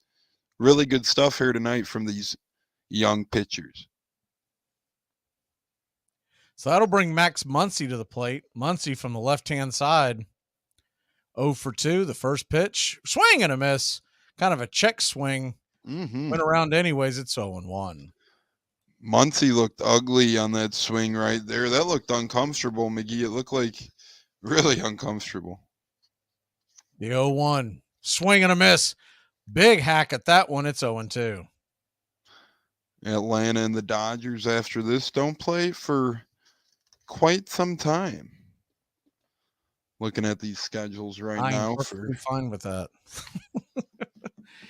They don't play again till I believe it's Labor Day weekend. Correct. Friday or Thursday, the 31st of August through Sunday, the 3rd of September. Old National League West rivals. The 0-2 pitch. Swing and a miss. Strike 3. Got him. And that'll end the inning. So after giving up the home run, Elder settles down and retires him in order. We'll be back in a flash. Rosario and Albies. Ozuna coming to the plate. Let's go. I spend $7 to see a movie that I could watch on TV. Well, why go to a fine restaurant when you can just stick something in the microwave? Why go to the park and fly a kite when you can just pop a pill? Here are some baseball facts that you might not have known. David Ortiz was actually sued by Jay-Z in 2010. Ortiz had opened up a nightclub in the Dominican Republic called 4040, which Jay-Z thought was too similar to his nightclubs, named the 4040 Club. Ortiz and Jay-Z reached an agreement, and the trademark infringement lawsuit was settled out of court. World air quality is at an all-time low. But hey, that doesn't mean you can't have a little fun. New from Mattel, it's the greenhouse gas gun. Do you hate the snowman next door? Use the greenhouse gas gun. There is simply no end to the amount of fun and respiratory disease you can have with the greenhouse gas gun. Armchair. Hey, Braves Country! Braves Country HD is bringing you Braves Country Baseball. Braves Country comes to you every Tuesday night and Friday night, and 2 bonus games every week. Hi, I'm Mac Magee, and we'll be bringing you play-by-play, pitch-by-pitch of your Atlanta Braves. It's free to listen. Please like and subscribe. YouTube.com/@Braves Country. Braves Country Baseball for the fans, by the fans. I think baseball is a great support to people who have emotional voids, gaps, emotional difficulties. That is to say, all of us. Those parts of us that don't function well, those parts of us that are sad or depressed, not every day, they can really use baseball. It isn't just the child in a wheelchair or the shut-in senior citizen listening to the radio that needs the game. There's part of us, part of everybody who's a baseball fan that needs the game at that level. Welcome back to Braves Country Baseball. The Atlanta Braves, Dodgers, all tied up at 1 as we head to the bottom of the 5th inning. Middle of the order due up for the Atlanta Braves. Eddie Rosario will lead it off. He's 0 for 1. Steady Eddie. Let's hope he could get some.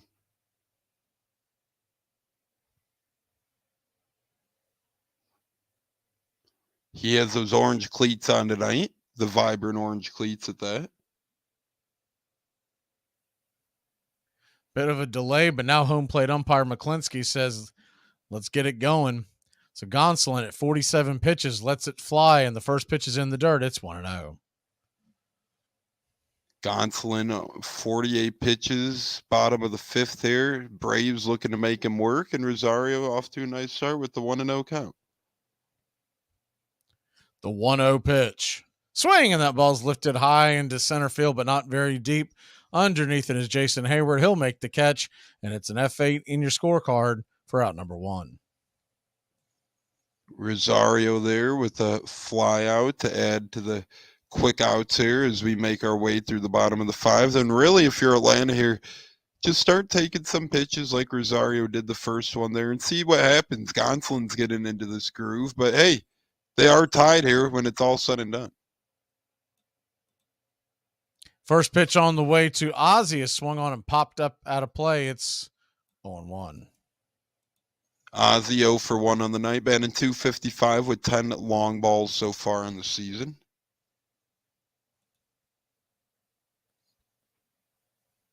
The 0-1 on the way, just off the plate wide. It's 1-1. Gonsolin wants to make work of Elbies. He doesn't want to get any of these Braves up with men on after the long fly last inning. The 1-1 in the dirt. Ozzie has to skip out of the way, and it's 2-1.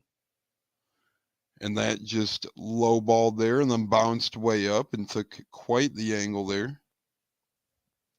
Looked like a bouncy ball off of a driveway right there. The 2-1 delivery.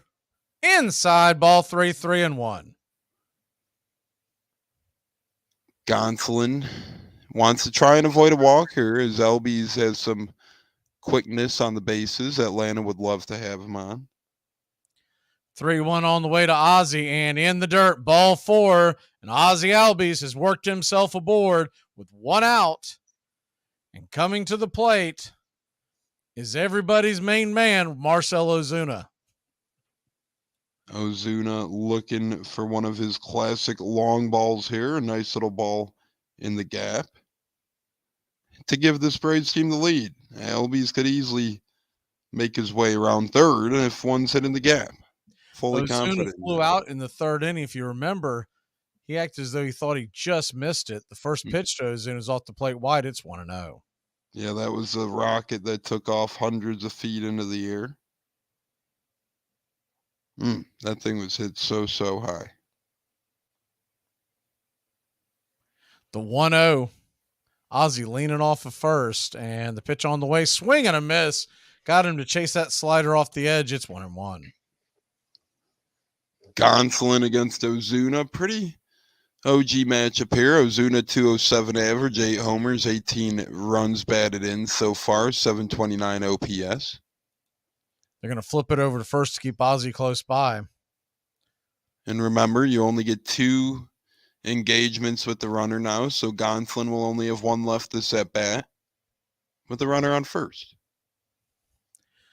The 1-1 to Ozuna, high and out of the zone. It's 2-1.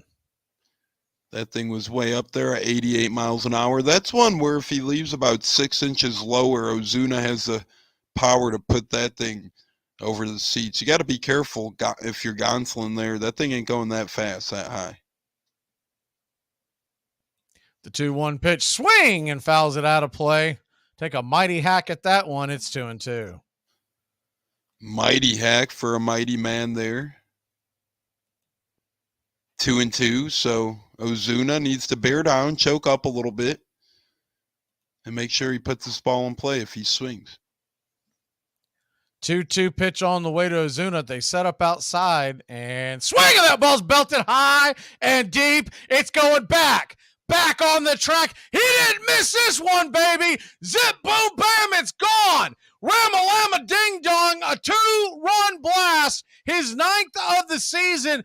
452 happy feet over the wall. 108 off the bat.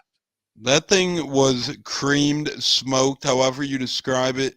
That's what it was. And he gave a brief look back after he hit that one. I'm curious to see what had gone on or what had been said there. He crushed that thing, and the Braves, who haven't gotten many hits tonight, have made it count the most. They're up 3-1. I think my favorite part of that. Oh, he hit him. He hit the catcher on accident with his bat. On the shoulder. Same catcher that he had the issue with the other night. I'm hoping what Ozuna said was, as opposed to "I'm sorry," is "stick it in your ear." First pitch on the way to Arcia is a strike right there at the knees. It's 0-1. Gonsolin was looking at that ball like, what in the world? And it's like, well, you left that one way too down the middle, buddy. The 0-1 on the way to Arcia. Off the plate wide, it's 1-1. And you love this position if you're the Braves, because sure, Gonsolin's pitch okay tonight, but Elder, 1 run through 5, you like where you stand. The 1-1 pitch just below the knees. Going to call that a ball. 2-1. Gonsolin looking to settle in here, but Arcia won't make it easy. Batting .316. 2-1 pitch. Out of the zone, it's 3-1. Arcia is a tough out to get, so you don't want to leave 1-2 over the middle, but you do got to throw strikes. He'll make you earn it. The 3-1 from Gonsolin in the dirt, ball 4. Arcia will head down to first with Money Mike coming to the plate. And that, they look back at the Ozuna blast, and that thing was rocketed. He knew it right away. And think about it, he hit the shoulder of the catcher, so he didn't even get a full swing in necessarily. Well, that time, if Smith has a problem with that time Smith jumped up and into the swing, so he can't complain about that. I think Ozuna was looking back. So a couple of nights ago, Ozuna swung through and made contact with his helmet while he was crouched, and he's done it a few times before over the years. And Smith is coming off the IL from concussion, and he was bent out of shape about it. But that one, Smith stood up and was in the path of the bat. I agree. And I really, if you saw the one from the other night, it was really ticky-tack. First pitch on the way to Harris is swung on and bounced foul off the plate. It's 0-1. It would be nice for Harris to get a base knock here, get himself going a little bit. Braves 3, Dodgers 1, bottom of the 5th. Runs coming off of a solo shot by Matt Olson and a 2-run homer by Ozuna. The 0-1 pitch, swing and a miss, 93 right down the pipe, and it's 0-2. Harris is down 0-2 and needs to choke up a little bit here. He has speed, so if he puts it in play, anything is a possibility with Michael Harris. The 0-2 pitch to Harris, swung on and, just got a piece of it, and it just came out of the glove of the hind catcher. Smith dropped the ball, so he'll live to tell the tale. It's 0-2. That thing rattled around a little bit down there. Update in Chicago, your Cubs have Senga on the ropes. They've got runners on the second and third, and nobody out in the bottom of the fourth. Mm-hmm. The 0-2 pitch to Harris. They set up outside, the wind up and swing and a miss, strike 3. Splitter got him, and there's 2 away. And Senga is fallen victim to walk after walk after walk. He has 5 walks on the night, 2 consecutive ones. That's been his problem with the Mets so far this year. Walks, and a lot of them.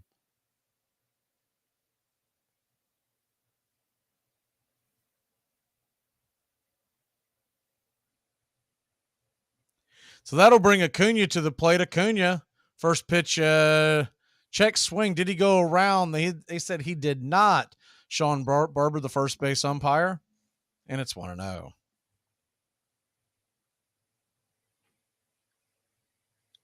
Good to see there that he did check his swing. The 1-0 right there at the top of the zone, called for a strike. It's 1-1. Probably a good take by Acuna. I think if he swings at that, that's a pop-up. Mm-hmm. Good old-fashioned pitcher's pitch. A touch below, though, it's in the seats.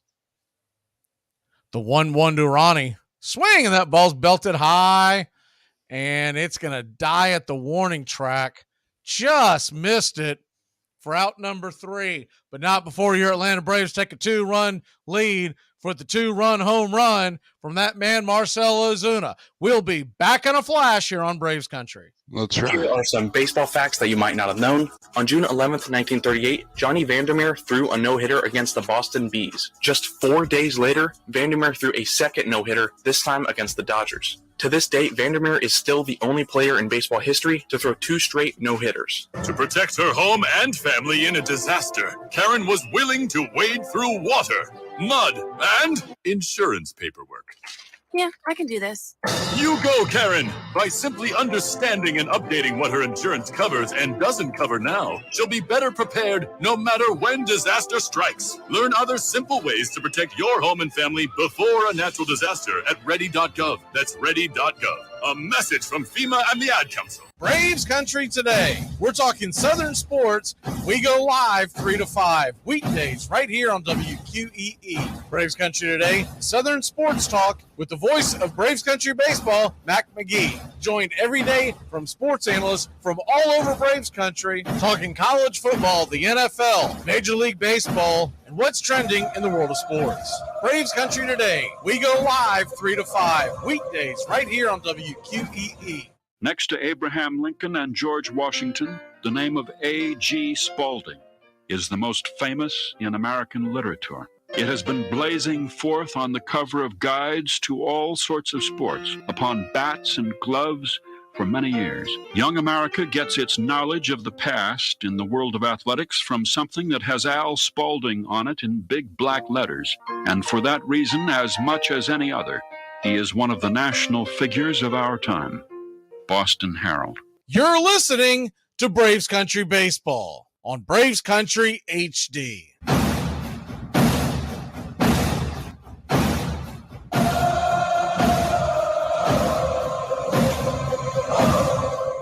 So your Atlanta Braves lead at 3-1, though it hasn't been pretty. Bryce Elder has held the Dodgers to just 1 run. I'm hoping he can get through another inning here. We qualify him for a quality start. Already qualifies for the win. He's going to face the middle of the order. JD Martinez comes to the plate. Mm-hmm. JD 1 for 2 on the night. The first offering is a swing and a miss strike.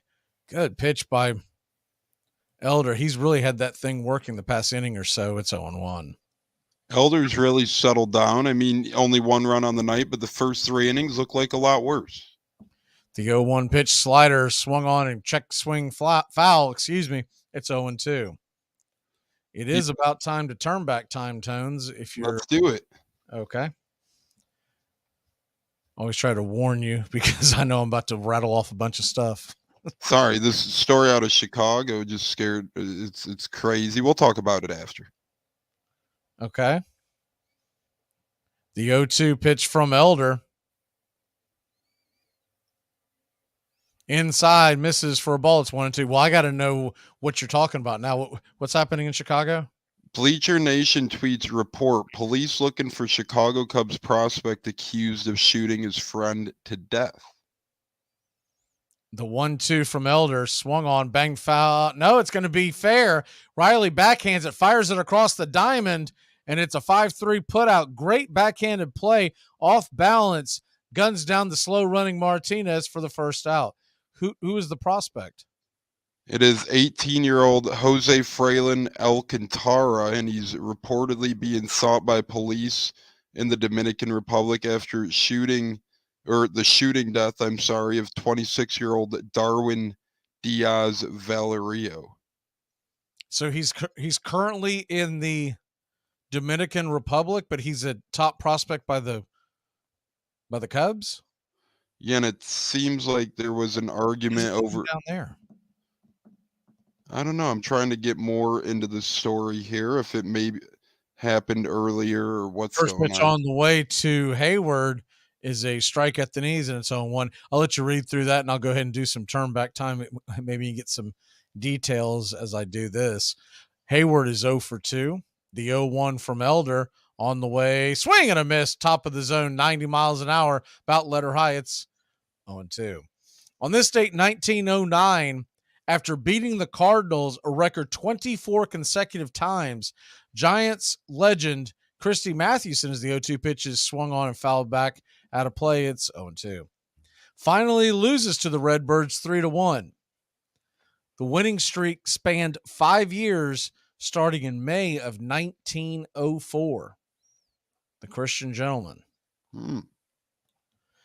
First pitch, the 0-2 pitch on the way is swung on and roasted into right field, right at Acuna. Acuna scoops it up, and it's a 1-out single for the Dodgers. Tying run comes to the plate. On this date in 1918, a day after Secretary of War Newton D. Baker issues the work or fight edict, American League President Ban Johnson announces that the circuit would cease operation for the duration of World War I. Team owners defy their once formidable leader, having their teams play until Labor Day.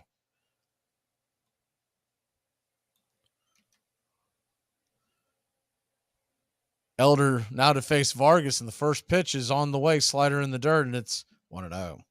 On this date, 1935, the era of nighttime baseball begins. 25,000 fans watched the Reds beat the Phillies in the first Major League game ever played under the lights. At the White House, President Franklin D. Roosevelt, as the 1-0 pitch is swung on and grounded foul, it's 1-1. President Franklin D. Roosevelt pushes a gold telegraph key during the Crosley Field pregame ceremonies, sending an electric signal to a table near first base where McPhail flips the switch to illuminate the stadium. Wow. The 1-1 pitch is in the dirt. He did not go around. It's 2-1.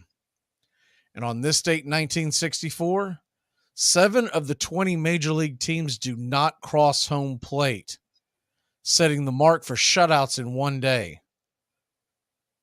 Twins, White Sox, Yankees, Mets, Phillies, Cardinals, and Giants all shut out on this date in 1964. And one more, because this is a good one, as the 2-1 pitch to Vargas. They go and flip it over to first to keep Hayward close by. On this date, 1986, the season finale of Saturday Night Live, a drunk Billy Martin is fired as the co-host by executive producer Lorne Michaels after slurring his lines during a skit. The 2-1 pitch swung on. A diving stab by Riley, catches it midair, comes to his knees to try to throw out Hayward, but Hayward gets back to first, and there's 2 away. What a beauty. That was a great play by Riley. Sure was. Mom's going to have to do laundry on the uniform after the game after that. Beautiful play. So back to that final one. A drunk Billy Martin is fired by Lorne Michaels after slurring his lines during a skit. In retaliation, the often unemployed Yankee manager sets fire to the dressing room at the end of the show, which is the season's finale. And that's on this date in 1986. And that is your turn back time for May 24th in Major League Baseball. Cool stuff as always, hearing that sort of stuff. Can you imagine him setting? And I read further into it. He set fire to it during the show. So they had to deal with on a live show. They had to deal with a dressing room being set on fire. That is insane. Literally insane. That is Billy Martin for you. Oh man. So Peralta's down is up 1-0 in the count as the first pitch misses. Runner on first, 2 away, the 1-0. Off the plate wide, it's 2-0. So I found out the young kid Alcantara wanted for shooting. He's over there because he's in the Dominican Summer League, but the Cubs own his rights, but he's still playing ball for the Dominican Summer League over there. I agree, underwater, they're dopes. The 2-0 pitch in the dirt, it's 3-0. Elder right under 100 pitches. He's at 99 to be exact on the night so far.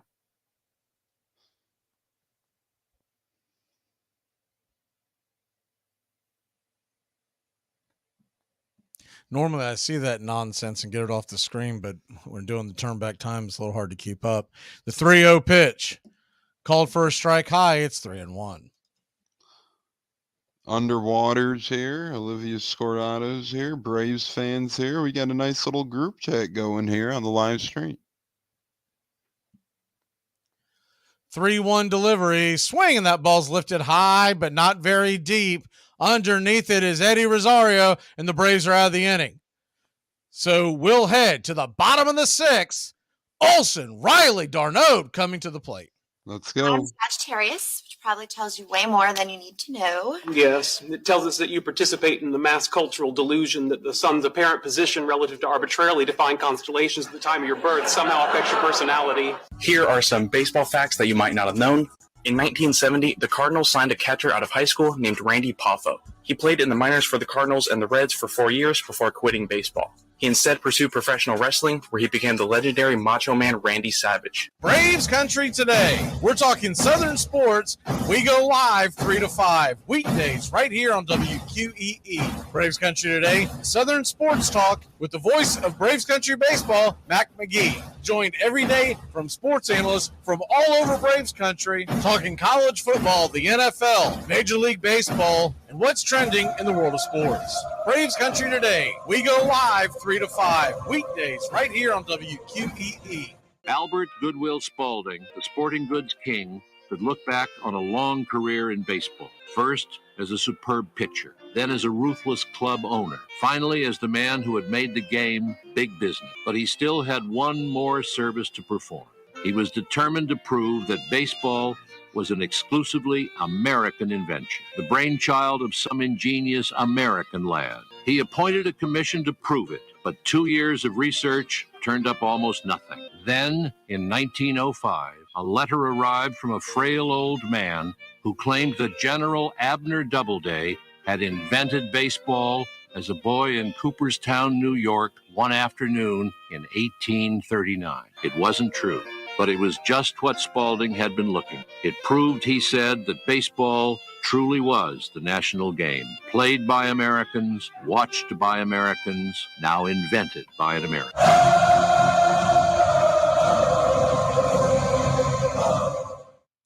Welcome back to Braves Country Baseball. The Atlanta Braves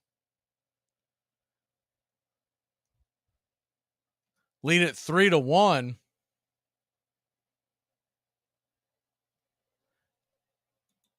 And that man that sent one over the wall his last time up is coming to the plate.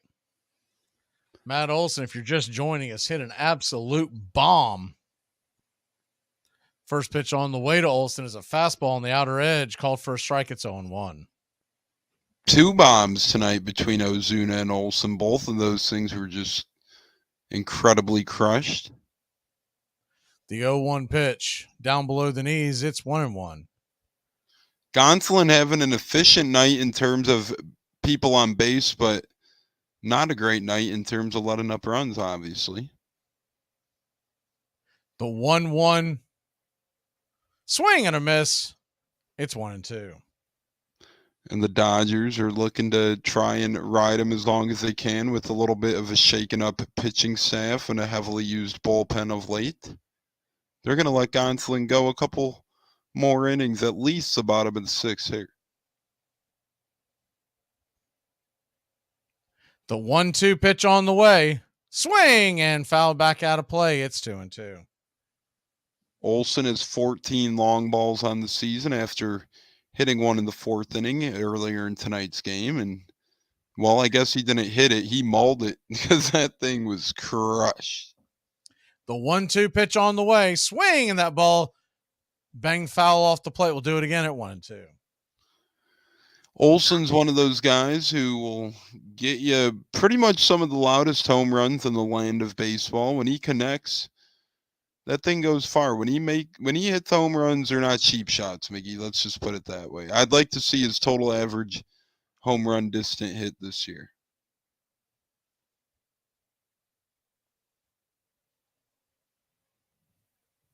The 1-2 pitch swing and popped up high in the sky. Underneath it is Max Muncy in foul territory, and that's the first out.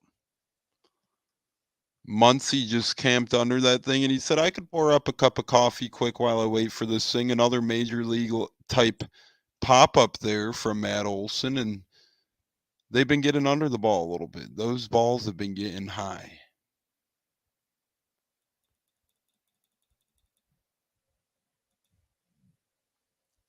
Austin Riley 0 for 2 with a fly out, a ground out. First pitch on the way to Riley is fouled down the right field line, saw it off. Hot shot out of play. It's 0-1. Batting .253 with a 739 OPS, 23 runs driven across home, and 7 deep flies on the year. The 0-1 misses high. It's 1-1. Gonsolin hovering right below 80 pitches now to this point. The 1-1 pitch to Riley. High and out of the zone. It's 2-1. Riley looking to get something going here as the middle of the order's up for Atlanta.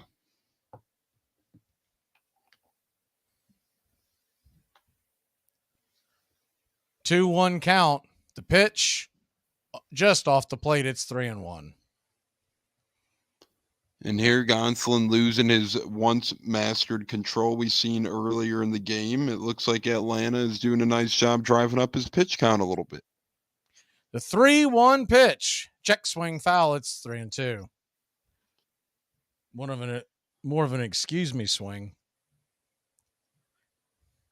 He said, oh, man, can I have that back? But you know how that works. Once you start going, it's hard to lay off. The 3-2 pitch on the way. Swing, and that ball's roasted down the left field line. That is going to be fair. Here comes Riley around first, chugging into second, and it is a one-out double for your Atlanta Braves. That thing was smoked down the line by Riley, and he gets into second easily right there, and that's just what the doctor ordered for Atlanta. Man on second, and now you could drive him in, try and tack on at this point, because as we know, and especially this day and age of baseball, you just never know. The more runs, the merrier, and now you're a base knock away from taking a 3-run lead here late in these innings against the Dodgers.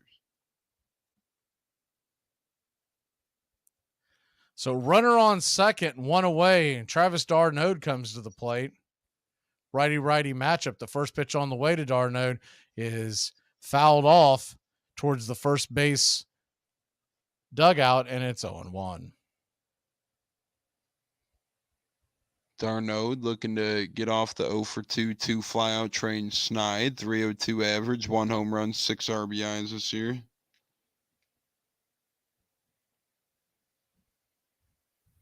The 0-1 pitch down below the knees. And it's 1-1. 85 pitches now for the Catman, Tony Gonsolin, as they call him, lover of cats.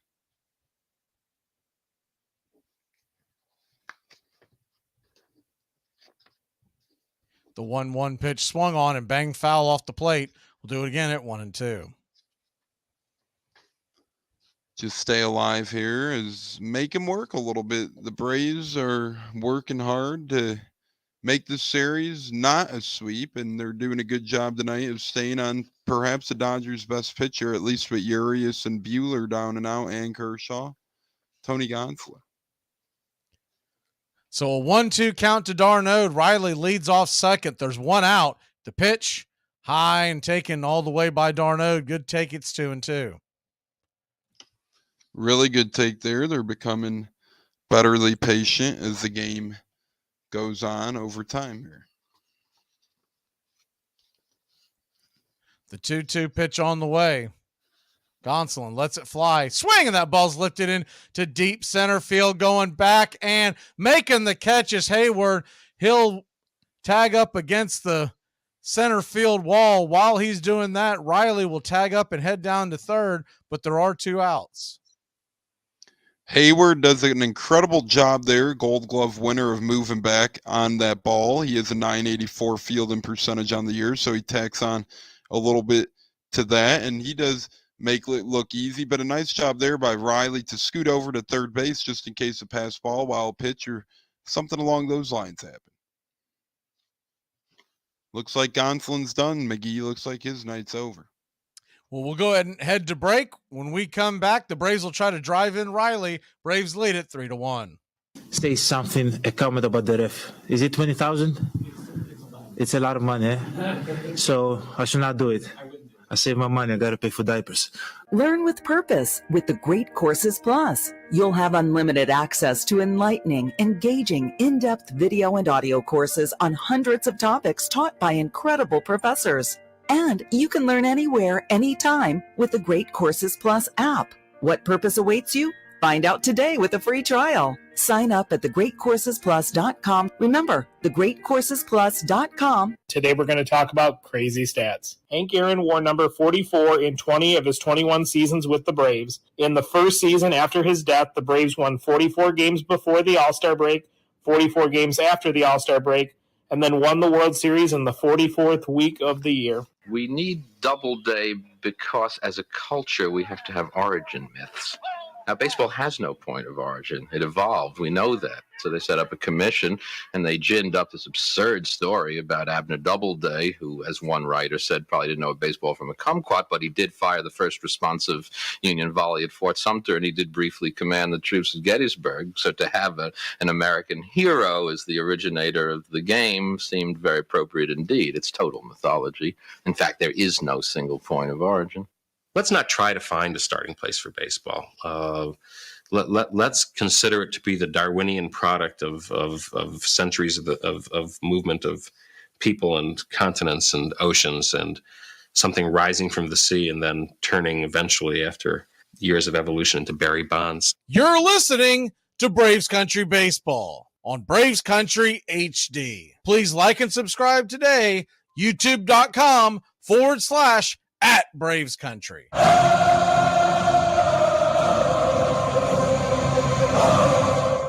Welcome back to Braves Country Baseball. The Atlanta Braves lead it 3-1. Shelby Miller, yes, that Shelby Miller, will take the mound against the Atlanta Braves. The same Shelby Miller that was traded to Arizona for Dansby Swanson many moons ago from Atlanta. Righty-lefty matchup, and the first pitch on the way is outside for a ball. It's 1-0. Shelby Miller, one heck of a pitcher back in his heyday for the Atlanta Braves. He fell off the moment we traded him. That was just good old-fashioned sucker. The 1-0 pitch swung on, and that ball is ripped down the right field line, but foul.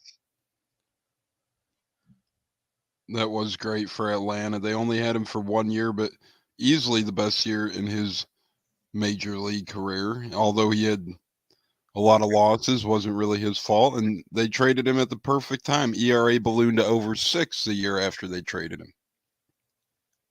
The 1-1 pitch on the way. Swing and a miss, 94 on the outer edge. It's 1-2. Now, if you're Rosario here, just do what you can, put the ball in play and see what happens. And, Dodgers, they are susceptible to errors.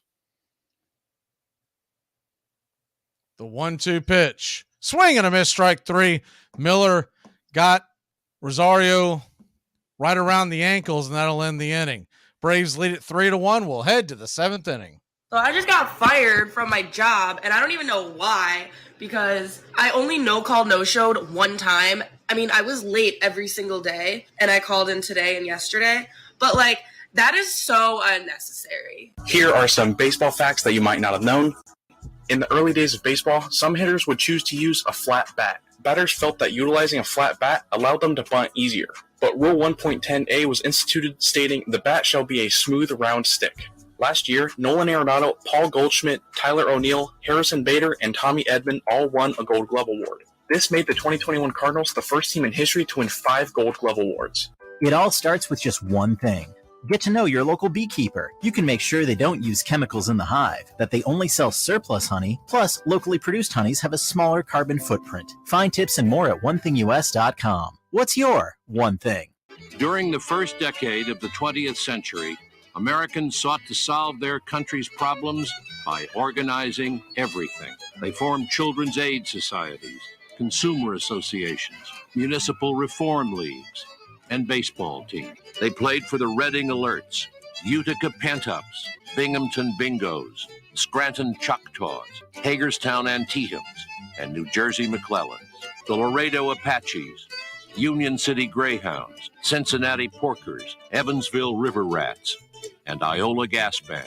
They played for the Greenville, Mississippi Buckshots, Troy Collar and Cuff Makers, Providence Clam Diggers, Terre Haute Hottentots, Des Moines Undertakers, Lebanon Pretzel Eaters, Yakima Pippin, Bangor Bangers, and the Hartford Wideawakes. So eager to play, they got up at dawn to get in a game before they went to work.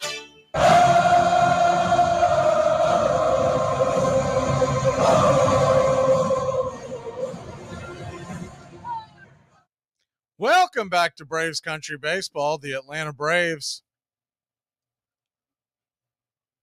lead it 3-1. So we head to the top of the 7th inning. And Jesse Chavez is going to take over here. 2.21 ERA, 20 innings pitched. The first pitch on the way is a swing and a miss at the cutter at the top of the zone. It's 0-1. We've seen him in a number of roles, an opener, a reliever. The 0-1 pitch swung on and grounded over towards center field. That's going to get down for a base hit, and it's a leadoff single for the Dodgers. Not what the doctor ordered there for Atlanta, but man on first just sets up a double play ball. That's all we need here now as Jesse Chavez tries to get comfortable, but going to be hard to do with Mookie Betts. That ball was 89.5 miles an hour off the bat of Chris Taylor.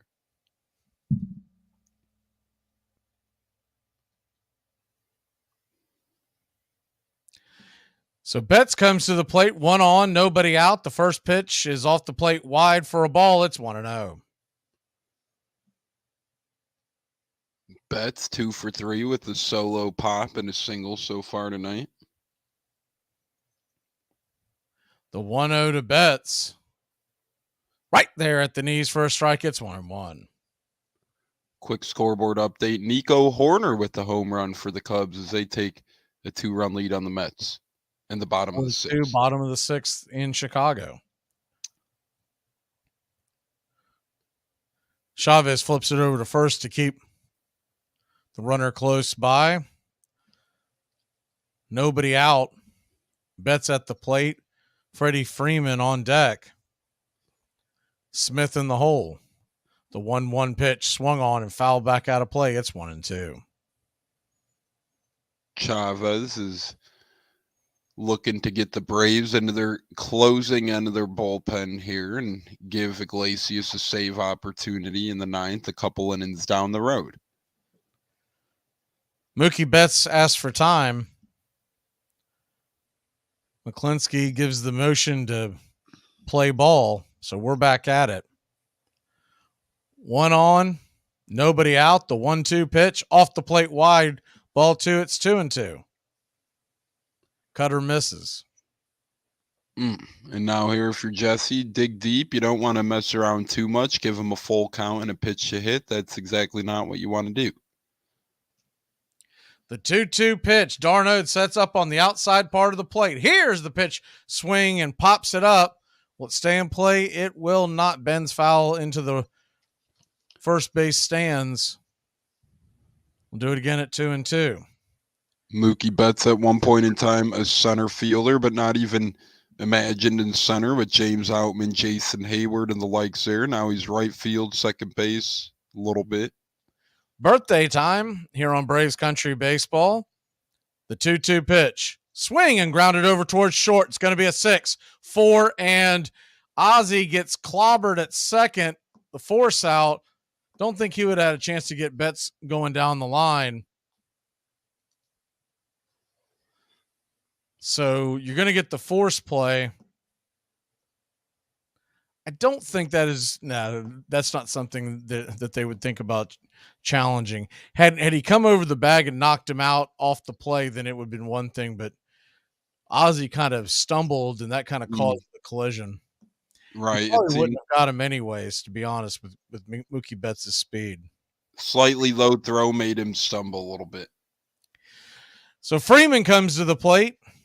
First pitch to Freddie is swung on and rifled to Olsen. He'll step on the pillow, and it's a bang-bang double play to end the seventh. We'll go to break. Get up and stretch, Braves country. Seventh inning stretch here in Atlanta. All right. I can't see you. Let me hear you. A one, a two, a three. Casey was baseball mad, had the fever and had it bad. Just to root for the hometown through every stew. Casey Blue. On a Saturday, her young beau called to see if she'd like to go to see a show, but Miss Kate said no. I'll tell you what you can do. Take me out to the ball game. Take me out with the crowd. I need some peanuts and cracker jacks. I don't care if I ever get back. Let me root for the home team. If they don't win, it's a shame.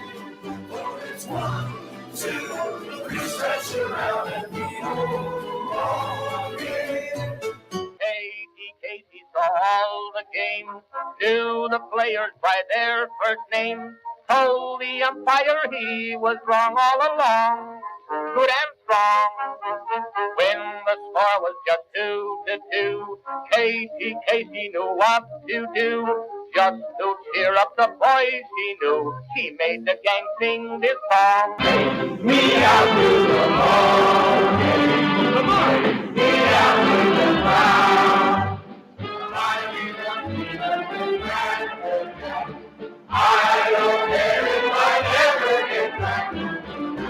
Root for the home team. They don't win in the game.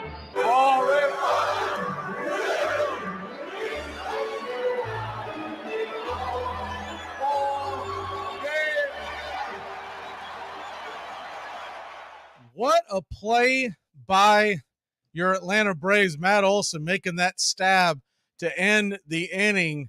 Betts had no chance to retreat back to first. Thing of beauty. Bang, bang, double play. Thing of beauty. What a game for Matt Olson tonight, McGee. I would have loved to react to it. We have such a short window in between innings, especially when we do the take me out to the ball game. The first pitch on the way from Miller is a 95-mile-an-hour fastball, swing and a miss to Albies. It's 0-1.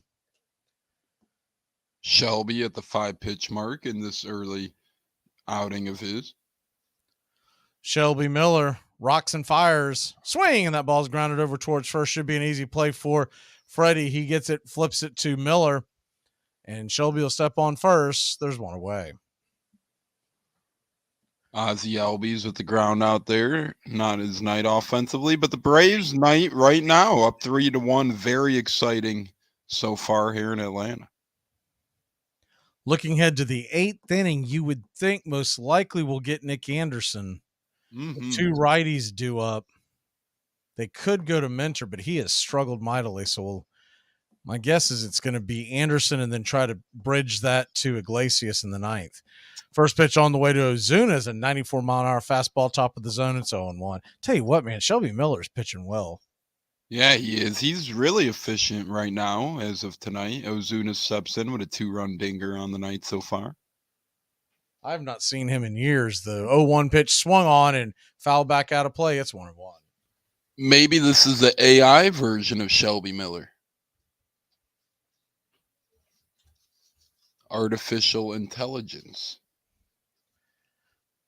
Whatever the heck that is. That might have been an AI comment. Is this really Tones right now?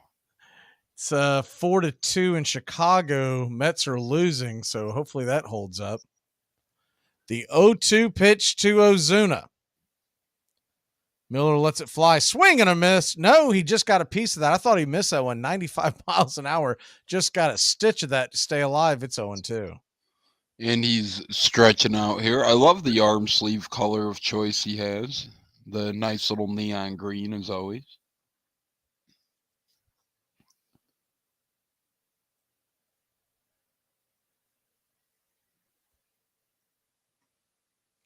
The 0-2 pitch on the way. Miller lets it go. Swing and a miss. Strike 3. That ball just kind of fell out of the zone. Looked like the splitter on that one. 87 miles an hour, and there's 2 outs. Ozuna does still strike out at a decent clip, even though he's been making better contact of late, but sits down there from Shelby. First pitch on the way to Arcia is a slider at the top of the zone called for a strike, and it's 0-1. Orlando Arcia, former brother of the 0-1 pitch, swing and fouls it back out of play. It's 0-2. Brother of former major leaguer Oswaldo Arcia. Yankees lead the Orioles 2-0 in the top of the 4th. They finally got that game going. Yeah, that was delayed quite a bit. The 0-2 pitch in the dirt. It's 1-2. Detroit and Kansas City tied at 1 run apart in the 5th. The 1-2 from Miller lets it fly just below the knees. It's 2-2. Looking back at Shelby Miller, his career splits are interesting. Cardinals and Braves, really good. Arizona, Cubs, Pittsburgh, not so much. The 2-2 pitch on the way. Swing, and that ball's belted high, but not very deep into left field. Underneath it is Peralta, and that'll end the inning.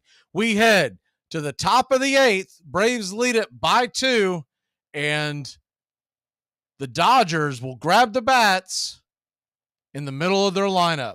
We can't urban dern your frazzle dazzle. Braves Country HD is AFC South Country all season long. They hand it off for Ned. He's driving, and he's in for the touchdown. Wow! Drive starts at the 1 and looking for a little breathing room, and they get that and plenty more. Derrick Henry still going. Stays in bounds. He might go. 99 yards for the touchdown. Unbelievable. 2nd and 10. Empty set. Walk downfield, and that is Hilton again. 1st and goal. Ebron, what a year for him. Eric Ebron, touchdown. Slant, caught, touchdown. Marquise Lee, and he punched the ball into the stands. He's got it. Keelan Cole, touchdown Jacksonville. Stay locked in to the AFC South on Braves Country HD. Cars from all over America come to find a new home in Florida, just like you. I moved here after the draft, football. I noticed there was one thing missing from this great town, a celebrity-endorsed used car shop. That's why I founded BJ's Used Autos. Every one of these beauties is freshly painted. They look brand new. We have new models coming in every morning, usually around 2 a.m. We can get you anything. And if you see a car of your dreams, tell us. We can acquire it for you. I've taken the skills I've learned as a pro football player to the used car business. Smash, grab, and run like hell. I'm tackling low prices with hot cars. The bat is made of turned ash, less than 42 inches long, not more than 2 3/4 inches in diameter. You're listening to Braves Country Baseball on Braves Country HD. Please like and subscribe today, youtube.com/@Braves Country. Welcome back to Braves Country Baseball. Cubs lead the Mets 4-2 in the 7th. The Phillies already won. They came back on a walk-off this afternoon after the Snakes could not hold a 2-run lead in the 9th. Braves lead it by 2. It is time for birthdays. Going to try to squeeze these in again. Happy 31st birthday to Chad Green, New York Yankee farm system. 3.17 ERA and 383 innings in his career in the majors. First pitch on the way from Anderson is a curveball at the top of the zone. It's 0-1. They did go to Nick Anderson. That's what we called. The 0-1 from Anderson as we continue along on these birthdays. Down below the knees, curveball misses. It's 1-1. Bartolo Colon turns 50 years old. 4.12 ERA, played for Atlanta in 2017. 247 wins. The 1-1. Swing, and that ball's fouled back out of play. It's 1-2. Brad Penny. Remember Brad Penny from years ago. 45 years old today. 121 wins, played for Boston, Detroit, the Dodgers, amongst others. Non-baseball birthdays as we await the 1-2 pitch. Anderson lets it fly. Swing, and that ball's rifled into right field. Acuna's going to cut it off against the shift. Smith is on with a leadoff single. Would have been a picture-perfect ground out if they would have had Ozzie playing a normal second base depth. But instead, it's a leadoff single. Joey Logano, NASCAR driver, turns 33 today. Tracy McGrady is 44. First pitch on the way to Muncie is a high strike called. It's 0-1. The great Bob Dylan turns 82. Roseanne Cash is 68. As the 0-1 to Muncie lets it fly, curveball top of the zone, it's 0-2. And the final one, John C. Reilly turns 58. What's your favorite John C. Reilly movie? Man, that's a tough one. There's a couple that I could pick. Give me a minute. Okay. The 0-2 in the dirt, it's 1-2. I'm going to go with For Love of the Game. I love the speech that he gives Costner at the mound.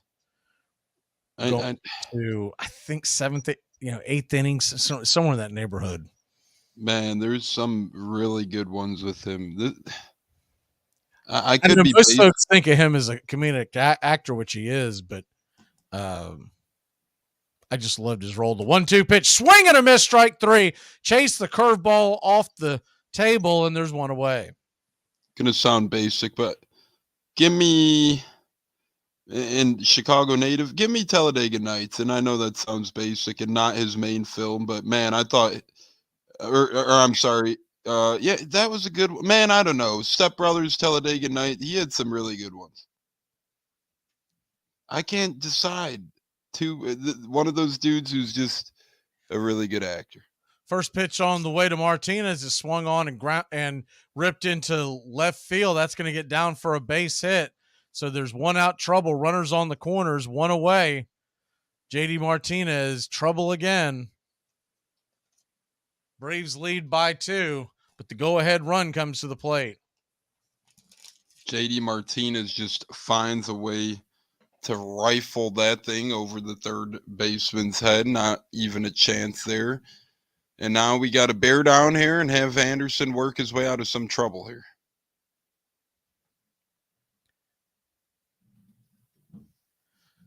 So runners on second and third.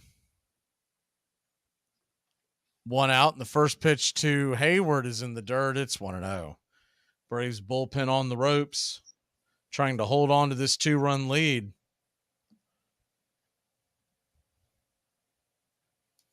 This is where an AJ Minter would work great dividends, but he's just been so bad recently. The 1-0 pitch inside 95. It's 2-0. Let's hope that's just a Minter bugaboo early on in the year, as he came into the year as a closer, and he still has nasty stuff. Let's hope he works it out. The 2-0 delivery, swing, and that ball's back up the middle. RC has got it, flips it over to first, looks back to runners, but lets the second run of the game cross the plate, so it's 3-2. Martinez heads down to third. Didn't have much of a chance of getting either one of them, so he took the easy out. So Hayward gets the run in. That's the bad news. The good news is we now have 2 outs. Mm-hmm. Not the worst, but not the best outcome there for Anderson. You'll trade a run for an out as long as you get out of it here. No worries.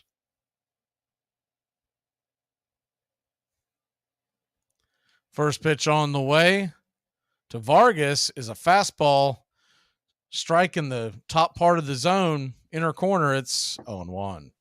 Vargas, former top 100 prospect in all of baseball. The 0-1 pitch, fastball misses. It's 1-1. Anderson, the former Tampa Bay Ray, making his home here in Atlanta.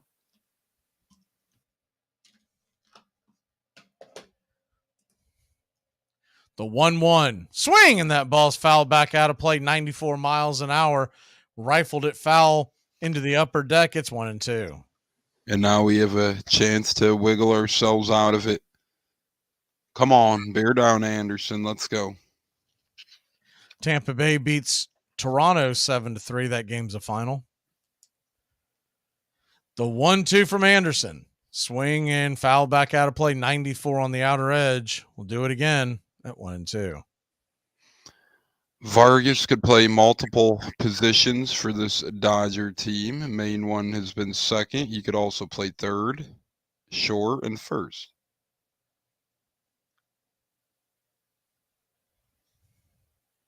The 1-2 pitch. They set up outside, swing, and that ball fouled straight back. Pitch drifted in. He lived to tell the tale. It's 1-2. And Anderson is just trying to get this guy any way he can here. Miguel Vargas isn't going down easily. This is when at least the man's on third, because it can't be a hit and run attempt. So you don't have to worry about your infield being shifted. The 1-2 pitch swung on and popped up, but out of play, back behind home plate. We'll do it again. Vargas with one of those batting helmets that have the air flap and protective flap over his cheek. Braves 3, Dodgers 2. Runner on third, 2 outs. The 1-2 swing, and that ball's ripped down the left field line. Is that going to get down? It is. It's a tie ball game in a ground rule double, and Anderson has blown the lead. It's 3-3 here in the top of the 8th. You hate to see that. At one point, I thought that ball was getting out of play. It just tucks its way inside the left field line, and it hops over the left field foul territory for a ground rule double. Vargas wasn't even sure that thing would be fair at initial contact. He's looking at it like stay fair, and it barely does to tie this ball game.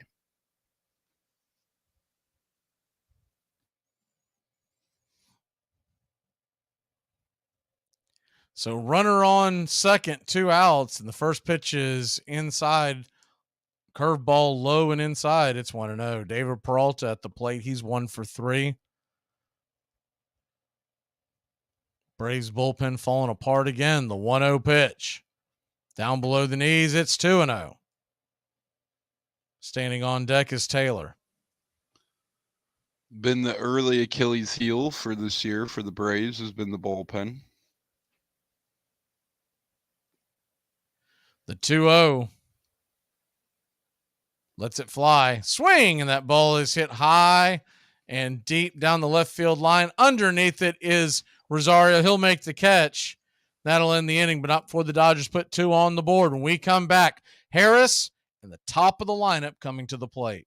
Zit Shark. I'm not playing your stupid game.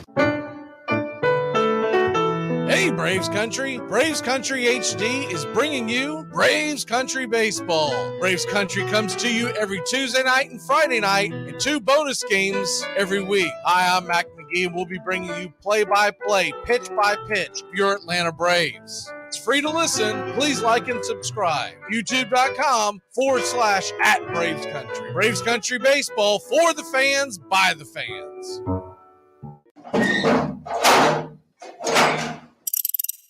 We're 1 out away, Braves Country, from a trip to the World Series. Whatever superstition you got, do it. The entire city of Atlanta, the entire South is standing on their feet, trying to will the Braves into the World Series. Here's the 1-0 pitch. And swung on and ripped over to Dansby Swanson. Dansby's got it. He fires over first.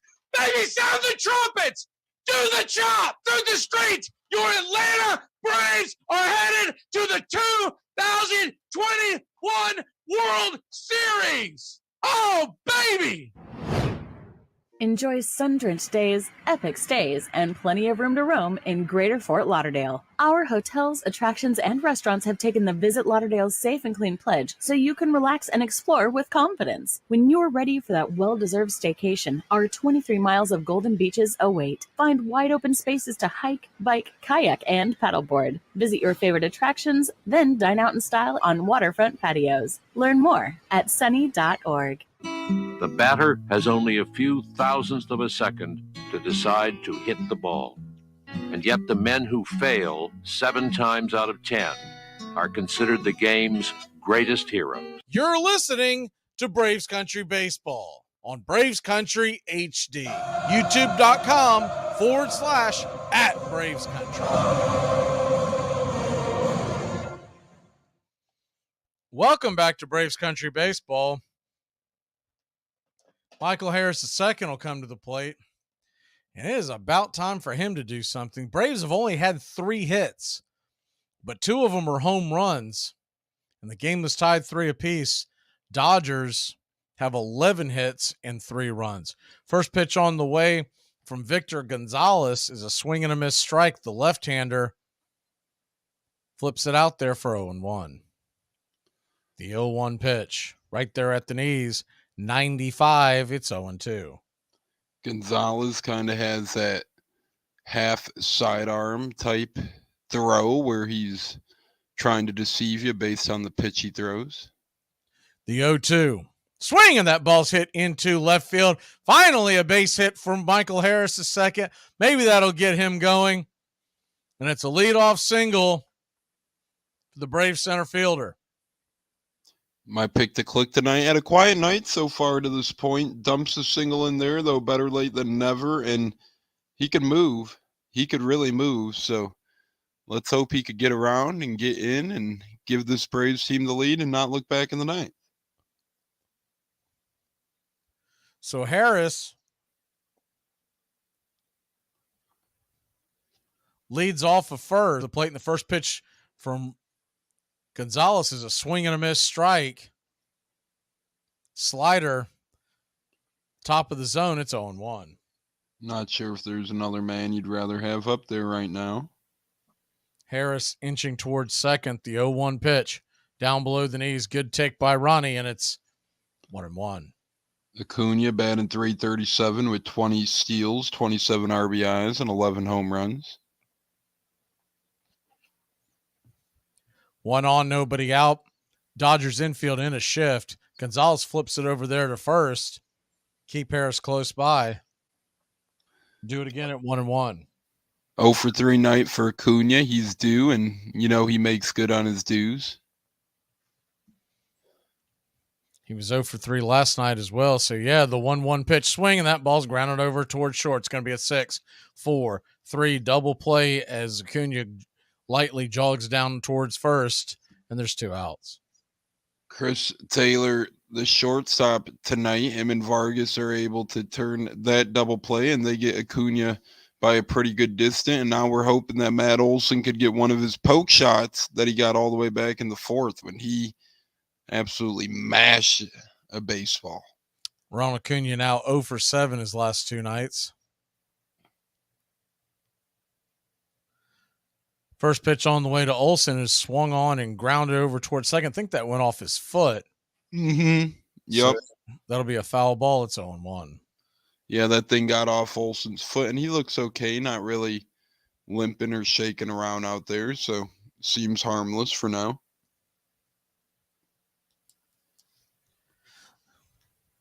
(0-1) to Olson. Lefty-lefty matchup. The wind up, the kick. Inside. 95 misses. It's 1-1. Victor Gonzalez joins a newer-looking Los Angeles Dodgers bullpen, reformed this season. Folson can get on. Austin Riley's on deck. The 1-1 pitch down below the knees. Ball 2-1. And as the old cliche goes, any way you can, Matt Olson just has to get on and give Austin Riley a chance.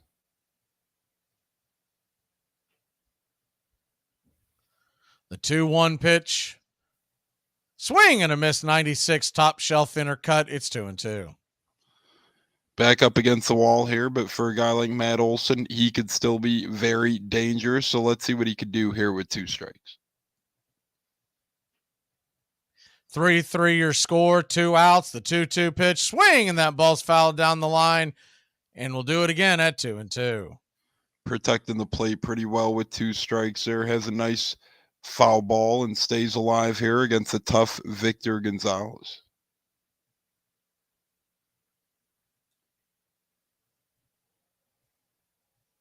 The 2-2 pitch. Swing and fouled it out of play. We'll do it again at 2-2.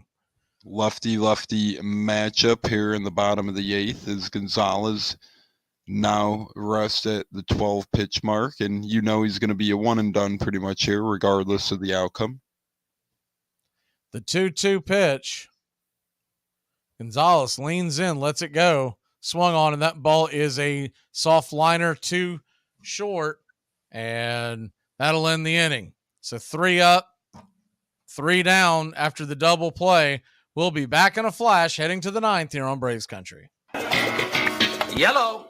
What delay industries? No! They're delayed! Say they're delayed! Now you're way off. They're delayed! Say No problem. How did you know who they wanted? Hey, Braves fans, I'm Mac Magee with Braves Country. We'll be right here on the key all year long, giving you Braves Country baseball, pitch by pitch, inning by inning of your Atlanta Braves. Make sure to catch Braves Country right here on the key. We go live 3 to 5. And we'll keep you up to date on the upcoming schedule for Braves Country. That's Braves Country HD and Braves Country baseball right here on the key. How can 6 of you miss a play like that, huh? All 6 of you. The ball jumped out of there as soon as we made contact, and nobody. I thought you were talking about you being on the field. No. What? Hey, folks, this is Mark White with The Mark White Show, and you can tune into The Mark White Show every Saturday from 11 a.m. to 12 p.m. right here on Rock 99, WQEE The Key, the home of Southern sports and talk. Baseball has nearly all the qualities and the narrative that the country has. It's competitive. It's spirited. It's got the joshing, and it's got the intellectual side, the great students of it. But it's also got labor unions and management and gimmicks and promotion and venality, and great public fools in baseball, and great public heroes, and self-serving people, and generous people. And it has pride and unity of town and of country, and it'll do for a figure for the American system. Braves Country HD. Please like and subscribe today.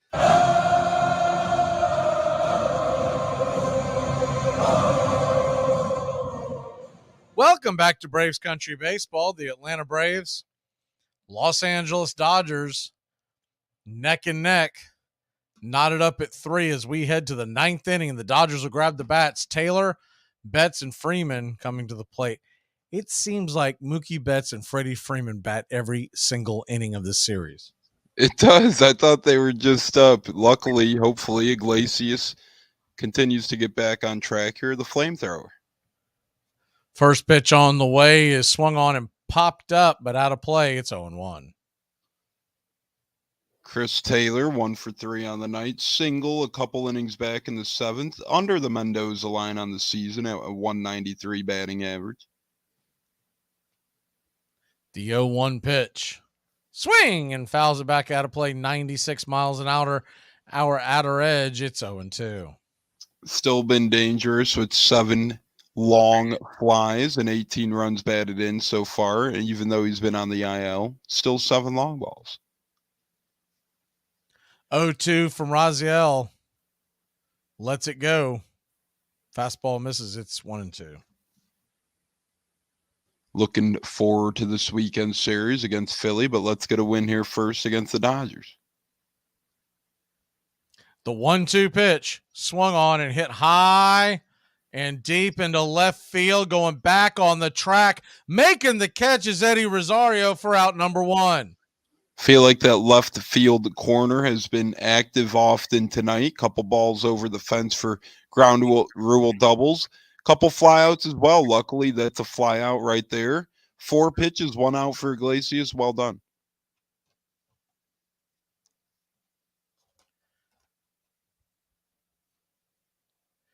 So that'll bring up Mookie Betts to the plate.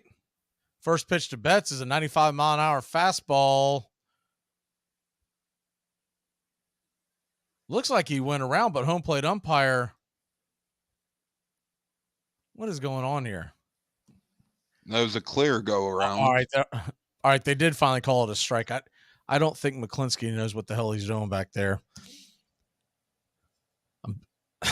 I think if you pull his mask down, you'll find out it's not him. The 0-1 pitch, 96 off the plate. It's 1-1. Ronald McDonald or some sort of character behind the mask, but clearly a strike there. Yankees lead Baltimore 4-1 in the bottom of the 5th. The 1-1 pitch swing, and that ball is hit high and deep, but well out of play. It's 1-2. I mean, anyone knows Mookie swung at that. I don't even know how that was a topic of debate.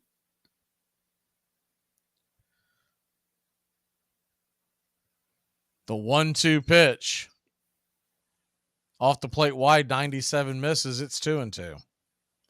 Cubs clinging on to a 4-2 lead in the bottom of the 8th against the Mets. It's good to see the Mets losing again, but my God, we got to get a win. The 2-2 pitch. Swing and a miss. Pulled the string on that one. Strike 3. Sinker got him. Might have been the change, and there's 2 away. And then here comes Freddie Freeman. Are you kidding me? With the game tied, looms the giant. Freddie Freeman, the former Atlanta Brave World Series champion. I would not be opposed to plunking him in the knee and then take my chances with Smith. Mm-hmm. The first pitch on the way to Freeman is off the plate wide, 95 misses. It's 1-0. Don't give him anything good to hit. This guy is a cerebral. And he loves to ambush early in counts. The 1-0 pitch. Down below the knees, ball 2-0. At this point, don't even screw around. I say put him on.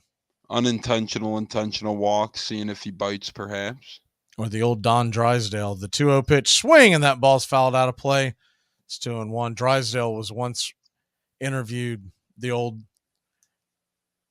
hurler for the Dodgers in the 50s, talked about hitting batters, and he said, sometimes it was just hot as hell out there, and it was a lot easier to throw one pitch than four. The 2-1 pitch, off the plate wide, it's 3-1. Got to go at him here. Don't go over at him, though. Just throw a little bit of a ball outside the plate, see if he chases. Yankees have hit another home run. The 3-1 pitch, down and in. He did not go. Ball 4. Freeman will head down to first with 2 away. Yankees having a hot shot of a night, huh? Yeah, they're absolutely obliterating. I think Tyler Wells is Wells on the mound tonight for Baltimore. Yep, you are correct. Oh, they still have him out there. He's getting pounded.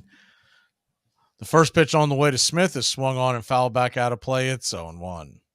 And the Angels touched him up a little bit in his last start as well. Maybe after the great start, Wells is finally getting back to his norm.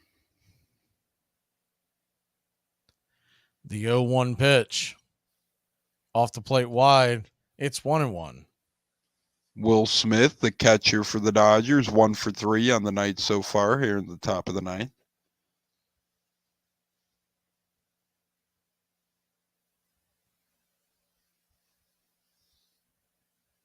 The 1-1 swing and fouls it back out of play up against the screen. It's 1-2. And if you could keep Iglesias under that 20 pitch mark, that is key, just in case you do go into extras and you want him to face a batter or two to start the extra innings. Strider pitched last night. The 1-2. Fans are on their feet. Off the plate wide, it's 2-2.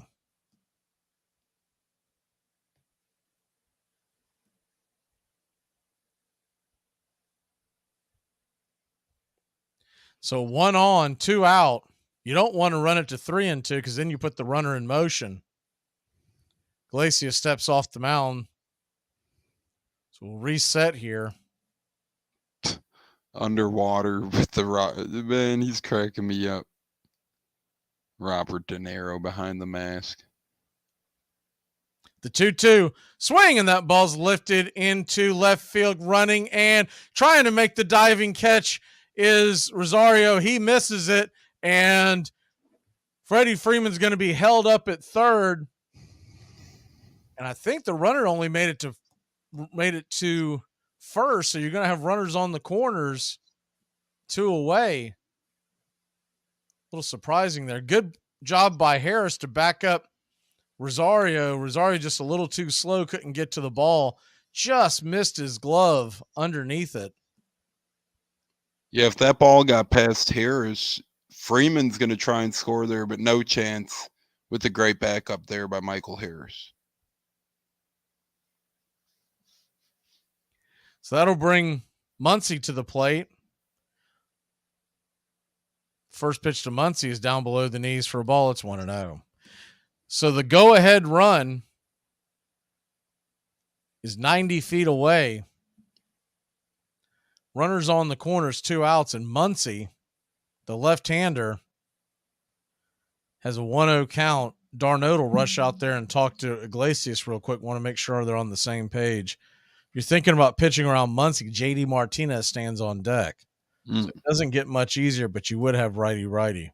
And folks are wondering about if he gets out of this, would he possibly go out there and pitch the ninth? I seriously doubt it with the 4-game series with the Philadelphia Phillies coming in starting tomorrow. So this will be it. The 1-0 pitch swung on and popped up, chasing over there. Someone better get to it. And Arcia saves the day.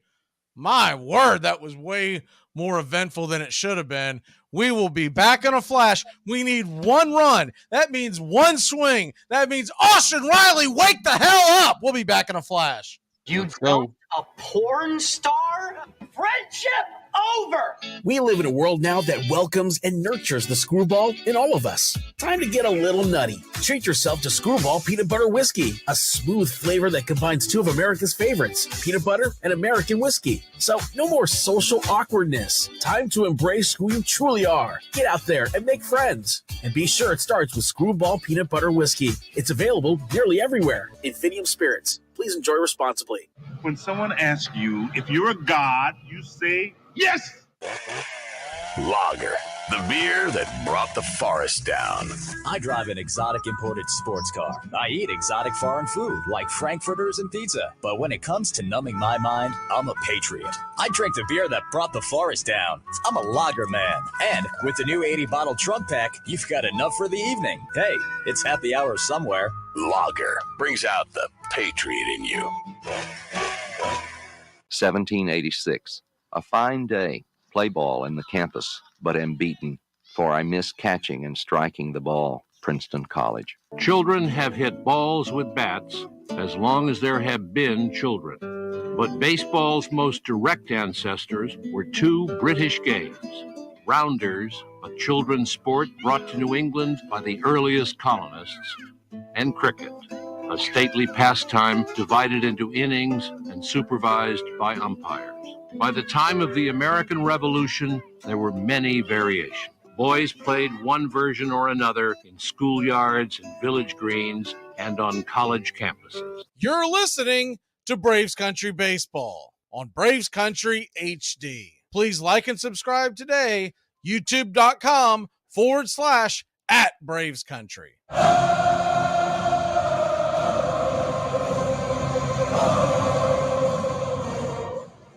Welcome back to Braves Country Baseball. The Atlanta Braves, Los Angeles Dodgers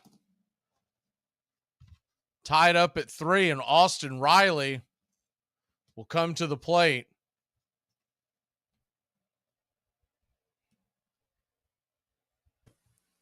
Riley will face Phil Bickford.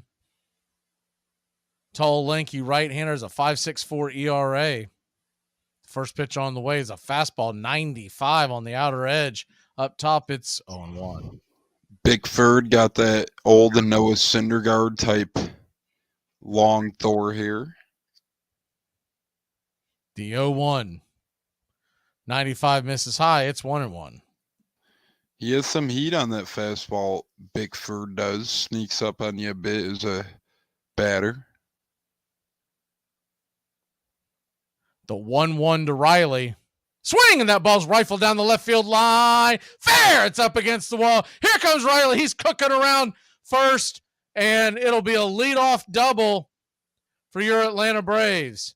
Freeman playfully chased him about halfway around first. It's good to see two good friends like that going at it. That's what we love about baseball, man. Fun to watch stuff like that. Riley with a really good night at the plate so far. Second double of the night as he chugs along and makes it look easy there. Let's see if we can bring him home.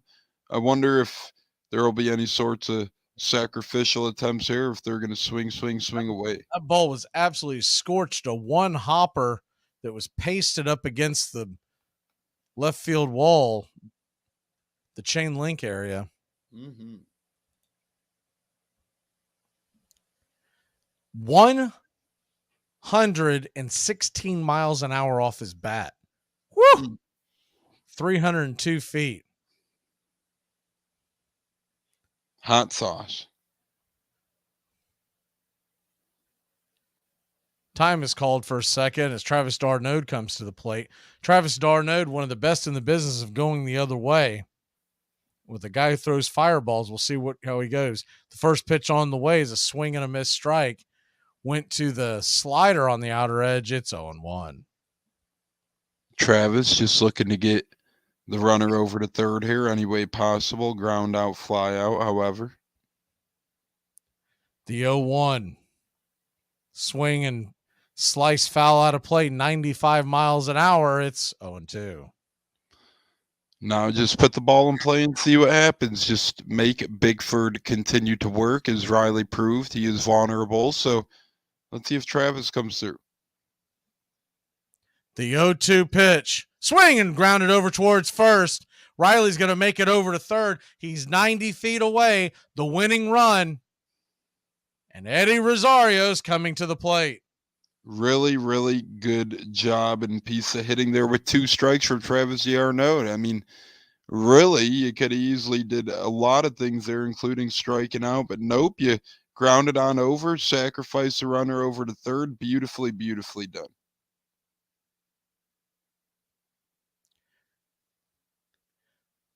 So 1 out, and they're going to walk Rosario. I thought they might. It'll be interested to see if they pinch run for Rosario. He does have pretty good speed.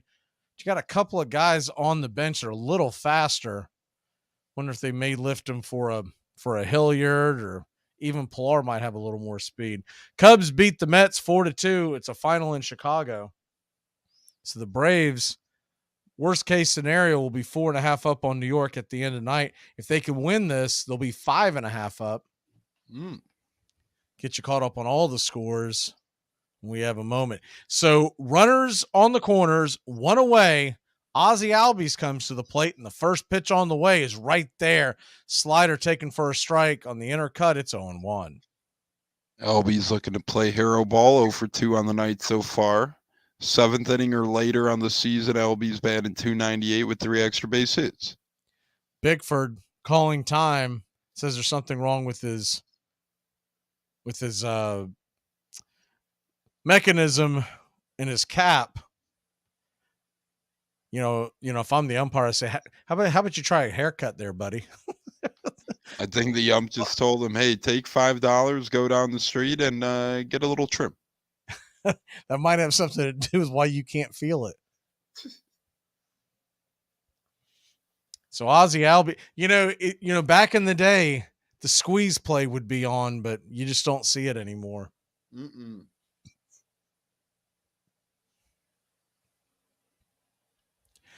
So back to the action. Runners on the corners, 1 out. The pitch on the way, swing, and that ball's grounded foul over towards first. We'll do it again.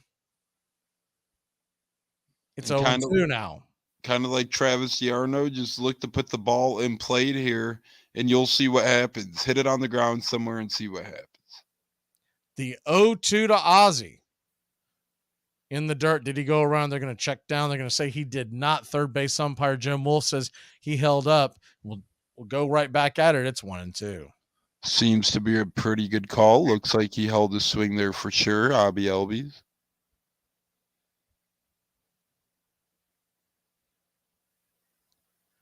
Dodgers infield is in. The 1-2. Swing and fouls it off his foot. Rolls back to the backstop. It's 1-2 once again.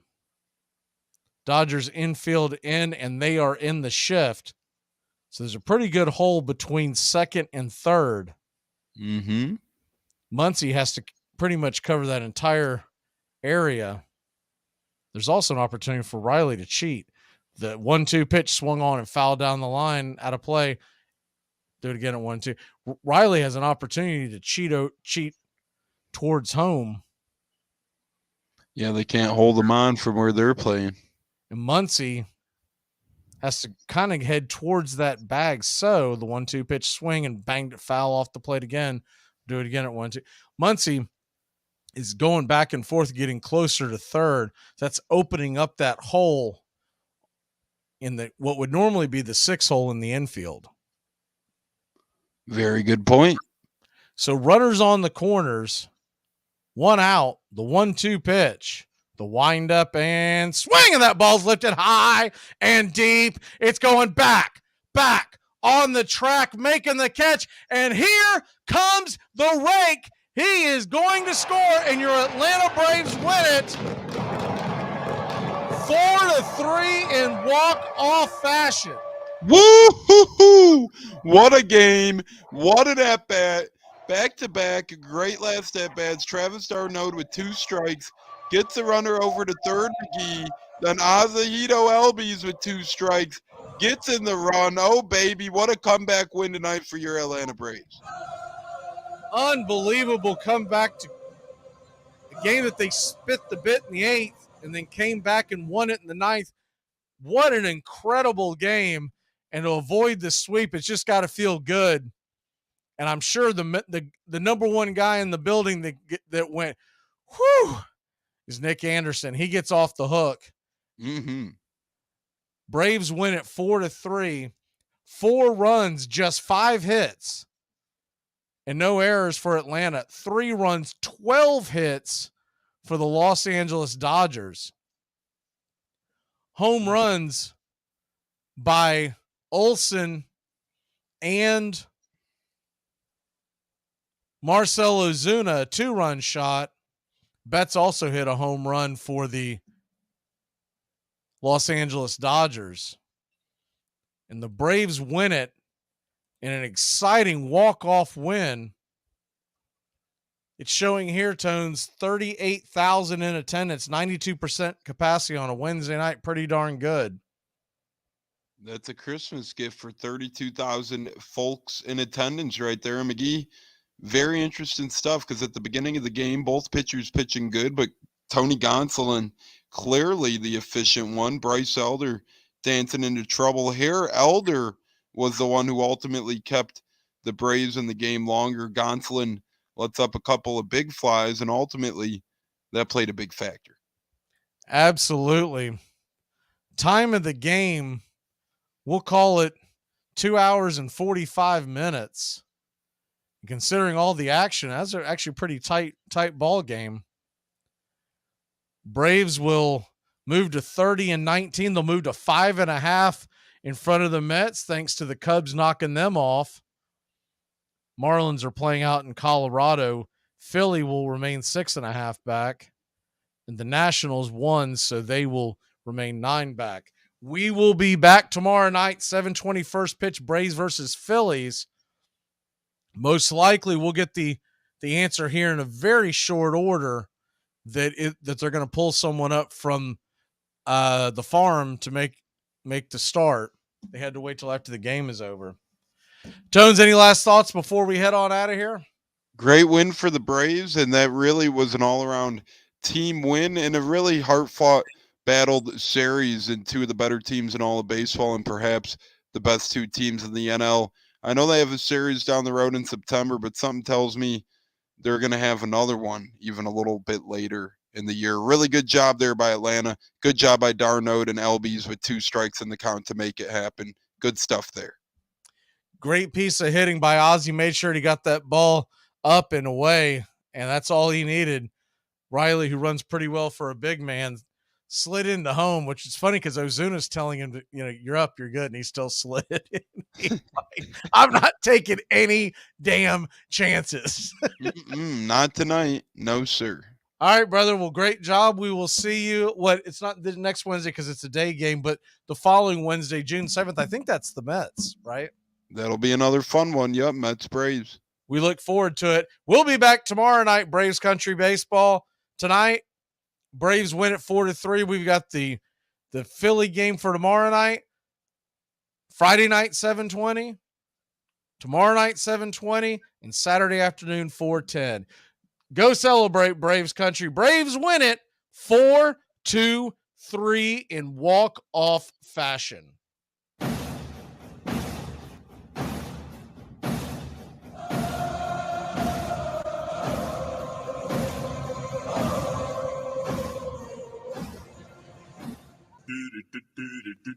Goodbye, sweetheart. Well, it's time to go. We're back tomorrow with another show. Well, unless we're fired, we'll talk to you then. Goodbye, sweetheart. Goodbye. Goodbye. Guys and gals, it's time to go. We'll see you on the next show. Same back time, same back channel. Thanks for listening to Braves Country Baseball. With Mac Magee, we're proud to bring you year number 3.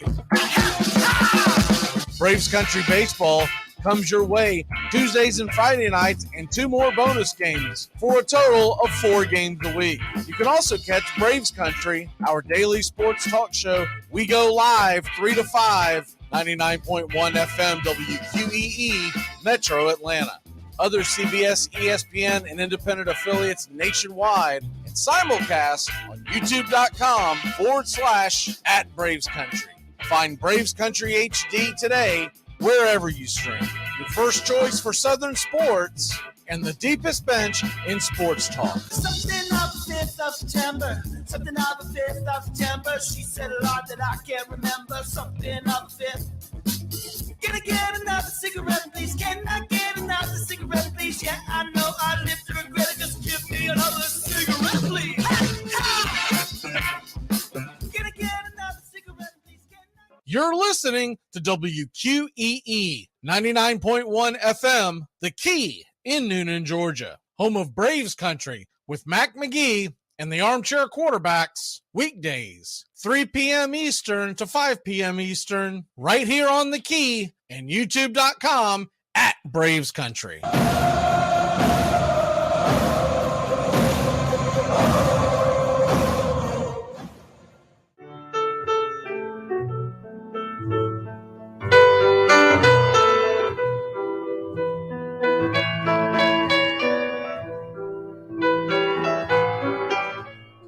Lineup for yesterday by Ogden Ash. A is for Alex, the great Alexander. More goose eggs he pitched than a popular gander. B is for Bresnahan, back of the plate. The Cubs were his love and McGraw his hate. C is for Cobb, who grew spikes, not corn, and made all the basemen wish they weren't born. D is for Dean, the grammatical diz. When they asked who's the tops, said correctly I is. E is for Evers, his jaw in advance, never afraid to tinker with chance. F is for Fordham, and Frankie and Fish. I wish he were back with the Giants, I wish. G is for Gehrig, the pride of the stadium. His record pure gold, his courage pure radium. H is for Hornsby. When pitching to Raj, the pitcher would pitch, then the pitcher would dodge. I is for me, not a hard-hitting man, but an outstanding all-time incurable fan. J is for Johnson, the big train in his prime, was so fast he could throw 3 strikes at a time. K is for Keeler, as fresh as green paint, the fastest and mostest to hit where they ain't. L is for LaHoy, whom Clevelanders love, Napoleon himself with glue in his glove. M is for Matty, who carried a charm in the form of an extra brain in his arm. N is for Newsom, Bobo's favorite Ken. You ask how he's here, he talked himself in. O is for Ott, of the restless right foot. When he leaned on the pellet stay put. P is for Plank, the arm of the A's. When he tangled with Matty, games lasted for days. Q is for Don Quixote, Cornelius Mack. Neither Yankees nor years can halt his attack. R is for Ruth, to tell you the truth. There's no more to be said, just R is for Ruth. S is for Speaker, swift center field tender. When the ball saw him coming, it yelled, I surrender. T is for Terry, the giant from Memphis, whose 400 average you can't overemphasize. U would be Ubel if Carl wore a Cockney, but we say Hubble in baseball like football in Rockney. V is for Vance, the Dodgers' very own Dazzy. None of his rivals could throw as fast as he. W, Wagner, the bow-legged beauty, short, closed to all traffic with Honus on duty. X is the first of 2 X's in Fox, who was right behind Ruth with his powerful socks. Y is for Young, the magnificent sigh. People battled against him, but I never knew why. Z is for Zenith, the summit of fame. These men are up there. These men are the game. Lineup for yesterday, Ogden Ash, January 1949, Sport Magazine.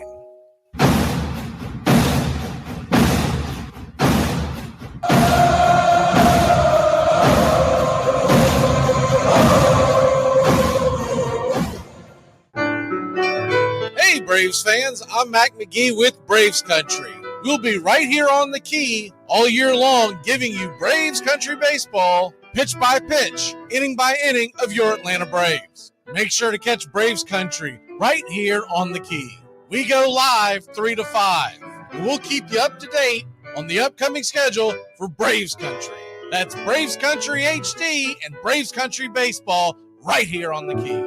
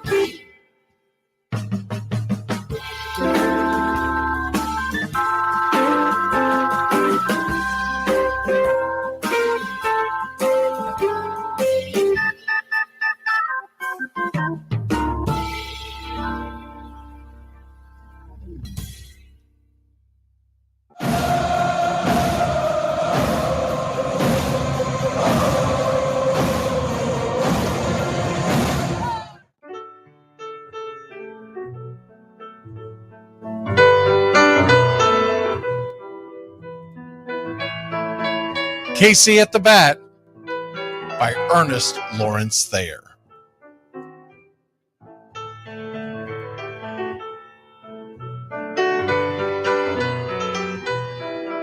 The outlook wasn't brilliant for the Mudville Nine that day. The score stood 4-2, but with 1 inning more to play. And when Cooney died at first and Barrows did the same, a pall-like silence fell upon the patrons of the game. A straggling few got up to go in deep despair. The rest clung to the hope which springs eternal in the human breast. They thought if only Casey could but get a whack at that, We'd put up even money now with Casey at the bat. But Flynn preceded Casey, as did Jimmy Blake, and the former was a hoodoo while the latter was a cake. So upon that stricken multitude, grim, melancholy sat, for there seemed but little chance of Casey getting to the bat. But Flynn let drive a single, to the wonderment of all, and Blake, the much despised, tore the cover off the ball. And when the dust had lifted and men saw what had occurred, there was Jimmy safe at second and Flynn a hugging third. Then from 5,000 throats and more rose a lusty yell. It rumbled through the valley, it rattled in the dell. It pounded on the mountain and recoiled upon the flat, for Casey, mighty Casey, was advancing to the bat. There was ease in Casey's manner as he stepped into his place. There was pride in Casey's bearing, and a smile lit Casey's face. And when responding to the cheers, he lightly doffed his hat. No stranger in the crowd could doubt 'twas Casey at the bat. 10,000 eyes were on him as he rubbed his hands with dirt. 5,000 tongues applauded when he wiped them on his shirt. Then while the writhing pitcher ground the ball into his hip, defiance flashed in Casey's eye, a sneer cooled Casey's lip. And now the leather-covered sphere came hurtling through the air, and Casey stood a-watching it in a haughty grandeur there. Closed by the sturdy batsman, the ball unheeded sped. That ain't my style, said Casey. Strike one, the umpire said. From the benches black with people, there went up a muffled roar, like the beating of a storm waves on a stern and distant shore. Kill him! Kill the umpire! Shouted someone on the stand, and it's likely they'd have killed him had not Casey raised his hand. With a smile of Christian charity, great Casey's visage shone. He stilled the rising tumult. He bade the game go on. He signaled to the pitcher, and once more the dun sphere flew. But Casey ignored it, and the umpire said, "Strike two." "Fraud!" cried the maddened thousands, and echoed answered, "Fraud!" But one scornful look from Casey, and the audience was awed. They saw his face grow stern and cold. They saw his muscles strain, and they knew that Casey wouldn't let that ball go by again. The sneer is from Casey's lip. His teeth are clenched in hate. He pounds with cruel violence his bat upon the plate. And now the pitcher holds the ball, and now he lets it go. And now the air is shattered by the force of Casey's blow. Oh, somewhere in the favored land, the sun is shining bright. The band is playing somewhere, and somewhere hearts are light. And somewhere men are laughing, and somewhere children shout. But there is no joy in Mudville. Mighty Casey has struck out. Casey at the Bat, Ernest Lawrence Thayer, published June 3rd, 1888. San Francisco Examiner.